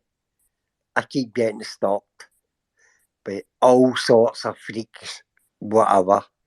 And I just stake myself, whatever. Chill out. Go for a beer. Check your bars in Glasgow. Whatever. Get a few beers with the guys for the Navy. US. United States Navy. Yeah. British. Everybody else. Get a pint. Head home the taxi right away. I just realized. You know what's going on right now? In 5 minutes. Wow, I'm so glad I caught this. So, Mind Escape podcast with Shane, Old Vet Symposium guy, Old Vet, and Toby, who is the Roswell Incident Report channel guy. They created this new podcast called the Roswell UFO Symposium, which is sponsored by the Roswell Daily Record. So it's going to start in 4 minutes on the Mind Escape YouTube channel. So if you want to go ahead and head over there, that'd be great. Give them some support. Yeah, I'll have a look at it. I can't participate in that because I have very little control of my phone. But yeah, I'll jump over there and have a listen to him, mate. I like listening. Mind Escape. Is Yeah, that Mike. what's it called? Mind Escape or the pod or? Oh, I'll share it right here in the thing. I'll be right back. Yeah, You get it. yeah. Hey, thank you, Logan. Okay. Actually, yeah, I'm Thank actually you. It is up producing there. like the media stuff for them. So yeah, it's gonna be on Mike's channel, but I think they're gonna eventually move it over to a different channel. So It's tonight it's top. gonna be on Mike's. I'll link. Yeah, I can link that here in a sec. Thanks, I'll be Chase. sitting Yeah, in I'm the gonna background check it today. out. So The nest. Thank you. So yeah, there it's at the top, and it's in the corner pocket. You can find the link to the YouTube show starting in a couple minutes. I'm gonna actually definitely go over there. So I'll leave the space open so everyone can hang out still and do whatever. But I am personally gonna be on that too for a little bit. Yeah, I'm going to jump out to see you folks. What's up, Screen? Screen. I don't know why Screen has like the loudest mic I've ever heard from anybody. I don't know what it is. I don't know what it is either. Hey, quiet down. Yeah, I forgot I had my hand up. Sorry about that.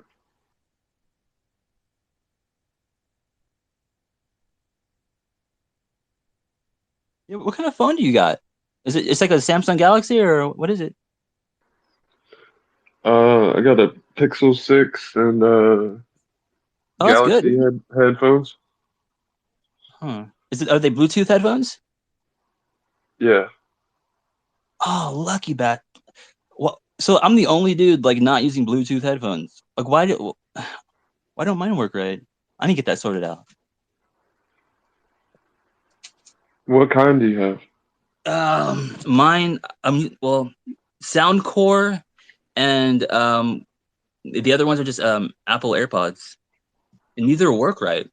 I mean, I can hear right, but like when I try to talk, like the mic, it doesn't like pick up my voice right. It sounds like all muffled, and like sometimes when I connect, like the audio just doesn't come out. Like it doesn't connect with like the space for some reason. I don't know. It's all glitched out. Are you sure it's on YouTube? Chase, it's on YouTube, right? Yeah, it's gonna be on YouTube. So I posted Mike's link down below, and I'll be retweeting it out later once it actually starts. Because yeah, it's since it's live, it's kind of a pain to find beforehand. Oh, that's right. Yeah, so it'll be live. So it'll be So here in a little bit. Oh, that's right. I forgot. We can't really. You can only give the link to his like channel page. Yeah. Yeah. Logan, the AirPods should work. Make sure that there's like nothing in the speakers. Try to blow them out and stuff. I was thinking maybe because it's like AirPods on a like Android device. Maybe that's why. No, they work good with my phone. I do know that sometimes I have to like when I first connect them or something, or like when I'm connecting to my car, it messes up. But if you like take it off your main screen and then go back into like your recent apps and open it back, then it kind of like fixes itself. Oh, let's try that.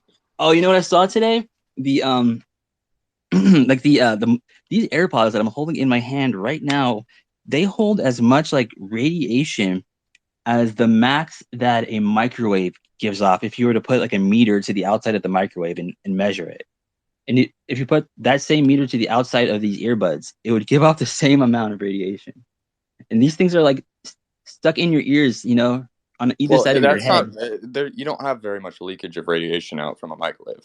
Most of the radiation is going to be contained in the microwave. Let me go ahead and share that with you so you can see what he was doing there. You know what is real crazy though? These Chinese companies were selling these like medallions that had thorium inside of them for negative ions for like energy and stuff. And then you get like people that come in contact with these UFOs, if they're not too close, they actually like get a boost of energy and stuff. They get a what? They get a boost of energy? Yeah, there's people that have said that like, if they weren't like too close or too far away, I guess they kind of like got like supercharged or something is what they felt like. Yeah. Microwave. Perfect. Oh, that's where I saw it. Okay.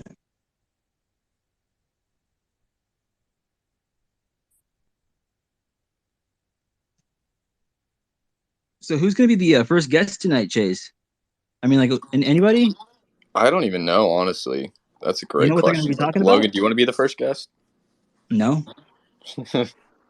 Oh, by the way, Chase, that the alien rolling down the window meme, that was hilarious.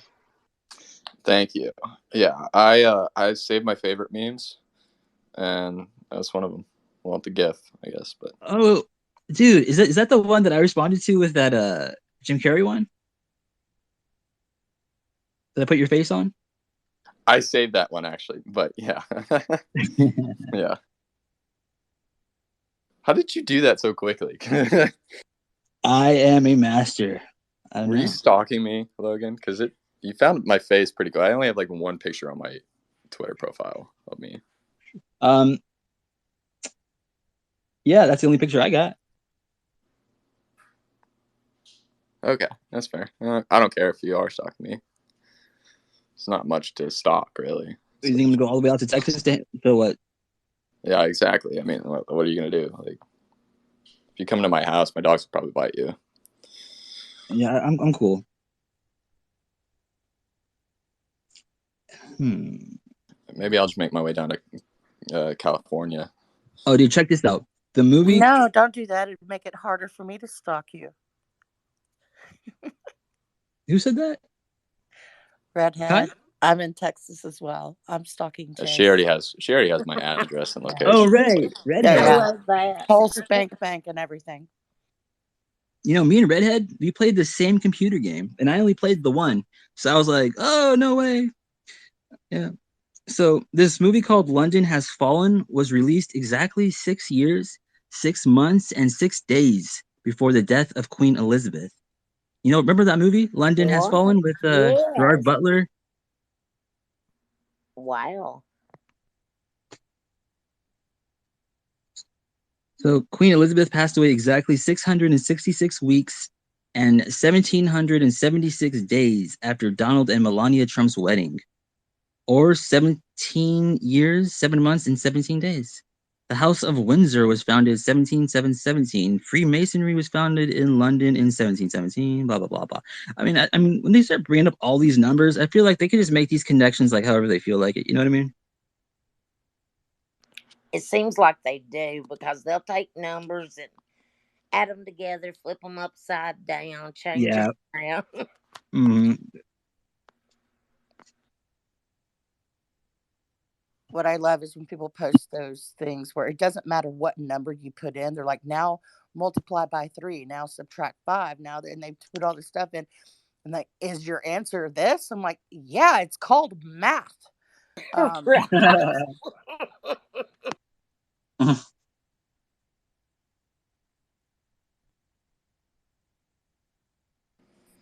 just waiting on Mike to start the thing out. I just went and looked and it's still not started, but Yeah, he's texting me. He's just I'll taking his check sweet again. time. Yeah. Yeah, and if he was smart, he would have started early, so that way when he tells people to be there at 7, you know, they're not like, "Where is it?" I'll tell him next time. Actually, you can tell him because it'd be a live chat. You can just yell at him in the chat. Nah, you know what? That's he's running a business. You know, you gotta learn something. It's the only way you learn them.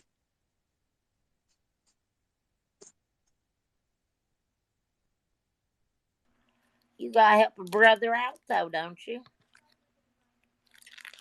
Not me. I wish.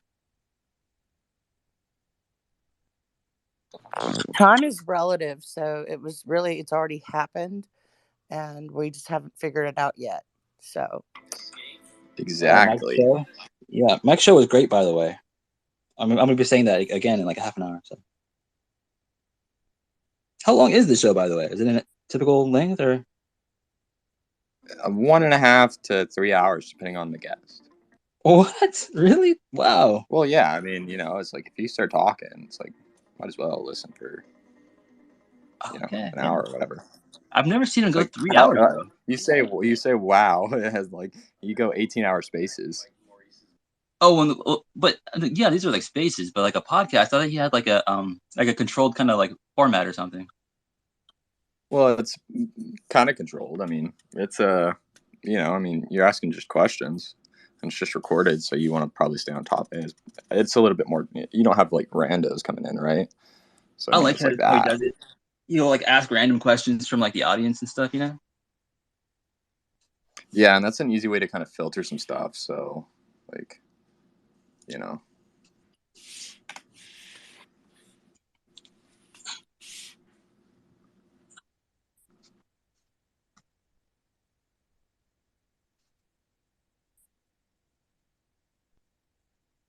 I'm like looking it up on YouTube so I can just kick back. Is there anyone with their hand up in the chat right now? I see some familiar faces. Hey, Peanut Butter.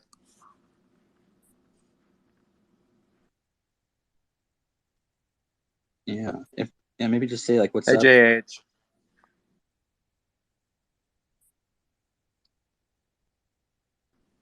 Hey, Chris.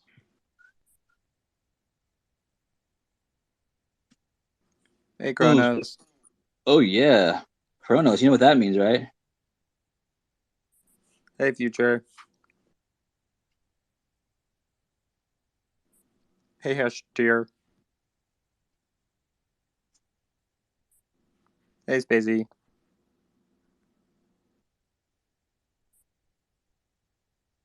Hi, Chris. Peeler. Hi, White Rabbit. Hi, Wee. And last but not least, Jafafa.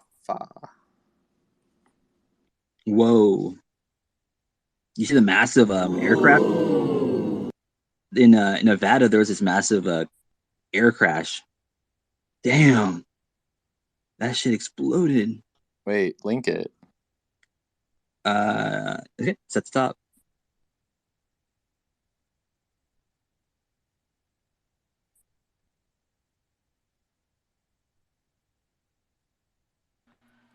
Hey, Chase. Hey, Lacey. Hey, Lacey, what are you doing? Messing with videos. Making a big dinner and baking, because feeding you is my love language. In addition to blowjobs, obviously. Obviously. Thank you, Logan. I don't know.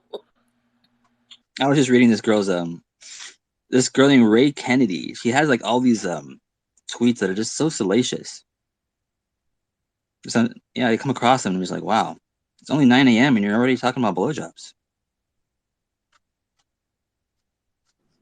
Whoa, why did that plane crash? Oh, it was a race.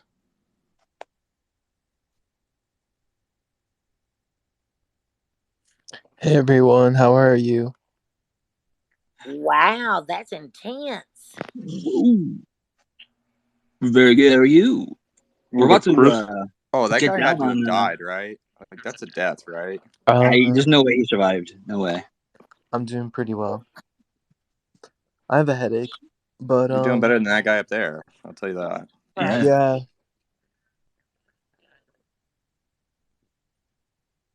Let's have a moment of gratitude. I'm just chilling outside on my front porch, just watching the skies as always. Unfortunately, I don't see anything ever. But Oh, it's Chris. What's up, Chris? I'm not special enough. It ain't about being special. But it's nice. It was kind of hot today. It was a little hot today, like 80. It's been only like 70 or lower for a while, for a couple weeks. So it was like 80. You're in Tomorrow's gonna be Connecticut, like right? 80. Yeah. But it was a beautiful day. So it's Peanut Butter winding Squish, by the down way. time. Peanut Butter Squish said he's laying down with his daughter and he has a pod in his ear, or he'd say hello. He said, "Peace and well-being, everyone." Nice. Oh, Ralphie's here. Ralphie's in Connecticut too. We're nutmeggers. Meggers? What's that mean? Nutmeggers. Nutmeggers. Oh, what does that mean? We're the nutmeg state, and it's kind of weird to say Connecticutian or Connecticutese or whatever the hell you'd say for a person from Connecticut. So we just say nutmegger. I'm from New Britain, so I can say I'm American British. Huh. Wow. That's a stretch. New Britain. Yeah, hard hitting New Britain. You gotta say it like that, New Britain. New Britain. New Britain. At New least we can Britain. understand your Whoa. accent. I know it is. It is a weird accent. Central Connecticut. Look it up. It's its own unique accent. It's Flying funny. saucer aircraft is already being tested already, like a couple years ago, or no, wait, that was only like 1 year They've been ago. testing it for a long time. What do you mean? Oh, I don't know. I'm looking at this article by the debrief. It says November 25th is when they were doing it. I don't know. I showed the article at the top. Awesome. Let me check it out. It's a VTOL aircraft. Vertical takeoff and landing. Is that what that is? But we all know that they've had this technology for a long time. Even the VTOL is using the Osprey and the I believe F-22. So, yeah. Oh yeah, I mean, the shit they got like squirreled away, unbelievable. I'm sure they could fool us as like being space aliens with the shit they got probably.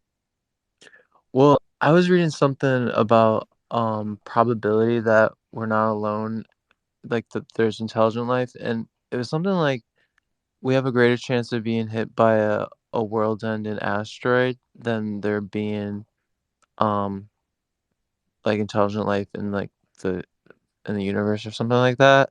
Like it would be more likely that we'd be hit like tomorrow by a world-ending asteroid, something like that. I don't know. I heard something like that recently, or yeah, this weekend. I don't Yeah, know. well, Great. that asshole can keep his opinion to himself. Right. So when do we see intelligent life? We're like, now we expect to get hit by an asteroid.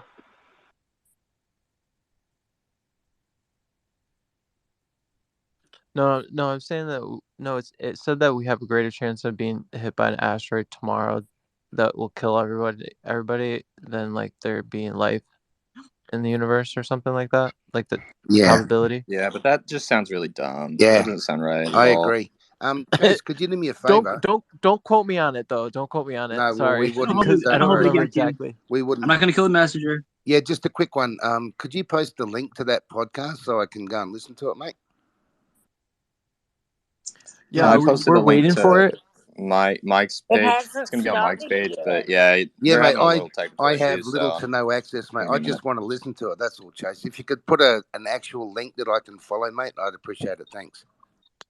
Yeah, that's what I'm trying. There just isn't one yet. Oh, okay. Yeah, All I'm right, on we can go YouTube back of it. to It's not. epic stories from people.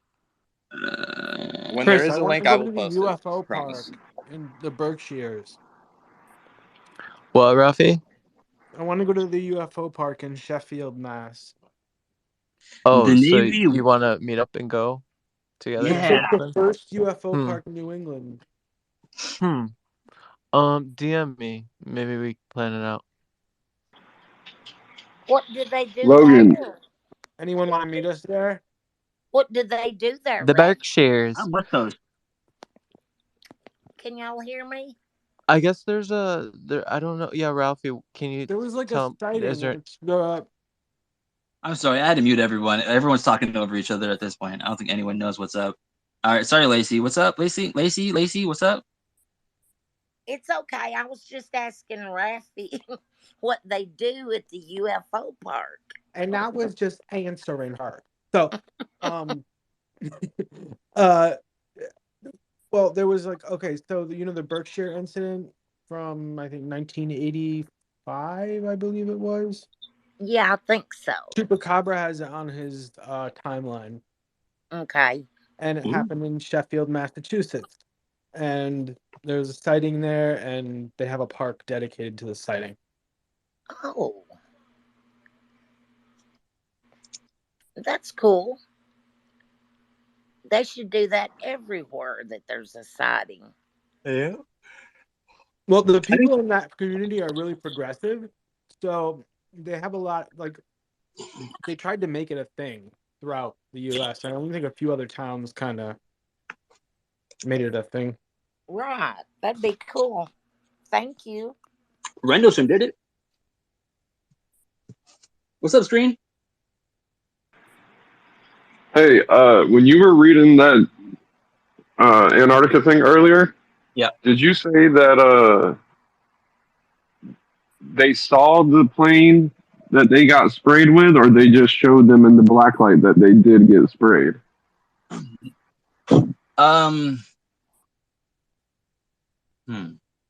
I'm pretty sure they could see the actual plane. They could see they could see. Oh, okay, hold on, let me read it. I'm not gonna try to guess myself. Yeah, like you know what I'm getting at. Like, could they have been sprayed some other way, and they'd just been told, "Yeah, we sprayed you with this invisible plane right here." You see what I'm saying? No. Sorry. I would like to have that to read myself. Just to, Yeah, I mean, maybe I can just screenshot it and give it to you guys. yes, that'd be great. I'll go ahead and Yeah, do that'd that. be cool. And also, when we talk about things in Antarctica and stuff, like there's supposed to be pyramids, all kind of stuff like that. Is any of that depicted on the Perry Reese map of Antarctica? I've never looked. I don't know. That's a good question. Oh, it is. Yeah, what about Australia? Does Australia have any pyramids, Kent?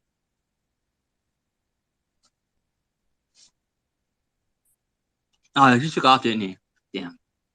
So, Yeah, I believe their pyramids are more like China's. They're kind of like terraces. Sorry, where, Logan? Yeah, in Australia.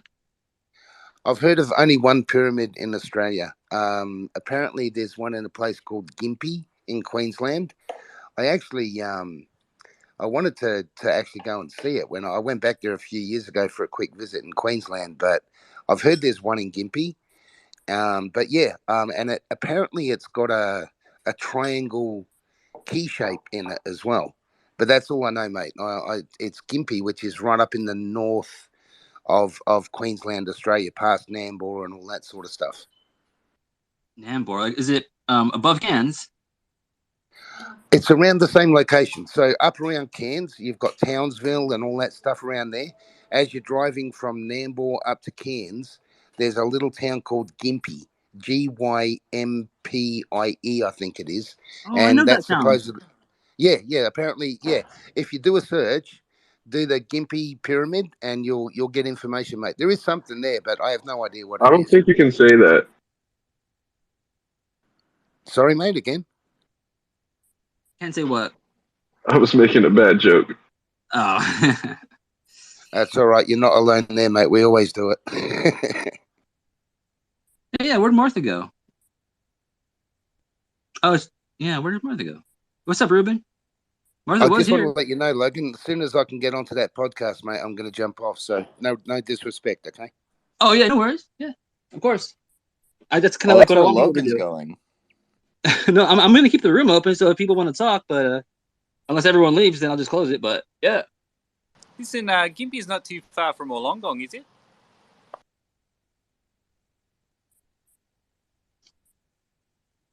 I have no idea, mate. I can't remember. It's been years since I've been to Queensland.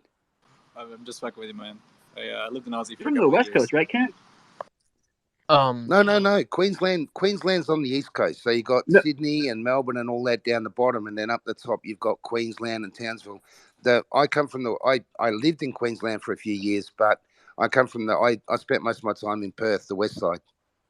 That's exactly what I said. Okay, great. Oh, sorry, mate. I couldn't hear you. I'm just being a dick. Sorry.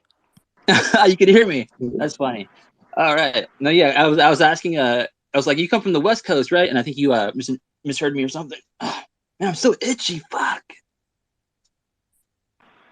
Hey, Kent, Why are you itchy, have you ever been to those caves that have those alien paintings that are like the Wan Jin or something like that? No, mate. No. I haven't had the chance yet. But yeah, something I'd love to do. There's so many stories about caves, mate, and some of the weird shit that seems to go on in caves. There's actually apparently up in the Blue Mountains in Australia, in the east side, there's Egyptian hieroglyphs on some of the glyphs on the rocks, and some people have verified them as being Egyptian glyphs. So that really throws a whole weird, wacky spanner into the thing, doesn't it? Egyptian hieroglyphs in Australia. Yeah, didn't like one of the princes get bit by a snake and he died over there or something? That's the same spot. Mate, I just don't know enough about it. I just don't know enough about it. I wouldn't want to say anything, you know. Gotcha. I don't think it's in the Blue Mountains, by the way. I'm pretty sure it's not. Oh, mate, I know there was some stuff in the Blue Mountains. The Blue Mountains is one of the hot spots in Australia where they get a lot of activity. But, mate, yeah, I look at all this stuff so much that, yeah, but I know there is some apparent evidence that there was some type of visit hundreds or whatever thousands of years ago. And apparently somewhere in the East Coast there's actual rock glyphs that they are saying appear to be Egyptian hieroglyphs. Now, I can't verify that, but if you do the research, I'm sure it's there.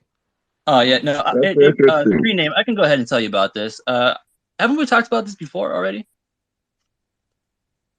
swear we have. Because you were breaking up. I can barely hear you, bro. What'd you say? Sorry. That dude, he was just on Christina Gomez's podcast like not even a week ago. The same guy I'm talking about. What's his name? He does all those old shows like you know what I'm talking about? He goes around like Egypt and breaks down. He has an Australian accent. No, I haven't watched her podcast in like a month or two, actually. Yeah, I mean, I didn't actually watch it, but he was on it. Yeah, I haven't either because I'm seriously behind on stuff to watch. But I always forget his name. But anyways, he went out there and he like did like a really good study on the glyphs. And as it turns out, there's like a bunch of like fake glyphs that people just kind of graffitied on there.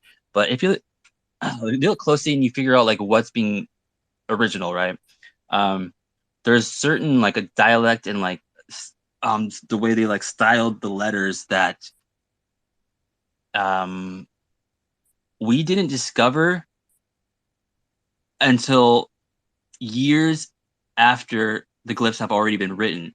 So whoever wrote it would have to have time traveled, like, you know, to have been able to know to write in that specific dialect that we hadn't even discovered yet. So it has to be legit. Yeah, there's also this stuff. It's like this. I forget who made it up or like came across it or whatever, but it's called like man tongue, and it's like a very simple form of like basically kind of converting any language into something you can understand. What? What are you talking about? Where? Yeah, I don't look up man tongue. I'm pretty sure that's what it was called, man tongue. Man, but I want to say this guy like came up with it, and it was like a super crude, rough way of like pretty much like translating any language almost. Oh man, I'd love to be able to do that, like a Rosetta Stone mouth.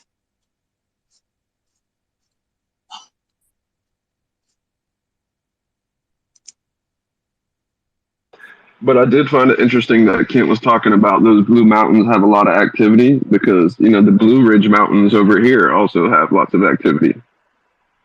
They both name blue, and we know the blue is significant. Right? They probably made of the same stuff. I'm blue. Elvis sung a lot about blue. Did you know that there was like a blue light that used to like appear over his house and stuff? It seems that we watched the same Fade to Black podcast. Oh, the Johnny Enoch one? Yep.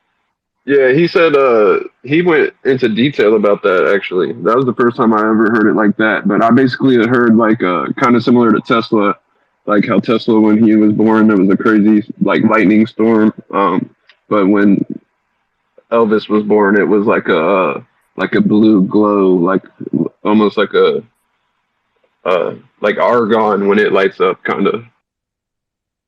Oh right, okay.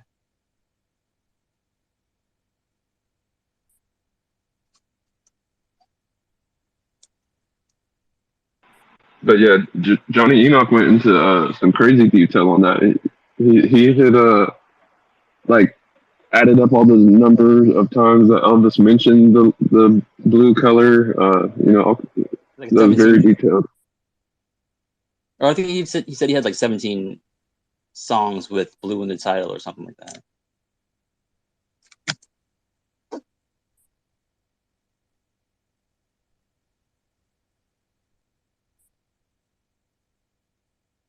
I'm trying to find Mike's show. I can't find it on YouTube. Yeah, I can't. I've been It's looking not for on yet. it, mate. I can't find it. Yeah, so you I can haven't blame got a Shane for that. notification yet. Shane's having technical issues and is buzzing on the mic. So Was he just going to reschedule or what? no, I'll just be up when it's up. I mean, yeah, I'm not Why too is it worried. every time we start having good conversations or we want to go to somewhere good, there's always fucking technical issues? It pains me in the ass. Yeah, I would have been I think they do irritated. it specifically to annoy you, Kent. Thank No, God I but kept the space open. come on, mate. You got to admit. I mean, I go on a space that's got 1,600 people on it talking about money, and it's clear as a bell. Everyone can talk. There's no interference. There's no freaking space invaders. And then I come on here, and there's half a dozen of us, and we can't even have a decent convo. Are you serious? It was clear? He's got a point. Oh yeah, you go on those, NFTs and all those bloody sites, Right. Bitcoin sites, and that it was clear as a bell.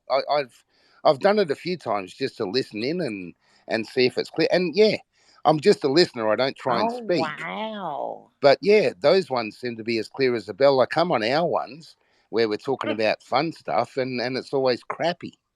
Yeah, it's weird. The audio quality is really different when you're a speaker versus when you're a listener in a space. Yep. Oh, that's true. Yes. Because you can hear it change when, you like connect. I think it's because we might be live and they might be on a slight delay. Like, you ever notice when your Bluetooth disconnects, it kind of goes back a couple seconds? Have you guys? Yep. Have you guys seen this What video? Oh, sorry.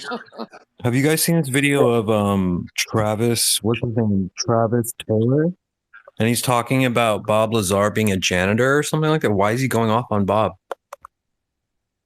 Yeah, that was a weird one. That came out of the blue, didn't it? Bob's gone from nuclear scientist to a janitor. That's a new twist. It was Weird, dude. Dodie. It was Dodie that started that, I think. Oh yeah, you're probably right. Yes, because he was on something the other night.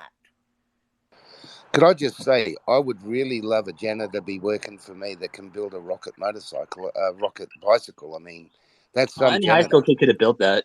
No shit. I mean, just because he picked up a broom and a mop to clean his area doesn't make him, just a janitor.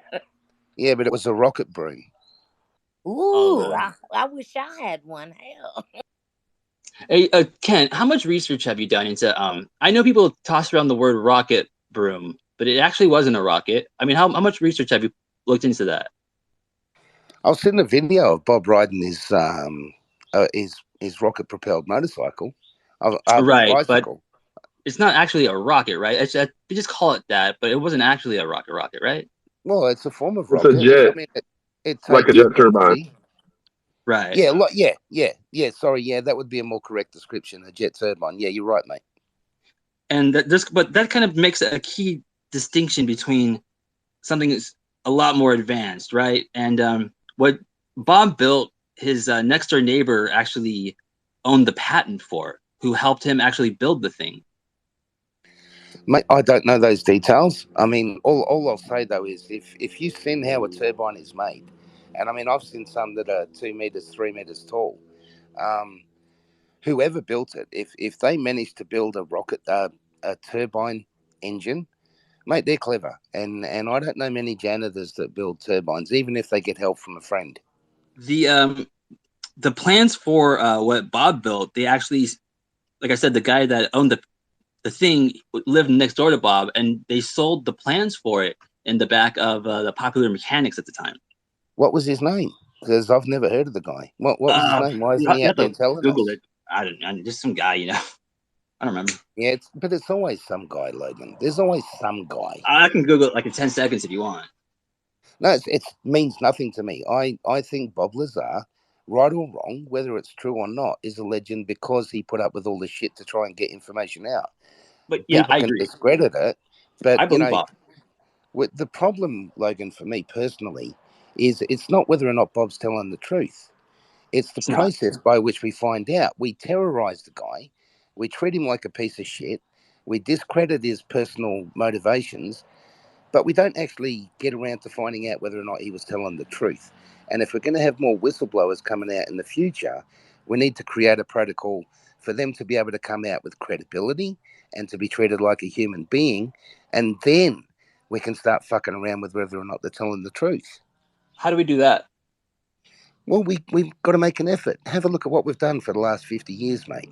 Every time someone comes out, Betty and Barney Hill, Strieber, all Whitley Strieber, and all these people, when they come out, we go, this guy's crazy, or this person's delusional, or this person is a liar, or this person's an asshole. We don't actually say, what is the information we're getting, and does it fit a pattern, and could it possibly be the truth? We don't do that. All we do is attack them and what they're saying, instead of actually trying to find out if what they're saying is actually something that's real. Yeah, I mean, you're right. I mean, I don't give a shit about Bob's, rocket bike and that he worked at in Los Alamos, or that he went to school here, or that. I don't give a shit about any of that. I care about him working at Area 51 and his story being true about the saucers and stuff. Well, for me, mate, I mean, look, if we take Bob out of the picture, and this is obviously just my personal opinion, but if we take Bob out of the picture altogether, if we take all of them out of the picture, we know something's going on. And we've seen enough to know that they definitely, even if all this stuff, I will never believe that this is all black tech. But even if some of it is, it came from somewhere. We found out somehow. We didn't make that leap by ourselves. That's what we need to find out. How did we make that leap? Oh, I think I know. Well, I mean, I think it goes back a lot further back. I think if you start looking into kind of like the airship mystery kind of times, you'll start seeing that UFOs were crashing back then, and Italy at the time, had reports of, you look in the papers, UFOs crashing, them recovering them, and I think Italy, handed over a UFO to Hitler. They were working on some shit there. I mean, God only knows what was going on back then. We need to dig up more information. But it makes logical sense, mate. It just makes logical sense. There's a painting or a frieze from, I think it's the 1500s or 1400s, of an aerial battle over the top of Austria, I think it was. It was recorded. They showed different shapes, they showed different lights, everything. But we've never taken that seriously. How many people have gone back and looked for material evidence around the area where it happened? Archaeological evidence, right? Like Bob said. So what I'm saying though is, if that sort of thing is going on now, or in 47 or whenever, then it would make logical sense. It's been going on for thousands of years. So we have a potential archaeological archive of potentially thousands of events over thousands of years. There's a lot we don't know, and that's by design. I'm not sure if it's by design or by attrition. My personal opinion is that I've been in a position where you have to make decisions based on what information you have that can affect lives. And you can only work with the information you have.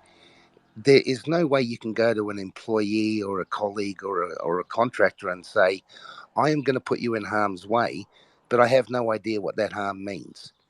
That's the problem. So when they're trying to deal with telling us. What are you talking about? Are you talking about like Bob Lazar? Well, anyone. If you're dealing with something that is of critical significance to national security or anything, okay? But I was talking about like old history. I was talking about like by design, like they hid like certain parts of our ancient history, like more like early 1900s, 1800s. Like they hid certain aspects from us. Yeah, what so you're talking about? The point I'm trying to make is, if they can't understand what they're dealing with from the past, how can they explain it to us? How can they tell us? Oh, right, So by design, they would not want to tell us about something that they couldn't fully comprehend or just couldn't explain. It's like me trying to tell you how to make carbon fiber brakes for an aircraft. I could sit here and tell you all day long, but if you're not involved in that process, if you're not an engineer or whatever, you're never going to sort of fully understand what I'm trying to explain. True. I don't know. It'd be kind of cool to make a homemade carbon fiber brakes for an aircraft. Oh, mate, I mean, it was No, building that'd be a that plant. disaster. You need actual facilities to do that, and a lot of people. Oh, yeah, you'd be surprised. But anyway, just a very quick one on that. When you get to work with that sort of stuff, it is fantastic. It's very cumbersome. It's more cumbersome than you think, but it's fantastic. I mean, part of it is even like making carpets. That's how ridiculous it is. I'm about to make a giant cookie. Oh, You bugger. I just noticed I had a can't make message. it here. If you were sending me messages and I wasn't responding, I'm sorry. I just noticed that I have a bunch. A cookie. Yay. I don't know what it is about edibles though. Every time I've tried edibles, it doesn't do that much for me. I had some monster cookies once when I was a kid, about 18, and that was a very interesting experience. But yeah, I don't know. I tried the edibles in the States when I was there, and they just didn't seem to do anything for me.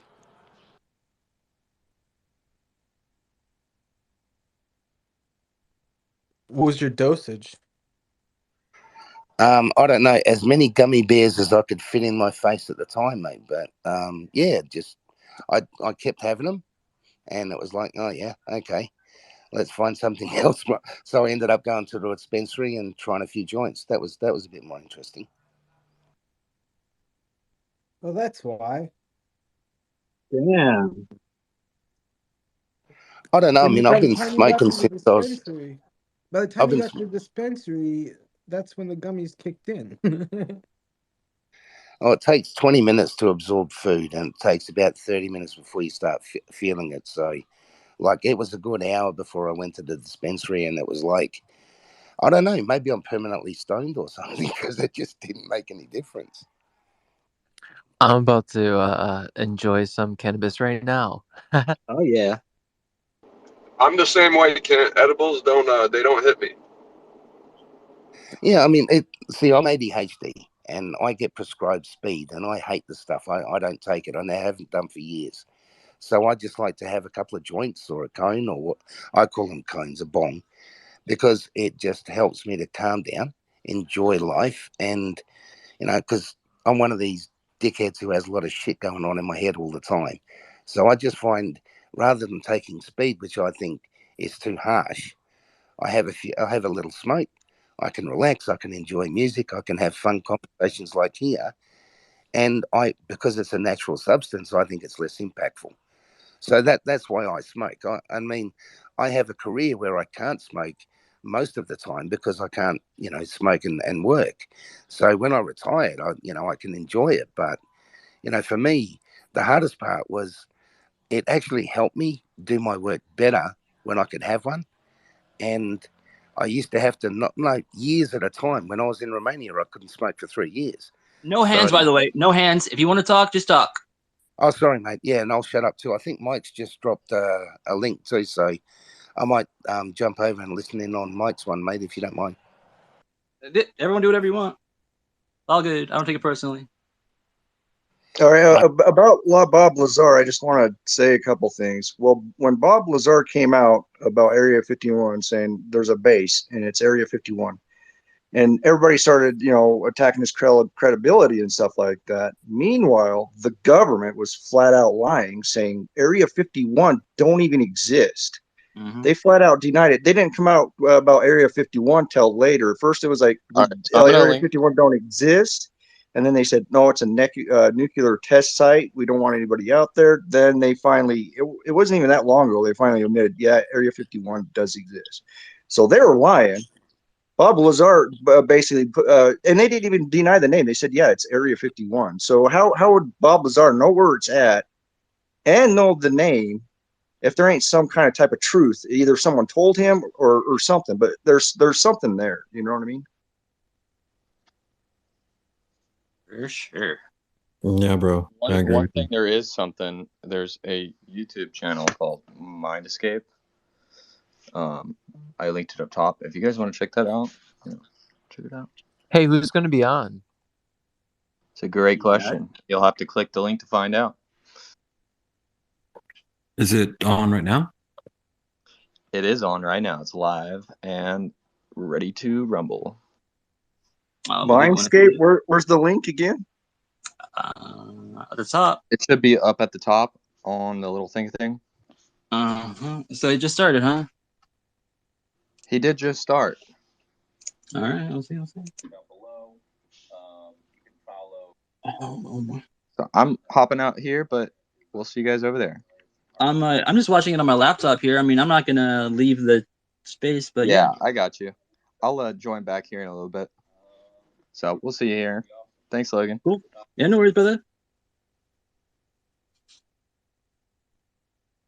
Boom. I still don't see it online. I don't think I can get. I went through YouTube and didn't see it. Yeah. Am I doing something wrong? Here, I got it.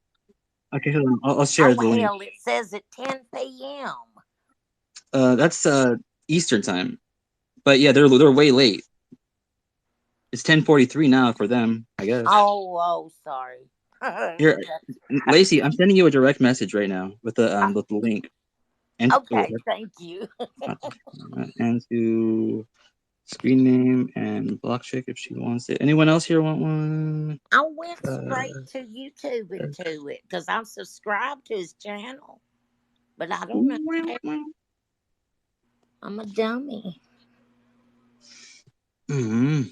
I wasn't trying to I was trying to send this to 6 different people, but it put them all in the same group. Yeah. I don't know why it does that. Damn it. It'll sneak in and do you that way.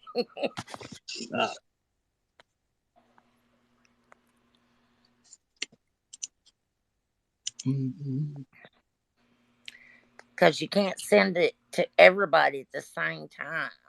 Why? That's yeah. Because it's a shitty app. Yeah, it is. It is, isn't it? Yeah, I swear Clubhouse is way better of an app. I downloaded it while we were talking about it. Oh yeah? Okay, you know what? We're gonna do that. We're gonna go hang out over there just to try it out. Yeah, you want to go hang out and try it out at some point? Yeah, what's your name on there? Or do I need to wait till you get there?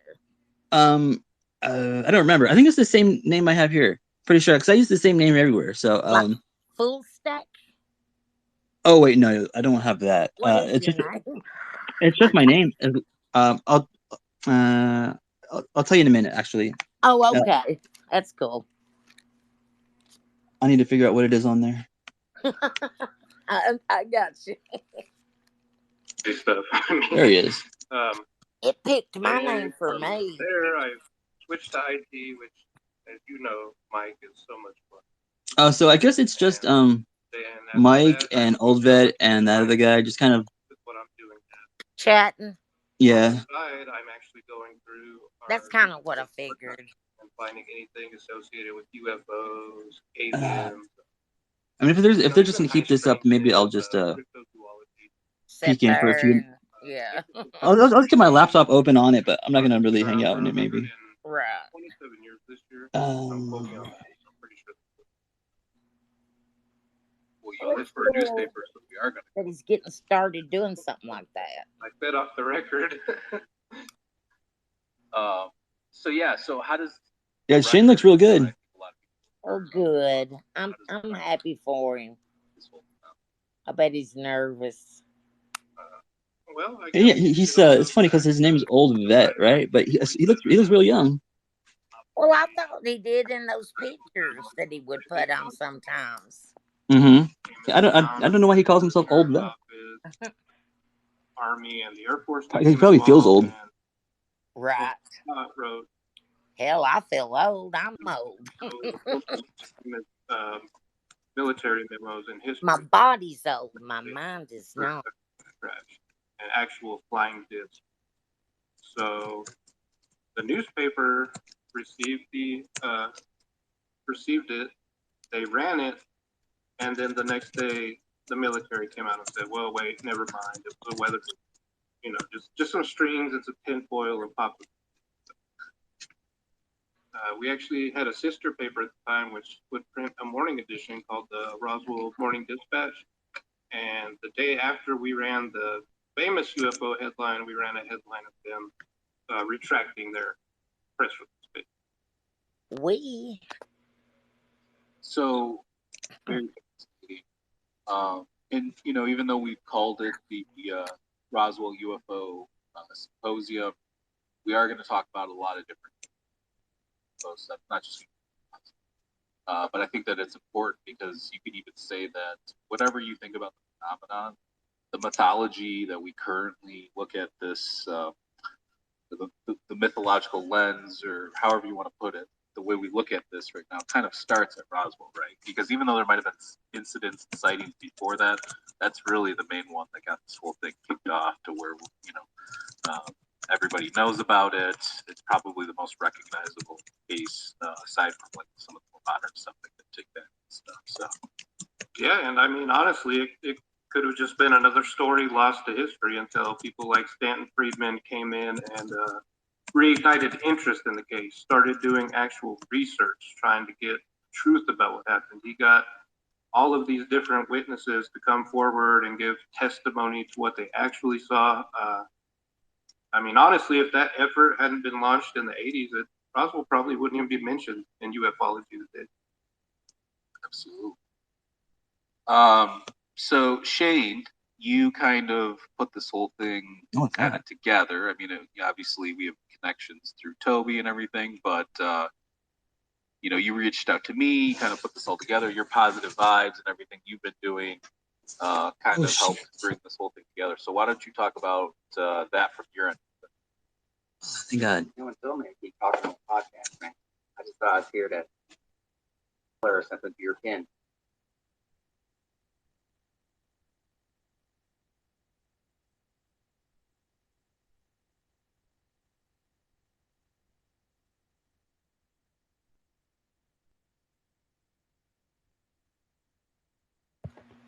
What happened? Oh, nothing. I forgot to look at my phone. I thought maybe I closed the app by accident. I sometimes do that. I'll close the space by accident. Oh, okay. Everything, so do it all together. And I'll go for like, I don't know. I'll like 5 minutes will go by and I won't hear anything, and then I'll realize, oh shit, it's been quiet for a while. And then I'll look at my phone and it's space has been closed. Oh, that's why it's been quiet. No wonder. But fortunately, you guys are just being quiet. It didn't close. So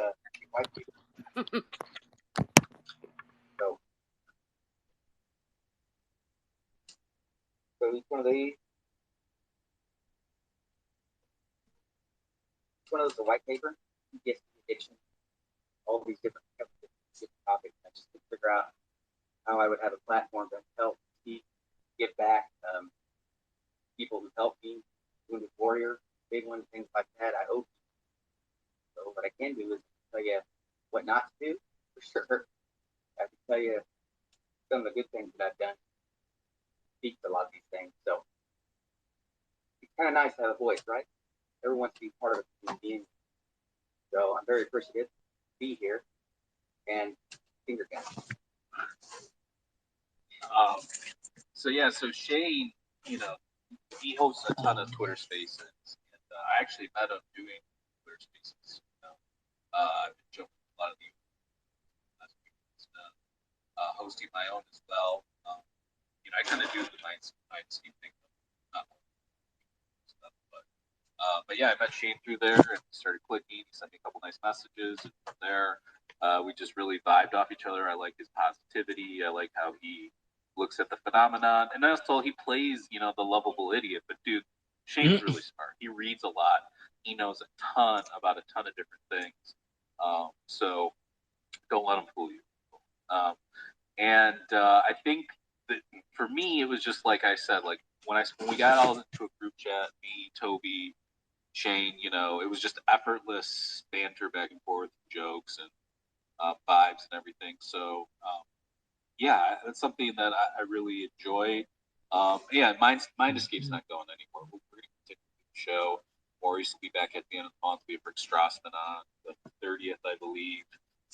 So we're gonna keep rolling, longer episodes than ever, better guests than ever. Don't worry about Mind Escape, but this is just an extra new project that I felt like I had time for, but also, we're working on the UAP documentary and experiencer documentary, and I've been in the spaces a lot. I feel like the only way to truly do this thing justice is to immerse yourself in it, and I've been fascinated with it for a while, but I felt like now's a good time to just dive in and see what's what. So, yeah. In terms of podcast, we're still working out a lot of the details, but we're going to try and do it live, like how we do Mindscape. We're going to have lots of amazing guests. I don't know. Do you want to, Toby? Do you feel comfortable mentioning some names, or you want to hold off, or is there anything you want? I mean, yeah, we could name just a few. Yeah. Start with we're gonna have on Bryce Sable. We're gonna have on Ben Hansen, Nick Pope. I believe David Marler. So that's just a few of who. Yeah, who we're gonna have. there's a lot more, and there's actually a lot of interesting names being thrown around and ideas and stuff like that, as well as like some celebrities. So, like I said, I'm interested when Maurice and I, or we have occasional people from UFO Twitter on, good buddies like Chris Wolford and Dan Zetterstrom and everything. When we have them on, we'll talk about it usually, or Maurice and I'll talk about it. But again, this is just another way for me to kind of discuss a topic that I talk about a lot. And I feel like, I feel like this was the perfect time to do it. And I think when we get into this, I think we're going to not just have these amazing interviews with people, but we're also going to, I feel like, come across new research, different perspectives that we didn't even think about before. So yeah, I'm kind of where I was going to go with the UFO stuff on my own. So I feel like it's a good time to start conversing with people. That's why I've been doing a lot of the spaces and stuff like that too, as I mentioned before. So how do you look at the phenomena, Toby? Like, when did you first get into it, and then like what are you trying to do with it now, or like how are you approaching the phenomenon now? Well, growing up in Roswell, I've always had an interest. Obviously, you go down Main Street here, and the light posts are alien heads. And as a child, I spent a lot of time at the UFO Museum, talking to a lot of the older researchers, reading books. So it's something I've been interested in my whole life. My father, I would say, is what got me into it.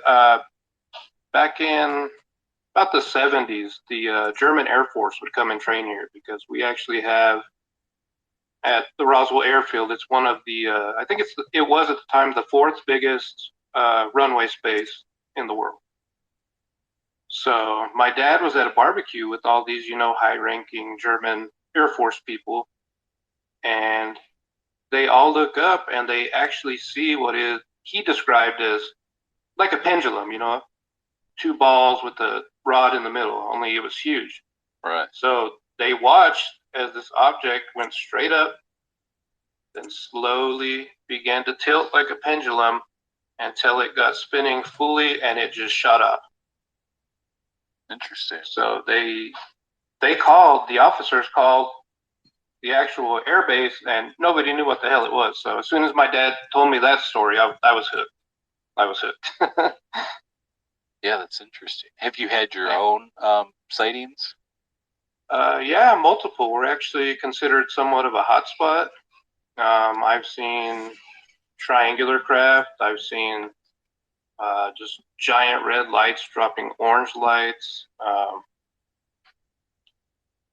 There's been quite a few actually. So what I do is I just try and talk with people that have experienced this, just to get everybody's perspective, because I feel like we don't know what we're dealing with, and I feel like a lot of different options that are on the table could all be right at the same time, if that makes sense. Yeah. Absolutely. And Shane, you know,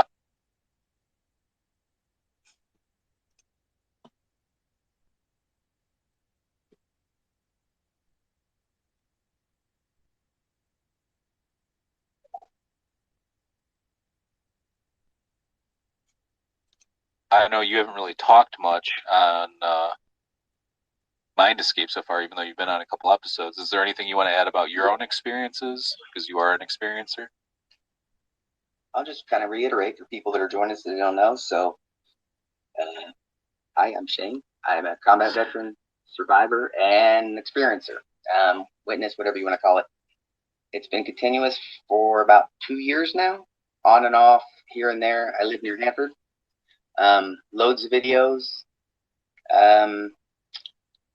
There are articles coming out now that it's around here. I've seen some stuff that doesn't make sense. I've seen some nuts and bolts, but the stuff that gets me is the stuff that doesn't make sense. You were just talking about when you were saying your dad's experience. Was it your dad you were talking about? Yes. Toby? I know sometimes I think the stuff that gets to me is when I see something and my mind can't figure out what it is. That feeling, like as your brain's circling through, okay, it's this, right? One night I was out taking photographs of the stars, and in the series of photographs, I got something moving.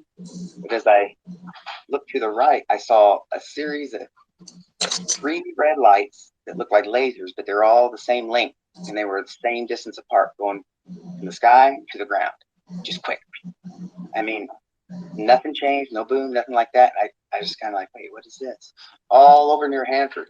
And so I've got a continuous experience, a wide varying experience. So I'll always keep saying, if you haven't read Operation Trojan Horse, Get over here, people. Keel, or Belay, you're way behind. What are you saying? I Get saw 2 over different here. people tweet about that today, actually. So There's only like 5 people in the room over there. Hello, everyone. I hope everybody's doing well this evening. Oh. Hello? Did you want to? Yeah. Hey. What Hey he there. said? Did you basically? Were you saying you wanted to take a break and just stay here instead? No, actually, I was just saying greetings to everybody. Oh, hey, what's up, Spider Dad? I'm doing well.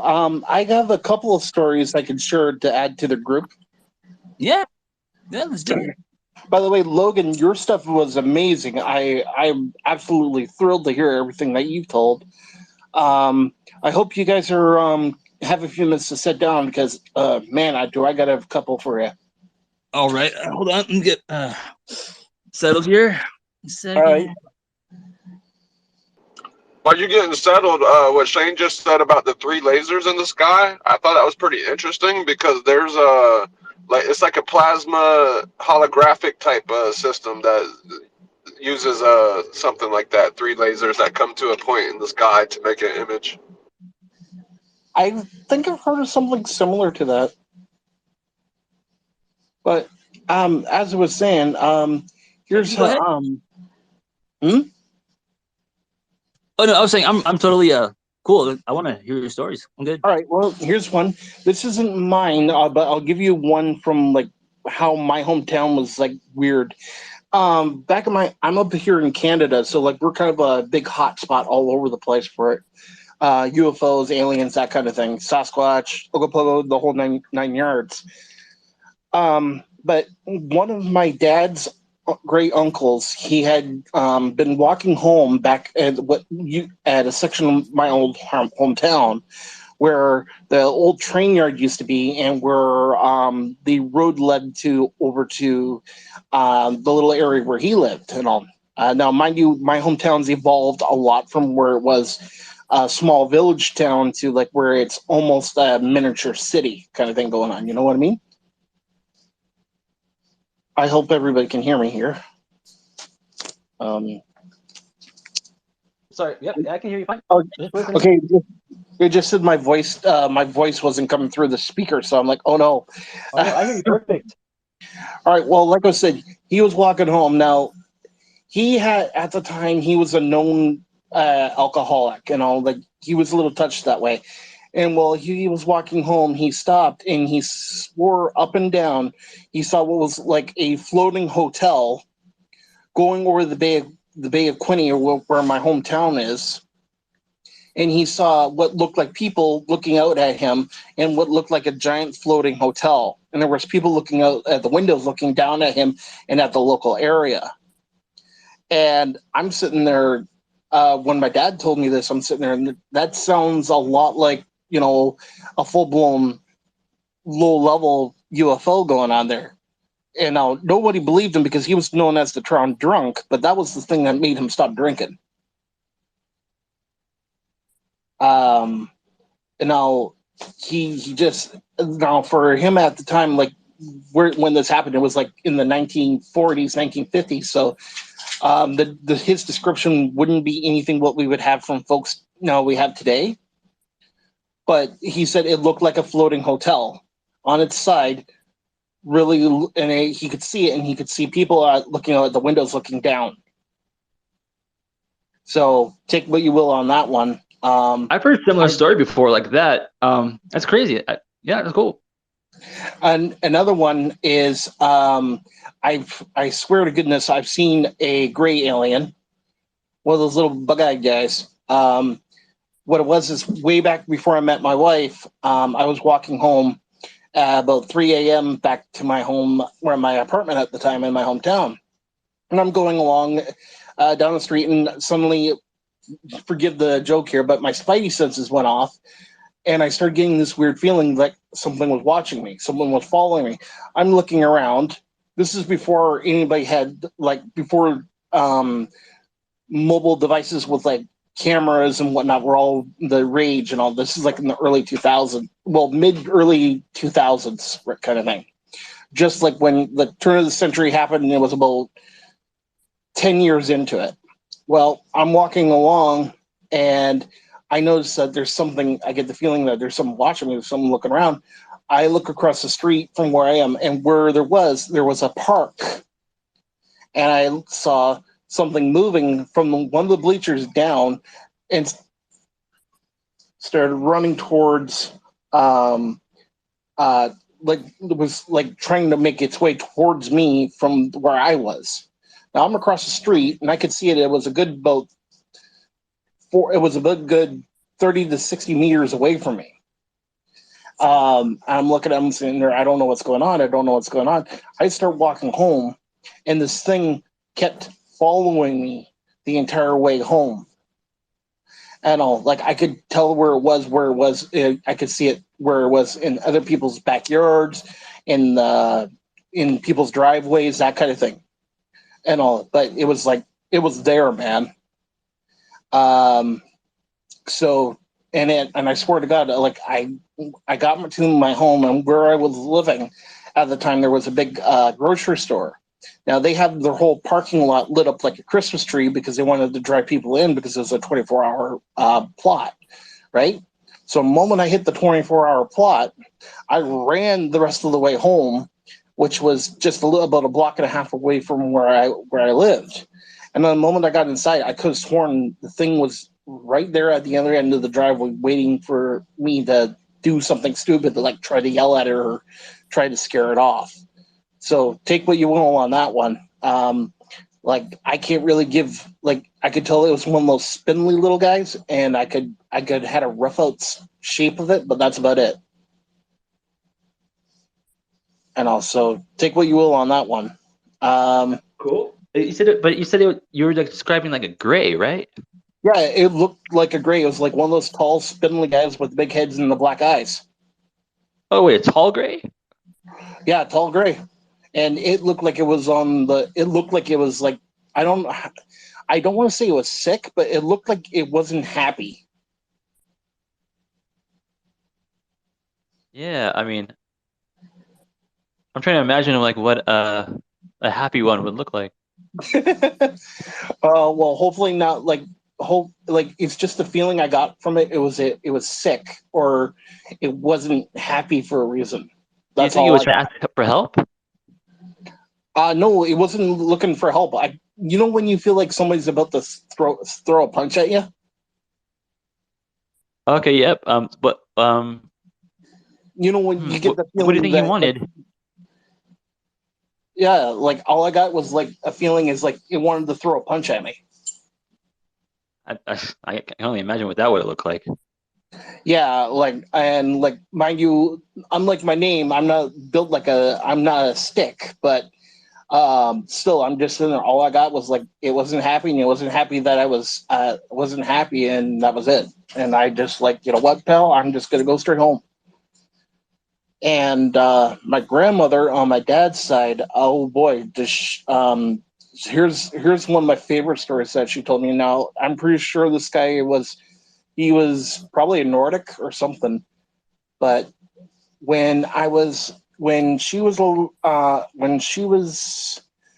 driving home, and her dad had saw a man walking in the snow.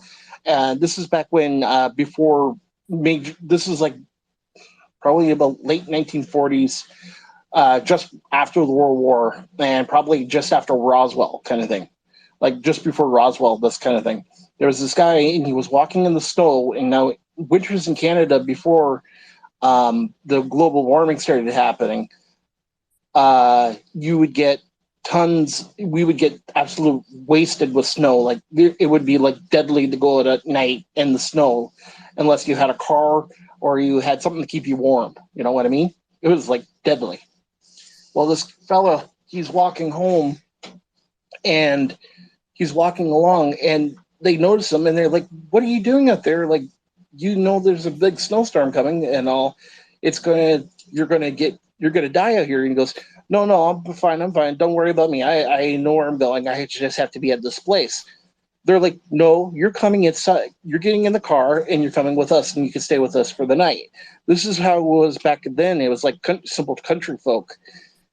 Well, they got him to go into the car, and he goes, "I have to go. I have to get to this place at a certain time. I have to be there." Well, eventually they got him to stay the night, and everyone shuffled off to bed. The next morning, they cleaned him up, give him fresh clothing, the whole 9 yards, just to help warm him up, because he had like nothing but on like a pair of jeans and a t-shirt on, and he had like the really blonde hair kind of thing, the typical thing like you would see if like, imagine if like Thor had showed up, but he was like, you know, not uber muscled kind of thing. Well, he got he got out of the car. Well, he left the house, and he left a note. He goes, "Thank you very much for everything that you've done for me, but I really have to go. Thank you. No, don't look for me." Well, my grandmother's father went out looking for him anyway, and they found his footprints. They only went so far, and then there was nothing. There was no sign of a car. There was no sign of like a snowdrift had fallen over, taken out his footprints or anything. It would look like if somebody lifted him up. You can take with whatever you want with that one too. The final one, this one hits really home with my dad. He was left home alone with my uncles for the night. Now, and this is way back before like what we have going on nowadays, right? Well, he was looking. My grandmother and my grandfather, they came home after being out playing cards, and they hear the shotgun that my grandpa had lock, like just the stereotypical and they hear my dad yell out, "You don't you dare come any further. If you will, I'll blow your bloody head off right now." And he hears, and my grandmother's like, "What are you, Jerry? What are you talking about? Why do you have the gun? What's going on? Where's Scott and where are the other guys?" They said they're all in here with me. They're asleep. But if you come in, if you come anywhere further, I'll take you. And she goes, "Jerry, it's me." And next thing you know, he slowly opens up the door. They get him to eventually open up the door, and he's holding the gun for dear life. And he goes, "You're not like the people that were running around the house." And she goes, What are you talking about?" And she told him about them about the tall men who ran around the house and then started sounding exactly like them, wanting to get into the house. Yeah, that's that. And I have one more personal one, but I feel like I spoke a lot. So, anybody else want to share a story? Because I feel like I kind of walked in and just like here dumped a bunch of everything on everybody. No, I mean like it was actually it's pretty quiet in here really because a friend of ours is premiering a show, and so just out of like support for like our friend, I was just kind of being a bit quiet and just kind of advertising his show a little bit. Yeah, well, But yeah, I kept the space open for like a reason. So if people like wanted to come in and hang out, like yeah, yeah. that's totally cool. Well, I always, whenever I see rooms like this and all like UFO or paranormal stuff pop up, I'm always really entertained by everybody's stories. Mhm. And I figured like I'd walk in and drop off my stories and then kind of go from there, kind of thing. I mean, those are some fucking awesome stories. Like, those are the best ones I've heard in a while. Oh, I got another doozy for you if you want to hear it. All right, yeah. All right, well, my final doozy for the night is when I was a young fella, I was probably about 14 years old, my brother a little younger than me. We were, my mom and dad had the old style school bus that was converted into a trailer.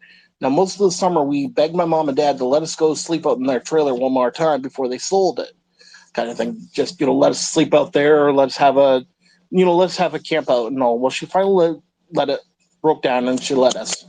And my brother and I, we were playing, ironically, Dungeons and Dragons. Insert the, you can insert the Stranger Things label right here.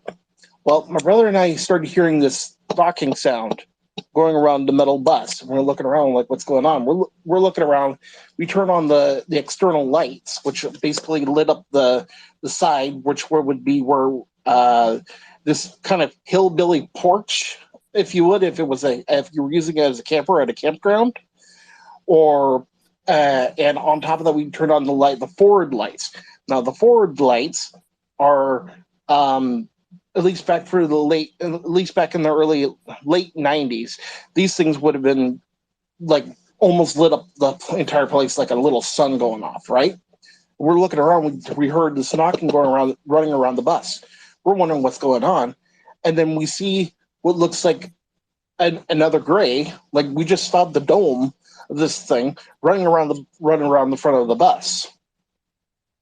Now my brother goes, "What the heck?" I'm like, "Bloody hell, what the hell?"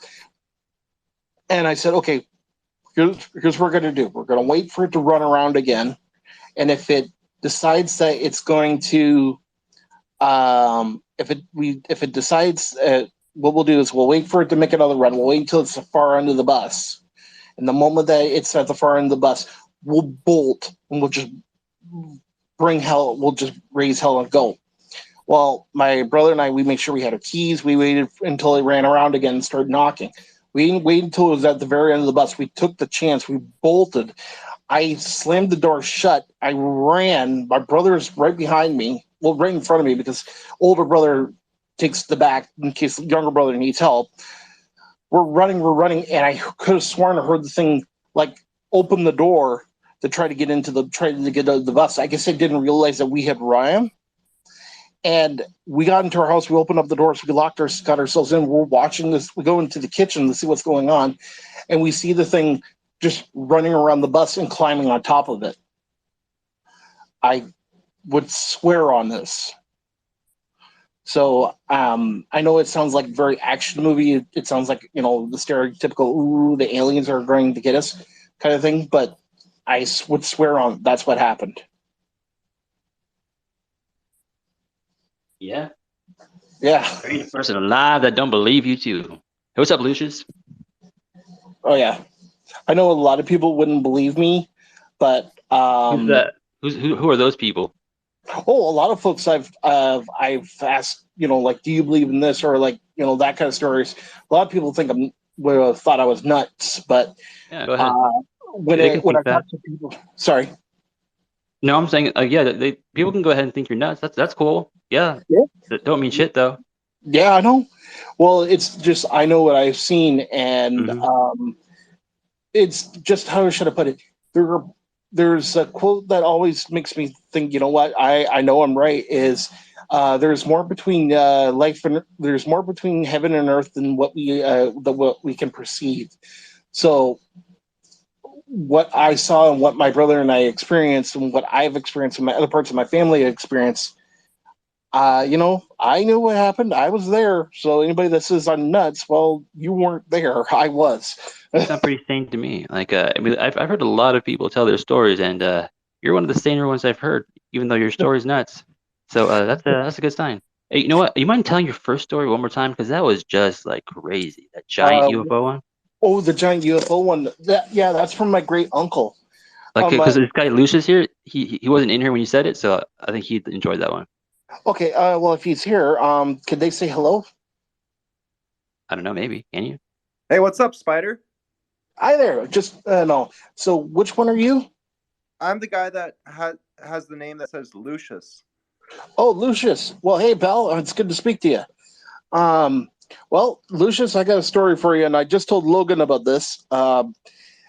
Way back when my dad's great uncle, so basically, technically, he's my great great uncle. Anyhow, in my hometown, back before it started becoming a major city, about early 30s to 40s, somewhere in there, in somewhere in between the lines of the 40s to 30s, 40s to 50s.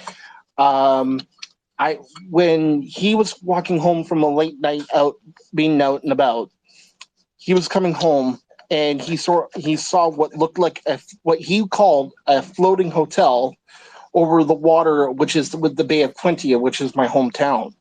Now, the Bay of Quincy is this giant a body of water that separates my hometown and Rochester, New York. Okay, do you guys have an idea where that is? Yeah, for sure. Okay, good. Well, I want to make sure that everybody knows that I'm giving the particulars.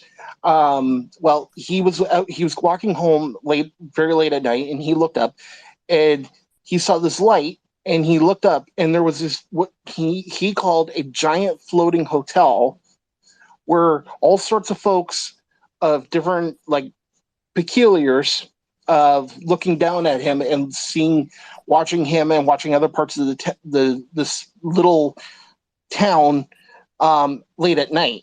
And when he went home and he told people, now he was known as the city drunk and all kind of thing. And that was the thing that made him stop drinking. Because he saw that it made him stop, swore off the bottle. And yeah, he saw what looked like a giant hotel floating over the water, and people were looking down at the small city.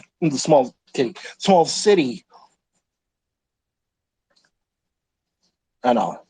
And that was like way back. My hometown's been known for like ghosts, aliens, the whole nine yards kind of thing. Right on. Very cool. Very cool. Yeah. You know what it reminds me of, though? I'm not saying it's not like a Nope. UAP or UFO or anything like that. I'm just suggesting, as far as like a man-made creation, if he's saying that he saw like people looking back down at him, it's like maybe that was like a really, really big airship, part of the Aero Club. No, because the one thing is there was the one thing though is like we didn't really have an airstrip back then, and the whole Aero Club, no, like this thing was he called it a floating building or a floating hotel. That was the I best have way. seen this hotel before, actually. Like what Okay, he's so describing. I haven't seen it, but I mean, I have heard of a. I don't know if he's talking about. He can't be talking about the same thing I'm talking about, but there's been other well, sightings let's of the compare same notes, thing. Logan. Let's compare notes. Logan, tell me. Yeah, I've heard about it. There was a pilot, and he described this massive, like he described it as a hotel too, I think actually, and it was this massive fucking hotel thing that just completely dwarfed his plane, Yeah. and they kind of slowly cruised by him, and then Well, I yeah, mean, took that's off. something I've been wanting to build for a long time. Is like literally a cruise ship, but the size. I mean, a blimp, but with the same capabilities as a cruise ship. So, meaning can hold 300 people, blah da da da da, and that kind of technology has been around since well before the 1900s. I'm not saying that's what it was. I'm just saying that like we could build that if we wanted to pretty easily. Oh yeah, humanity, like, for crying out loud, I've watched videos on YouTube where people have found out if you set up certain amount of magnets in the proper directions with the right power flow, you can basically help another metal object to defy gravity. So why not? Well, not only that, but even with just like helium or like hydrogen or something. Yeah, but then you would have like the whole thing like with the Hindenburg. What happened with that? Definitely with hydrogen, but not helium, right? Helium's like super inert. Like it's really Yeah. hard to get helium to explode, but like hydrogen like will blow up instantly. So yeah, totally. No, I hear what you're saying. Yeah, but no, like I said, like that was like one of the weird stories that my dad told me, and that's one of the ones that kind of really made me stick to like what if kind of thing, or like what could be out there, what made me really curious about that kind of thing. Because like I'm hearing this from my dad, who is a very no nonsense, very this is how the world works, and for him to tell me that kind of story really kind of makes me think, wow, that struck a chord with him, that made him stop and think. What did it make him? I'm just curious. Sorry if I'm jumping in here too much, but like, did it make him think like alien, or did it make him think like man has created some crazy stuff? Well, my dad, he thought, my dad thought like it had to be something not from here. It wasn't local, and it had to be something. It had to be something from somewhere else. I know my dad. I love him. He, but if my dad feels comfortable about it at the time, he'll let off a lot more than what he let off a lot more information than he actually knows, thinks he knows, or he'll tell you a whole lot bit more. Another example is like the same thing goes like for my mom, because she's seen some stuff, but she goes, no, that's all nonsense. I'm like, no, there's something going on there. But no, the best way I could describe it is like my dad thought it was not local, and my great uncle, he was damn well sure that it was certainly wasn't from around these parts. And I know we don't think it was something from the U.S. We don't think it was like anything like that. We think it was like certainly not from like the solar system local.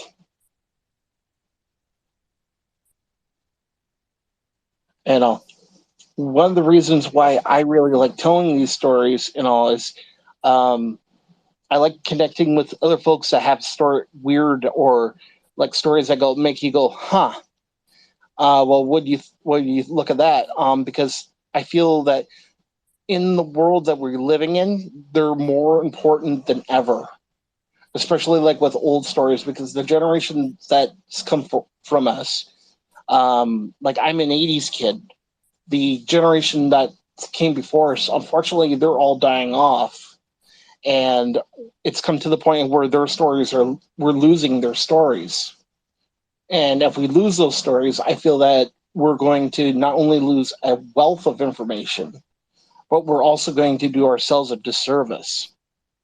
Because one day we're going to find ourselves maybe meeting ETs or finding something like that, and we won't have any idea what to do with it, because unfortunately the previous generation was the only ones that knew anything about it. You know what I mean? Definitely. I mean, like when I was in college, like they wouldn't teach anything that was designed or thought up of before 1950s or 1970s. And so in order for me to even like to learn about electrogravitics or people like John Keeley or John Hutchinson, I had to go do my own research, right? Like Yeah. John Keeley was like before, I forget, 1950, and then Thomas Townsend Brown was like 1908. But in order to like find that ancient science that talks about like lift and electrogravitics and all that, you really have to research well before the current scientific models were established. And those guys have some Exactly. other ideas, you know? Oh yeah. Like for crying out loud, they found a ancient Roman battery, for crying out loud, that still had a charge, and they figured that could have been used for lighting the streets instead of using oil lamps. Now, where do y'all think that he might have had where they got that idea from? Because I can guarantee that was probably not an accident. There wasn't.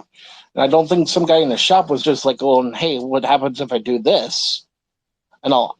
That's Yeah, like, there's been a secret society working alongside our own, I think, a long time, kind of keeping certain things occult, hidden, you know? oh, totally. Yeah, There has to be. I don't think the idea of the breakaway civilization is too far fetched. Definitely not. Well, have you guys ever watched Coast to Coast AM? Yep. Okay, have you guys ever heard of the Panicked Caller?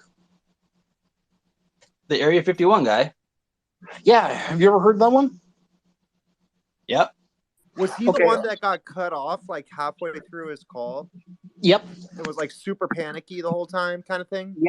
Yep. Yeah, I recently heard about that. It was very cool. Yeah. Yeah, I was going to say, if no one's heard it before, I could actually go and find it on YouTube, because one thing that's kind of cool with with the group chat version of Twitter is I can actually play it for y'all if you guys have. If there hasn't been anybody that hasn't listened to it. How do you play it? Well, what I do is I'd open up YouTube and I just have it play. Well, normally, it would go through my micro. It would go through my mic and play on your guys' end. Oh, okay, I get you. Yeah. Yeah, it's basically like if I held my phone up to the radio. What do you think about that, Louis? You want to hear it, or you've heard it, or what? I mean, I've heard it before. Screen Name and Spacey. If you guys haven't heard it, it might be something worth hearing. I'm not No, sure. they've heard it for sure. Well, Screen Name, you've heard it, right? Yeah, I've watched it. It's Holy really Spacey. cool stuff, though. Good to see you, Spacey. I've never heard you talk before.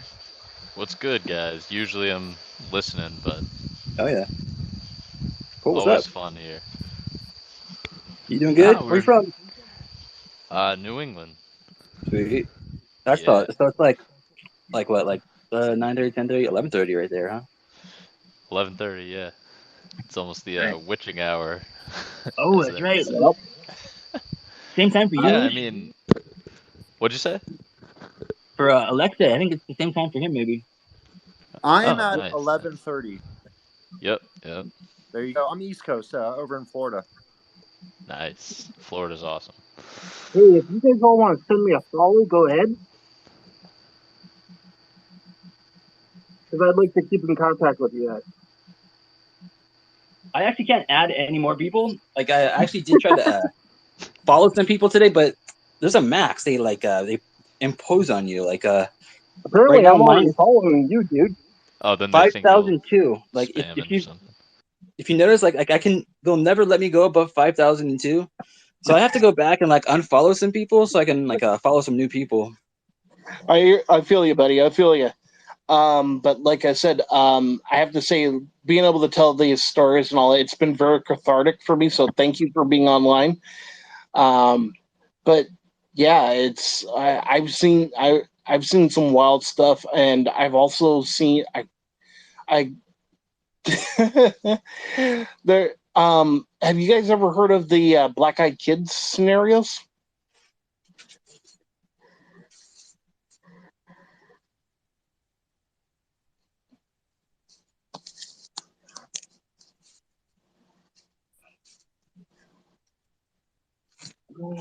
I'm sorry. Yeah, I've heard of them.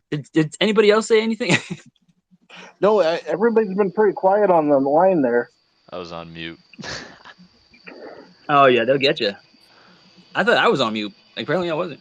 Yeah, no, I Uh, haven't heard. I don't think I've heard of the. What did you call it? The black-eyed what? The black-eyed kids. you want to give us a brief description? Yeah, I black-eyed think I I remember now that you said it again. Like you're talking about like kids that don't have like their pupils basically are the size of their entire iris. Yep. Or yeah, I get what you're saying. Yeah. Okay, well, just in case nobody knows, the black-eyed kids. The scenario is that it'll be late at night, and we'll use a hypothetical. Say you're at home, you're just chilling, you got your pet, or you're watching your TV, or you have your girlfriend, wife, person of your SO, the whole 9 yards. You're just chilling, everything is good, and suddenly you hear a knock at the door, and you go to the door, and you're like, what's going on? Who would be calling at this late at night? It could be like 12, 1, 2, 3 in the morning going on. You're looking around, you're like, okay, what's going on? You go over to the door, and suddenly you feel this urge. You look at the people, and you see a pair of kids, and you're like, what's going on? This isn't right. And you feel this urge to open up the door.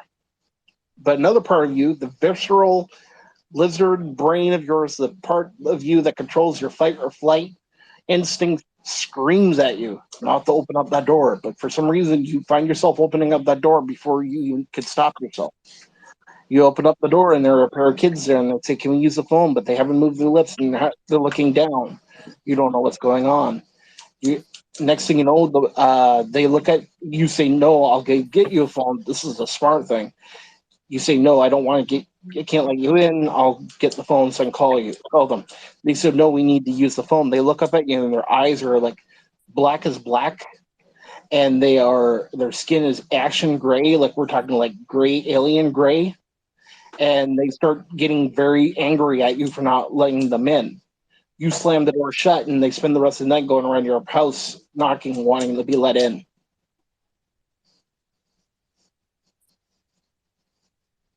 Yeah.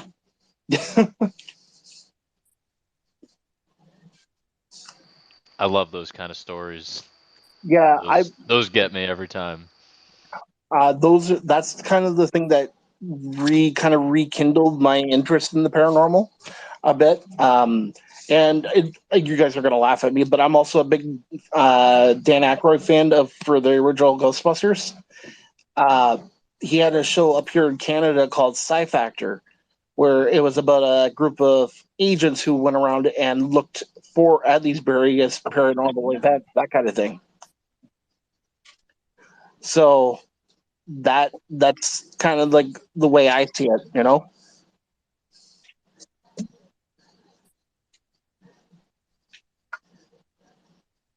I just think it's so wild. Sorry, Logan, are you talking? I can't hear you right now. I'm sorry, I have the hot mic again.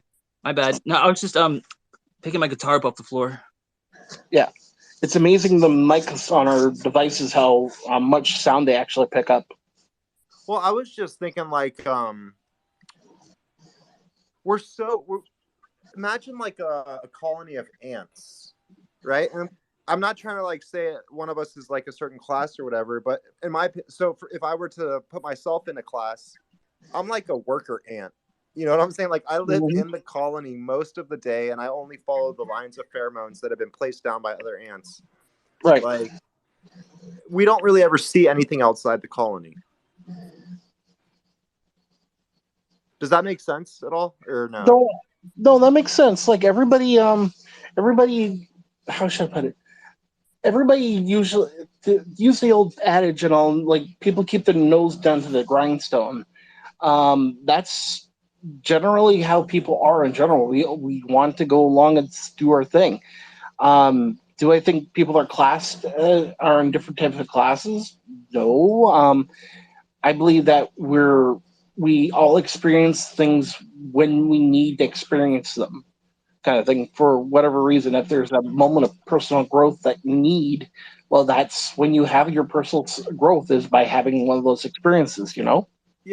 I wasn't really trying to get at that, like where we're like worker classes. It was more like the first point you made, like how most people have their nose in the grind, you could say. Yeah, and so we don't ever really see outside the colony or see outside of the grind that we exist within, right? Yeah, so like we're really conditioned to the human experience versus like the experience that encompasses the deer in the woods, or you get what I'm saying? I think. Yeah, You know. I feel you. I feel you. You know, well, it's just like I've seen, like, from the stuff that I've seen in my life, and like I explained earlier to Logan, when it comes down to it, like, my personal philosophy is that there is probably a lot more than what it's kind of like what you were saying, alluding to. There's a lot more going on than what we really understand.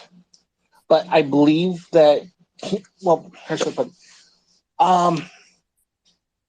I believe strongly in the idea that humanity right now, we're kind of at that tipping point between either falling forwards or falling way backwards, when it comes down to how we experience the world or how things are going.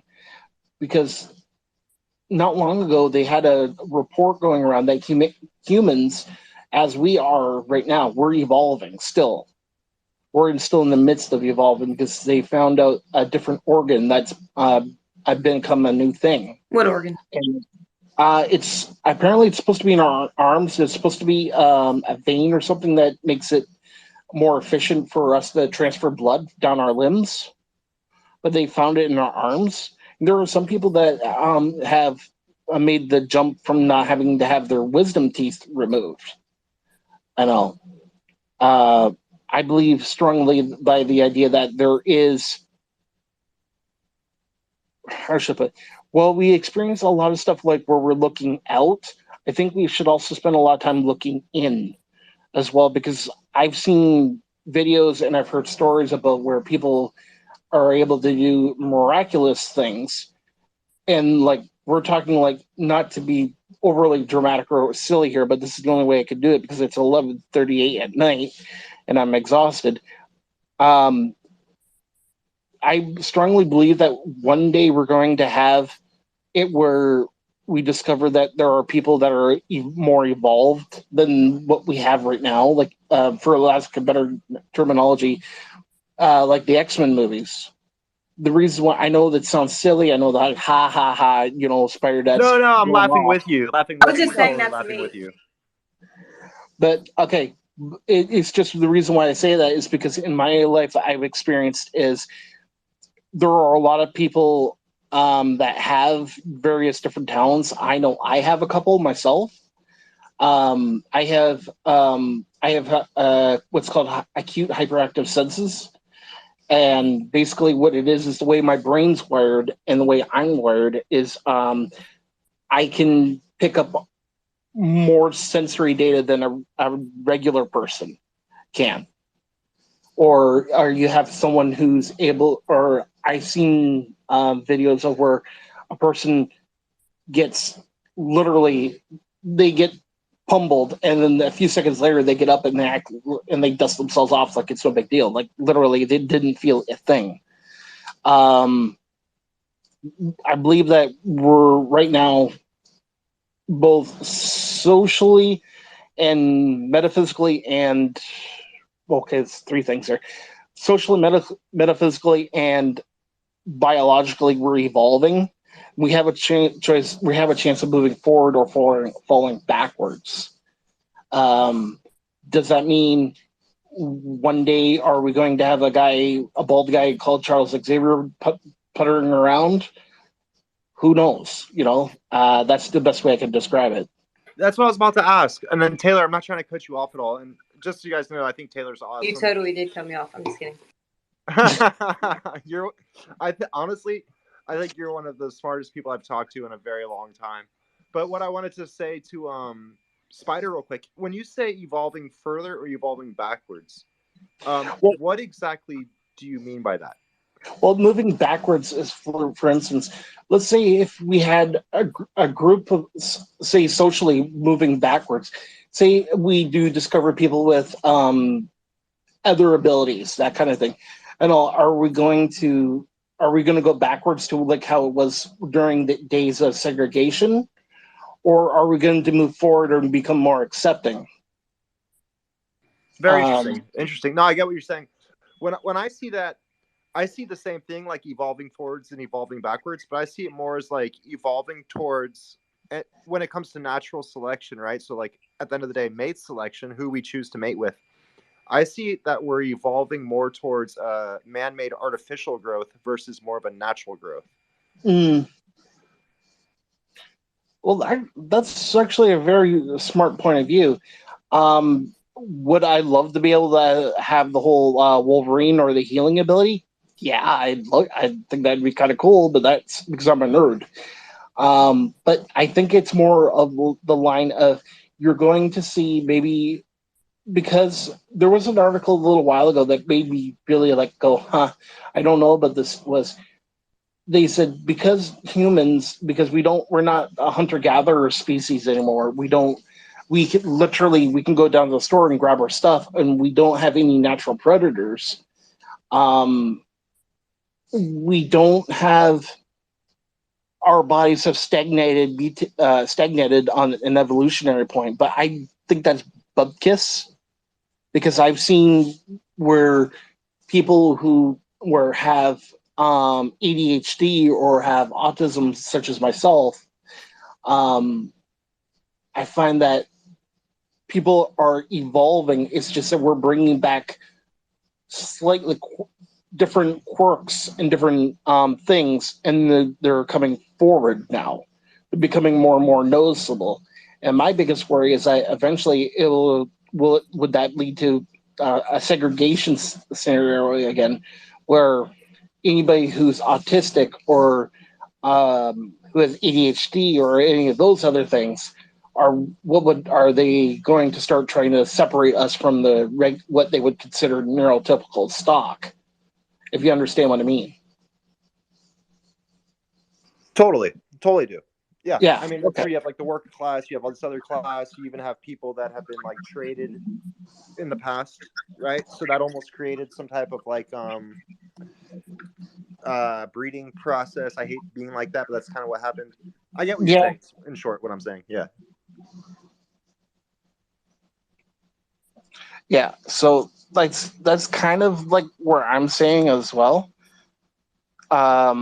We like what happened during those times and all that.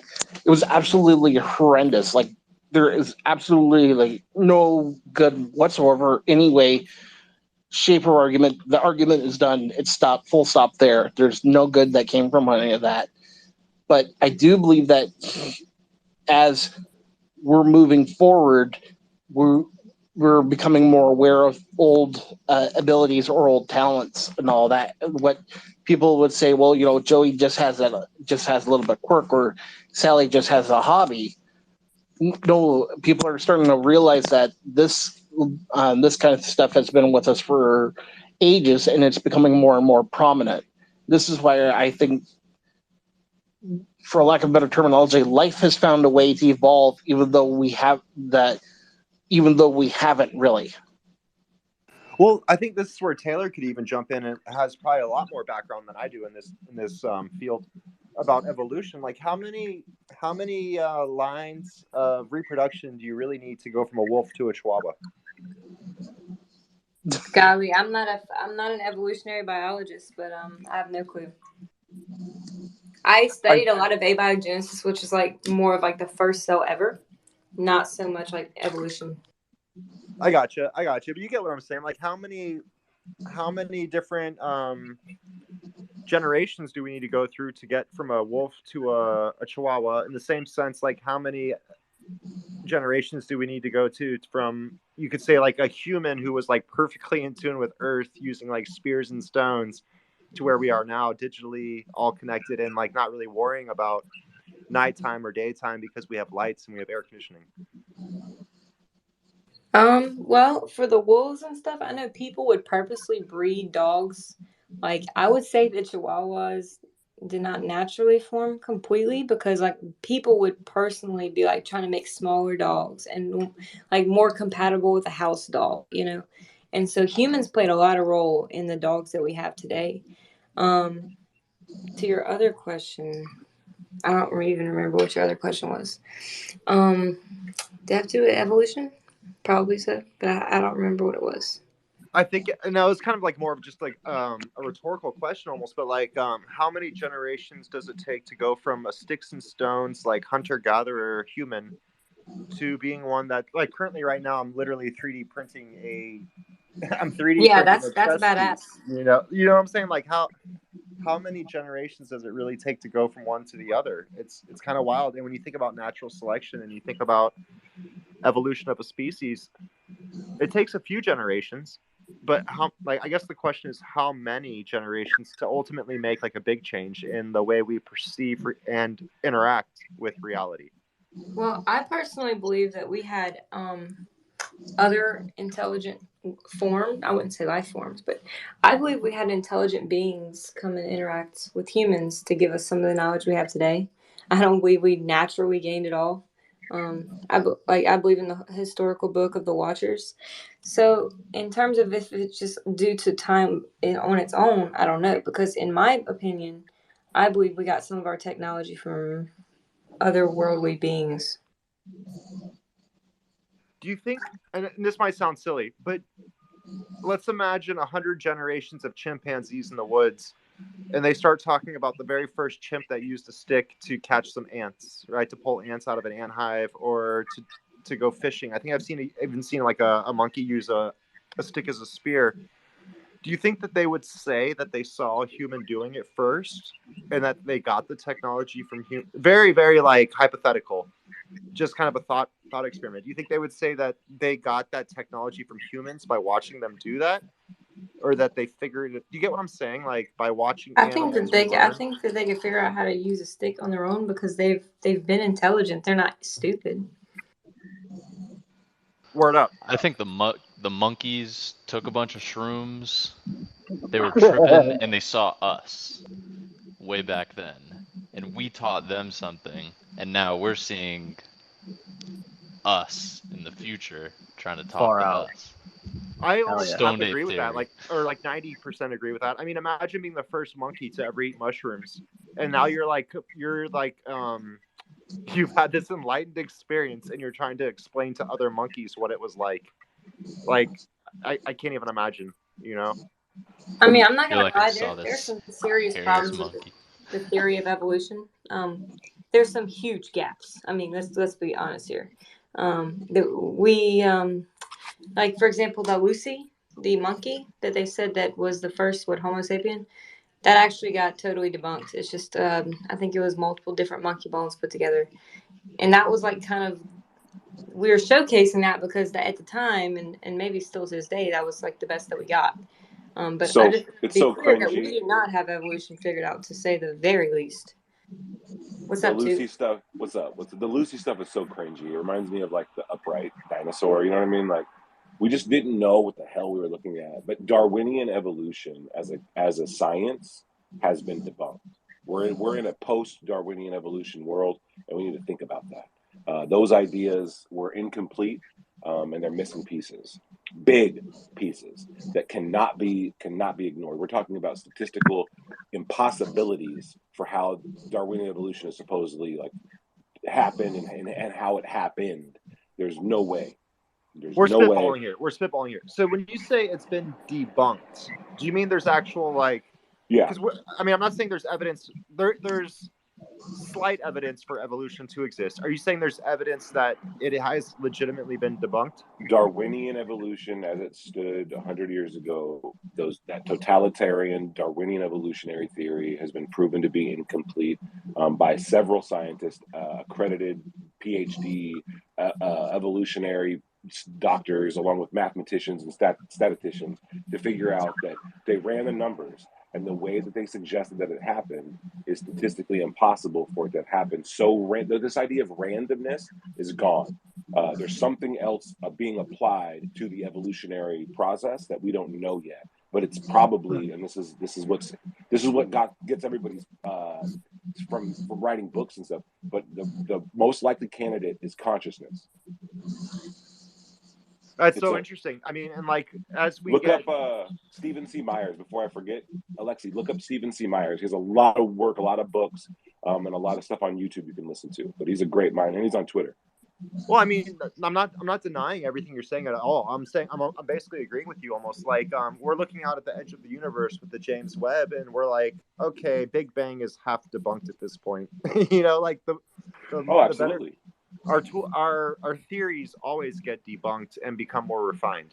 Is a And it's better way to put it. exciting. It's so exciting when they do, because then you're like, oh wait, there's a fucking missing piece here, dude. No way. Like, but yeah, hearing these scientists who are atheists be like, listen, um, we ran the numbers and we're stuck here. Like, we don't know what, but it's basically saying that there's no way enough random chances, happened. But yeah, it's such an interesting thing, and there's a Well, really good YouTube video with some scientists talking about it too. But I'll finish there. Spider, your mic is hot, by I the way. have I have something Oh, sorry. to say about that though. The for the missing link, they think that the DNA was manipulated to create the neocortex. So it that's kind of what you guys are talking about. Who Yeah, thinks that? there's suspicion of It's a manipulation. gene ARHGAP11B, and no, it's the some people think that's the missing link, which is the gene manipulate like gene editing that aliens could have did to diverge us from um apes, and that was like the thing. I don't know what Say scientists, but some scientists think that ARGAHP11B. a a ARHGAP11B neocortex. Taylor, what It makes our brains bigger and folded, and it's unique to us. It provides us with cognition, consciousness, Whoa, whoa, whoa, whoa. sensory I don't know if we perception. understand consciousness yet. Oh no, sorry, no, not consciousness. I meant cognition. I just wanted Those to things. ask Taylor real quick or actually Chris, either one of you, do you guys know what that 11 means? Is that like the 11th sequencer of the genome, or I'm bad at genes. I really don't know. Protein 11B, like the protein that is encoding. Like the 11th protein that would be encoded from the sequence kind of thing. Yeah. Kind of. Very cool. Thank you. So like epigenetics has a lot to do with protein encoding, right? Like when it comes to knots that get folded when it comes to like reproduction, like a traumatic experience will create a knot in your DNA that will either help express a protein or not express a protein. I'm kind of like asking all this as I'm saying it. I really don't know. I think so. I'm not the scientist. I dropped out of studying science. But Taylor, aren't you the scientist? Can you repeat the question? I was not listening.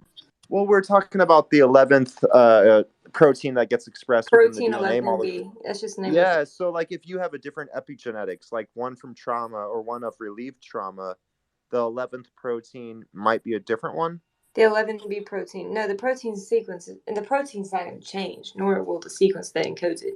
Epigenetics is just methylation of DNA. So whenever you methylate a histone, which DNA wraps around histones, so it'll be able to fit into a nucleus, the nucleus of the cell. So our DNA is huge. It's so fucking long. If I were to tell you my DNA sequence starting right now, then I did the math the other day because I was curious. I would be around 80 years old until before I finished telling you my DNA sequence. It's so long. But methylation basically, so DNA wraps around histones to be able to fit into the nucleus. Whenever you methylate a histone, that means that the histone is going to stay tightly bound. But that means that DNA is not going to be expressed or translated. So that DNA is non-active. In the other case, you can have acetylation, which will open up a histone. Remember I told you that DNA wraps around histones, meaning that the DNA will get translated. So in either case, the DNA sequence is not going to change, but rather the expression of the sequence. That's Very cool, true very cool. epigenetics. That's what I was thinking. And like that video you posted the other day, Taylor, of the what was it called? The Oh man, it was like a little what materials? the helicase. Is it helicase? Yeah. That was a really cool video. That's probably one of the coolest videos I've seen in years, honestly. Dude, it Like, is really, really cool. Like, people have no clue, like, how complex cells are. People think that, like, cells are just, like, a couple little things here and there. Like, we don't even have machinery as good and efficient as helicase. Like, we cannot replicate helicase in the lab. It's just so efficient. And you know, it's just how did DNA come about? If this is what it takes to reproduce the DNA, and DNA cannot reproduce itself, so how did the first DNA, even from another alien life form, how did their DNA first come about? Life finds a way. Well, that doesn't Jurassic make any Park. sense. That just doesn't make any sense. It amazes I me mean, as much, Taylor. If I may, just cut in for 1 second. The lady that was speaking, it doesn't show is that Taylor that's speaking? Yes, Always. that's Taylor. Yeah. Taylor, I have to say you are absolutely amazing, and I feel like I've forgotten to do my homework, and you're awesome. It's just literally I'm listening to this and my mind just got blown. But my wife, Spider Mom, was actually mentioning this a little while ago, about how they found that traumatic experiences such a lot, like PTSD and or other traumatic experiences that your forefathers or your mother or your father's fathers or your mother's mothers experienced can get actually brought down to you. Yep, So that's it absolutely true. can Only from the father, though. only from the father it encodes to your DNA. So could you just hypothetically, this just occurred to me because Taylor's awesome and brilliant, and is We can imagine all if agree you on that, will. by the way. Yes, like literally, Taylor, you blew my brain, and I'm fanboying here, but you are awesome. That's enough. I don't need that. No, I'm sorry. It's just I hear somebody that's really cool telling us a really awesome thing. I'm like, dude, awesome. But oh man, I just went to You're awesome. 90s. I went to just 90s surfer. I'm sorry. But no, going back, my one theory I have is that you have all these folks who had their grandfathers go through World War One and Two, and then you have it now, and you have all this experiences that got encoded into their DNAs, passed down to their children and their children's children.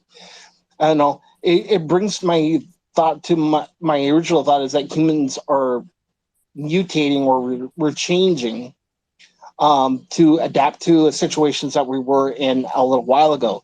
That would mean like our DNA on the fly. It's constantly adapting, or it's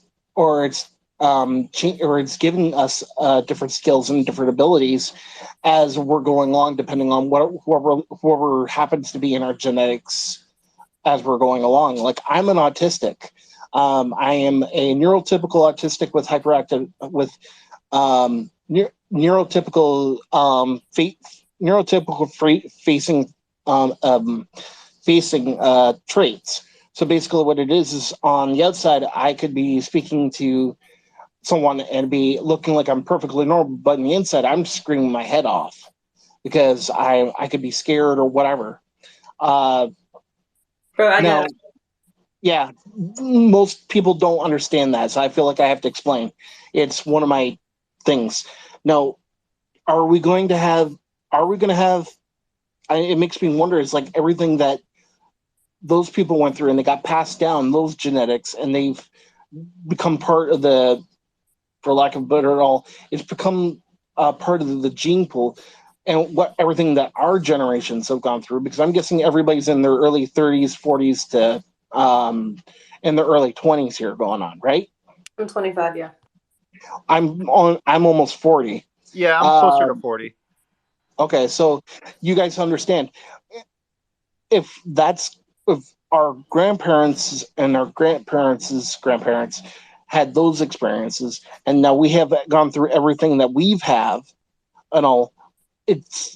I wonder what our children's children or our children's are going to experience and show what they can do.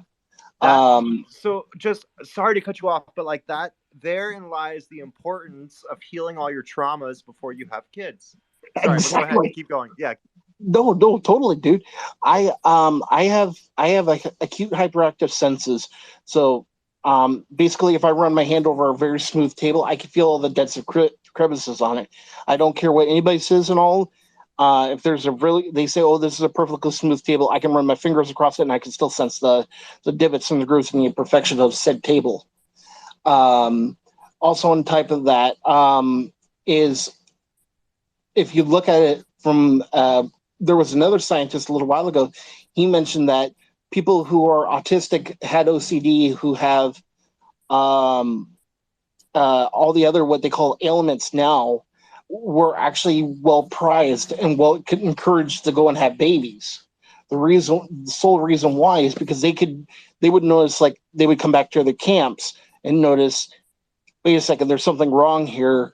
Why is this changed? This doesn't feel right, or this is missing, especially with people with OCD. My sister-in-law, she has OCD as well, and you try to tell her that something wasn't missing when there is something missing, when it doesn't look like there obviously is. She will metaphorically gut you and prove you wrong. So it makes me wonder, is like all these, like, what they consider ailments, is that something that's evolved into us and all, or is this, like, if we go by the human alien hybrid theory, does that mean like that's something that they gave us? Man, I can only really speak off my own experience, but that's like a really, really good point. And Like, just sorry, yeah. go ahead. I believe in the old statement, and again, I'm that guy that uses Marvel as every little bit for a philosophical point of view or the way to express something. But it said in the first X-Men movie, mutation is the how we've become from single life forms to where we are today, and go even further past that. What if right now we're at, as I was saying earlier, what if we're at that point where we can either tip forward or we can tip backwards if we're not smart about it? That's super interesting. I totally follow what you're saying. Like, if we don't take care of our traumas, are we going to keep moving forward in a negative direction, or should we take care of our traumas and move in the other direction, kind of? Yeah, I think, yeah, I get what you're saying. Like an example, one of my spider kids, and yes, I will call my family by Spider X, Spider Dadet. One of my spider kids, when she was about 3 years old, she was able to pick up 10 pounds, my 10-pound work boots, and all these things weighed 10 pounds each, and like they were nothing. And she was 3. And that was my eldest kid. My youngest kid is able to do that, and she was at 2. She was able to do the exact same thing.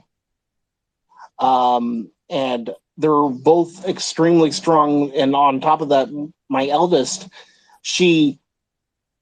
this is an example of where I think she gave kids information, is she was going up to a fence and she's looked at it and started climbing, and the other kids went up to her. She looked at the other kids, they looked at her, and next thing you know, all the kids knew how to climb fences. Literally, like they looked at her, she looked at them, and it was like you could tell they were exchanging information, and next thing you know, those kids are trying to climb fences the same way she is. They You ever never hear that saw her do it. phrase? You ever hear that phrase, monkey see, monkey do? Well, no, like, it's one thing, they never seen her try to climb anything. They just looked at her, she looked at them, and the next thing you know, they're all trying to climb fences. I see. Cool, man. Yeah. It's like, honestly, when we got that phone call from the school, they were like, does your daughter try to climb a lot of stuff, bookcases, that kind of thing? Yeah, regular. Oh, well, we don't know how she did it, but she just looked at the other kids, and now all of them are learning how to climb fences. Literally, she just looked at them, and just like, next thing you know, the other kids, she looked at the kids, they looked at her. It was like a wireless internet connection, and next thing you know, they were climbing fences together. and utter bedlam went out because you have a group of toddlers suddenly able to realize we can escape, and teachers who are like there's about like 5 to per teacher, and that's 30 kids. You can imagine how much chaos that could break out.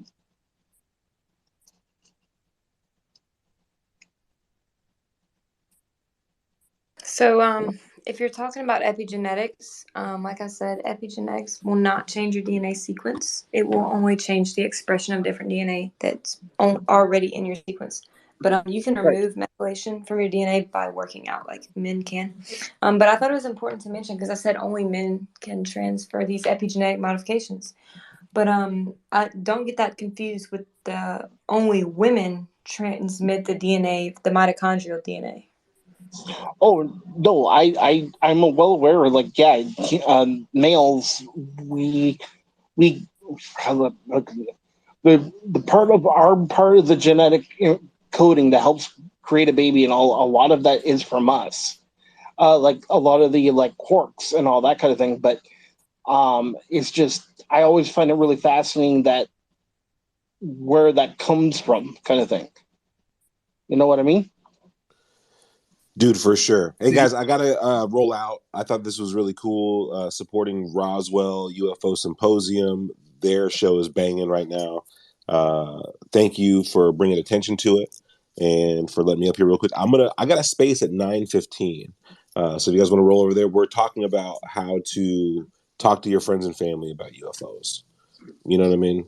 Some tips and some tricks, because it can. I'm hearing a lot of people striking out. So we'll go over that. But yeah, I'm gonna roll out or pop down the listener until I start that space. But you guys are awesome. Hey, I'll see you there, brother. Unfortunately, it's way past my bedtime, and I've loved talking with you guys. And I hope to run into you guys again. We can chat again. Yep, rock on, brother. Thanks for coming out. Not with everything going on in the States. I'm staying well where I am.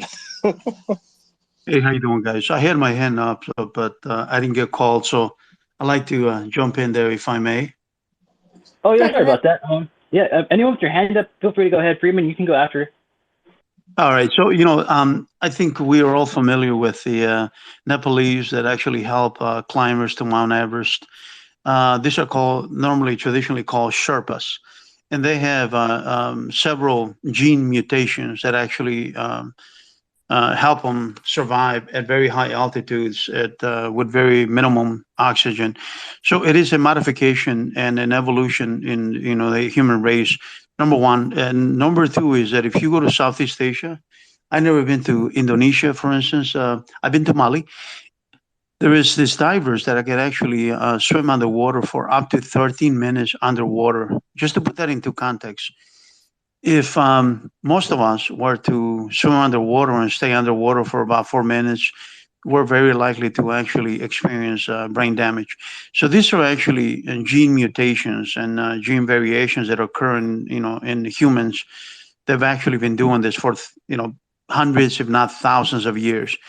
So I think human evolution is actually happening, in different areas around the world in front of us, and they look like us, they appear like us. They just have, some special gifts that actually allow them to survive, whether it is in high altitude or underwater for an abnormally long amount of time. So I think, whether Darwin was wrong or not, it doesn't really matter. The fact of it is that when humans do get exposed to certain environments, whether it is trauma or stress or whatever the case may be, the body is an amazing machine. You put out your window when it's 20 below zero, and your blood, your heart would actually pump more blood through your arteries into that finger, that is being stuck out the window because it's very cold. So the body is just evolving, really, literally all the time. Whether it is evolving, on a daily basis or over a generation, which is approximately 25 years or not, it is actually evolving all the time, and is allowing our body to survive and adjust to different environments and situations. And a lot of that, believe it or not, has to do with your thought process. If I know that what is that called? When you drink water and you believe it's actually going to help you, it will Placebo, actually like the placebo placebo. effect. Yeah. Yeah, the placebo effect, believe it or not, is really, really powerful. So, for instance, nowadays, I don't want to change the conversation here at all, but the some of the vaccine companies have actually been taken to court, and they've actually said, and they admitted to the fact that the vaccine has zero or very minimum effect in protecting or mitigating or curing you from COVID, and as much as the placebo effect, believe it or not. And they claim, listen, we didn't commit a crime because the government knew about it. But anyway, I don't want to change the conversation here. The placebo effect is something unbelievably powerful, that the body believes that I can survive, that I can do this, and eventually the body will actually mutate. Whether it is a placebo effect or not, I'm not sure, but I do believe that the placebo effect has amazing benefits, when it comes to curing yourself and doing better in life. If you believe you're going to die, you have nothing to live for, believe me, somebody will come and pick you up. And I'm talking about your body and your soul. If you believe you will have a lot to live for and you strive and you want to survive and you want to live, you will actually live longer. How does that work? I'm not quite sure. I once saw an interesting study, and it was about like mice that were put into a cup of water essentially to where they would drown, because they had no way out. And it was like the mice that had an expectation of hope were actually able to swim like 10 times longer than the mice that had no hope. And the reason the way they instilled hope was by rescuing the mice during the first experiment. Um, and so, like, the mice that had been rescued prior knew that there was a chance, there was hope that they could get out of the situation. And so they were able to swim 10 times longer before their muscles atrophied. I just find that super interesting, and it's somehow somewhat related, but it's different for sure. Dude, the whole placebo thing, like, that is fucking fascinating, right? Dude, we're taking shit that is a sugar pill and it's curing shit. Like, that should shut down the whole industry, shouldn't it? What is that all about? I agree with you right there, Logan. Like, there's so much power with the mind Yeah. over actual. I mean, medicine is real. I'm not gonna lie to that. Medicine is real. Surgeries are real. But at the same time, the power of the mind is incredible. Like, I agree. Let me give you an example. So, for instance, I grew up doing sports of different kinds and stuff like that. And one time I hurt my back doing weights. And eventually it developed into a pinched nerve, and just different difficulties. And when I was about to get surgery, I went to get physical therapy, and I had some conversations with the physical therapy guy, and he was asking me some interesting questions about how I sleep, how I move, just different things. And I changed my sleeping habits, how I sleep. I put some hot patches on my back, and I know this is a personal story, but I actually ultimately did not have to have surgery on my back. Whether it was a fluke or not, I have no fucking idea. I have no idea, and I don't know if it works on everybody. But it had to do with making some changes in my sleeping habits, and just just a lot of different things. And I don't want to get into the details, but I really believe that the body can actually help you in significant ways. Can he save your life? Can he can he actually cure cancer? I don't know. I have no clue. But I do believe that there is actually the power of the mind and believing, and just having this positive attitude that can really, really help you. And those people that actually learn to stay 13 minutes underwater, they believe that they could do it. And I don't think they went from 2 minutes to 30 minutes. I think it was an evolution over time. And those Sherpas, I don't think it was the same thing. I don't think it happened over time that they could actually go to very high altitudes without a mask. When most of these other climbers that were coming from everywhere else around the world, they were about to die, and Sherpas are looking at them without a mask and like, "Are you okay?" And the foreigners are looking at them, "Are you okay?" And I'm like, "Yeah, I'm okay." So I think it's an evolution that actually happens over time. I really believe that the human body is just amazing. It's an amazing machine that will actually adjust accordingly. And a lot of that has to do with whether we have all of the chemistry and and I think the mental aspect I don't know how to quantify it, and I don't think anybody does. I think it has a lot to do with it. I mean, it's like people that in the case of my parents, my mom passed away. My dad gave up, and he passed away 3 years later. But my dad was an animal. I mean, he could grab 100 pounds with one hand. He was an older guy, and he gave up, and he passed away. He gave up in life, and it's just something amazing that happens to human beings. So I think and I'm not talking about magic or anything like that. I just really believe that the human mind and the human spirit is unbelievable when it comes to human beings and evolution. That's all. You know what that reminds me of? Us. I used to be a martial arts instructor, and I would teach all ages, but starting as young as 5 years old. And like, you get the same 5-year-old kid, and you instill doubt into him, like, oh, this board, this piece of wood is really hard to break. They're not going to be able to break it. But then you get that same kid and you say, oh yeah, just break it. It's easy as pie. That kid will break right through the board. Like, there is so much truth to the whole, like, if you believe it's possible, it is possible. And it's just so interesting to where we originally come up with what we think is possible versus what we think is impossible to begin with. There's a lot to that.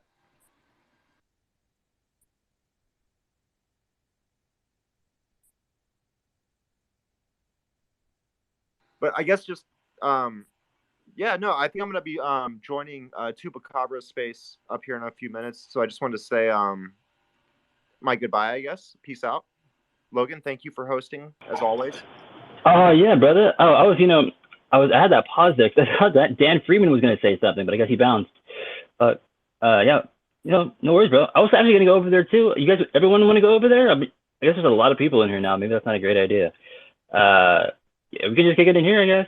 That's cool too. What is the space called, by the way? Chupacabras. It's a Okay. Chupacabra. I think I know what you're talking about. Okay. Thank you. He's like a green alien, like animated Tupac hybrid agent. Oh, yeah. I can go over there. You can. I mean, we can go over there. You can make a new space and not record the next one. Yeah, we can do that. Yeah, is everyone cool with going over to Chupacabra space? Yeah. If you're not, say so now. Yeah, that's cool with me. All right, well, let's go head on over there. He started it like 5 minutes ago. All right. Very cool, man. Hey, Logan, thank you again for hosting this space. It was awesome, man. I really enjoyed it. Oh, yeah. No worries, brother. I'll be doing it again later after the show. Catch you later.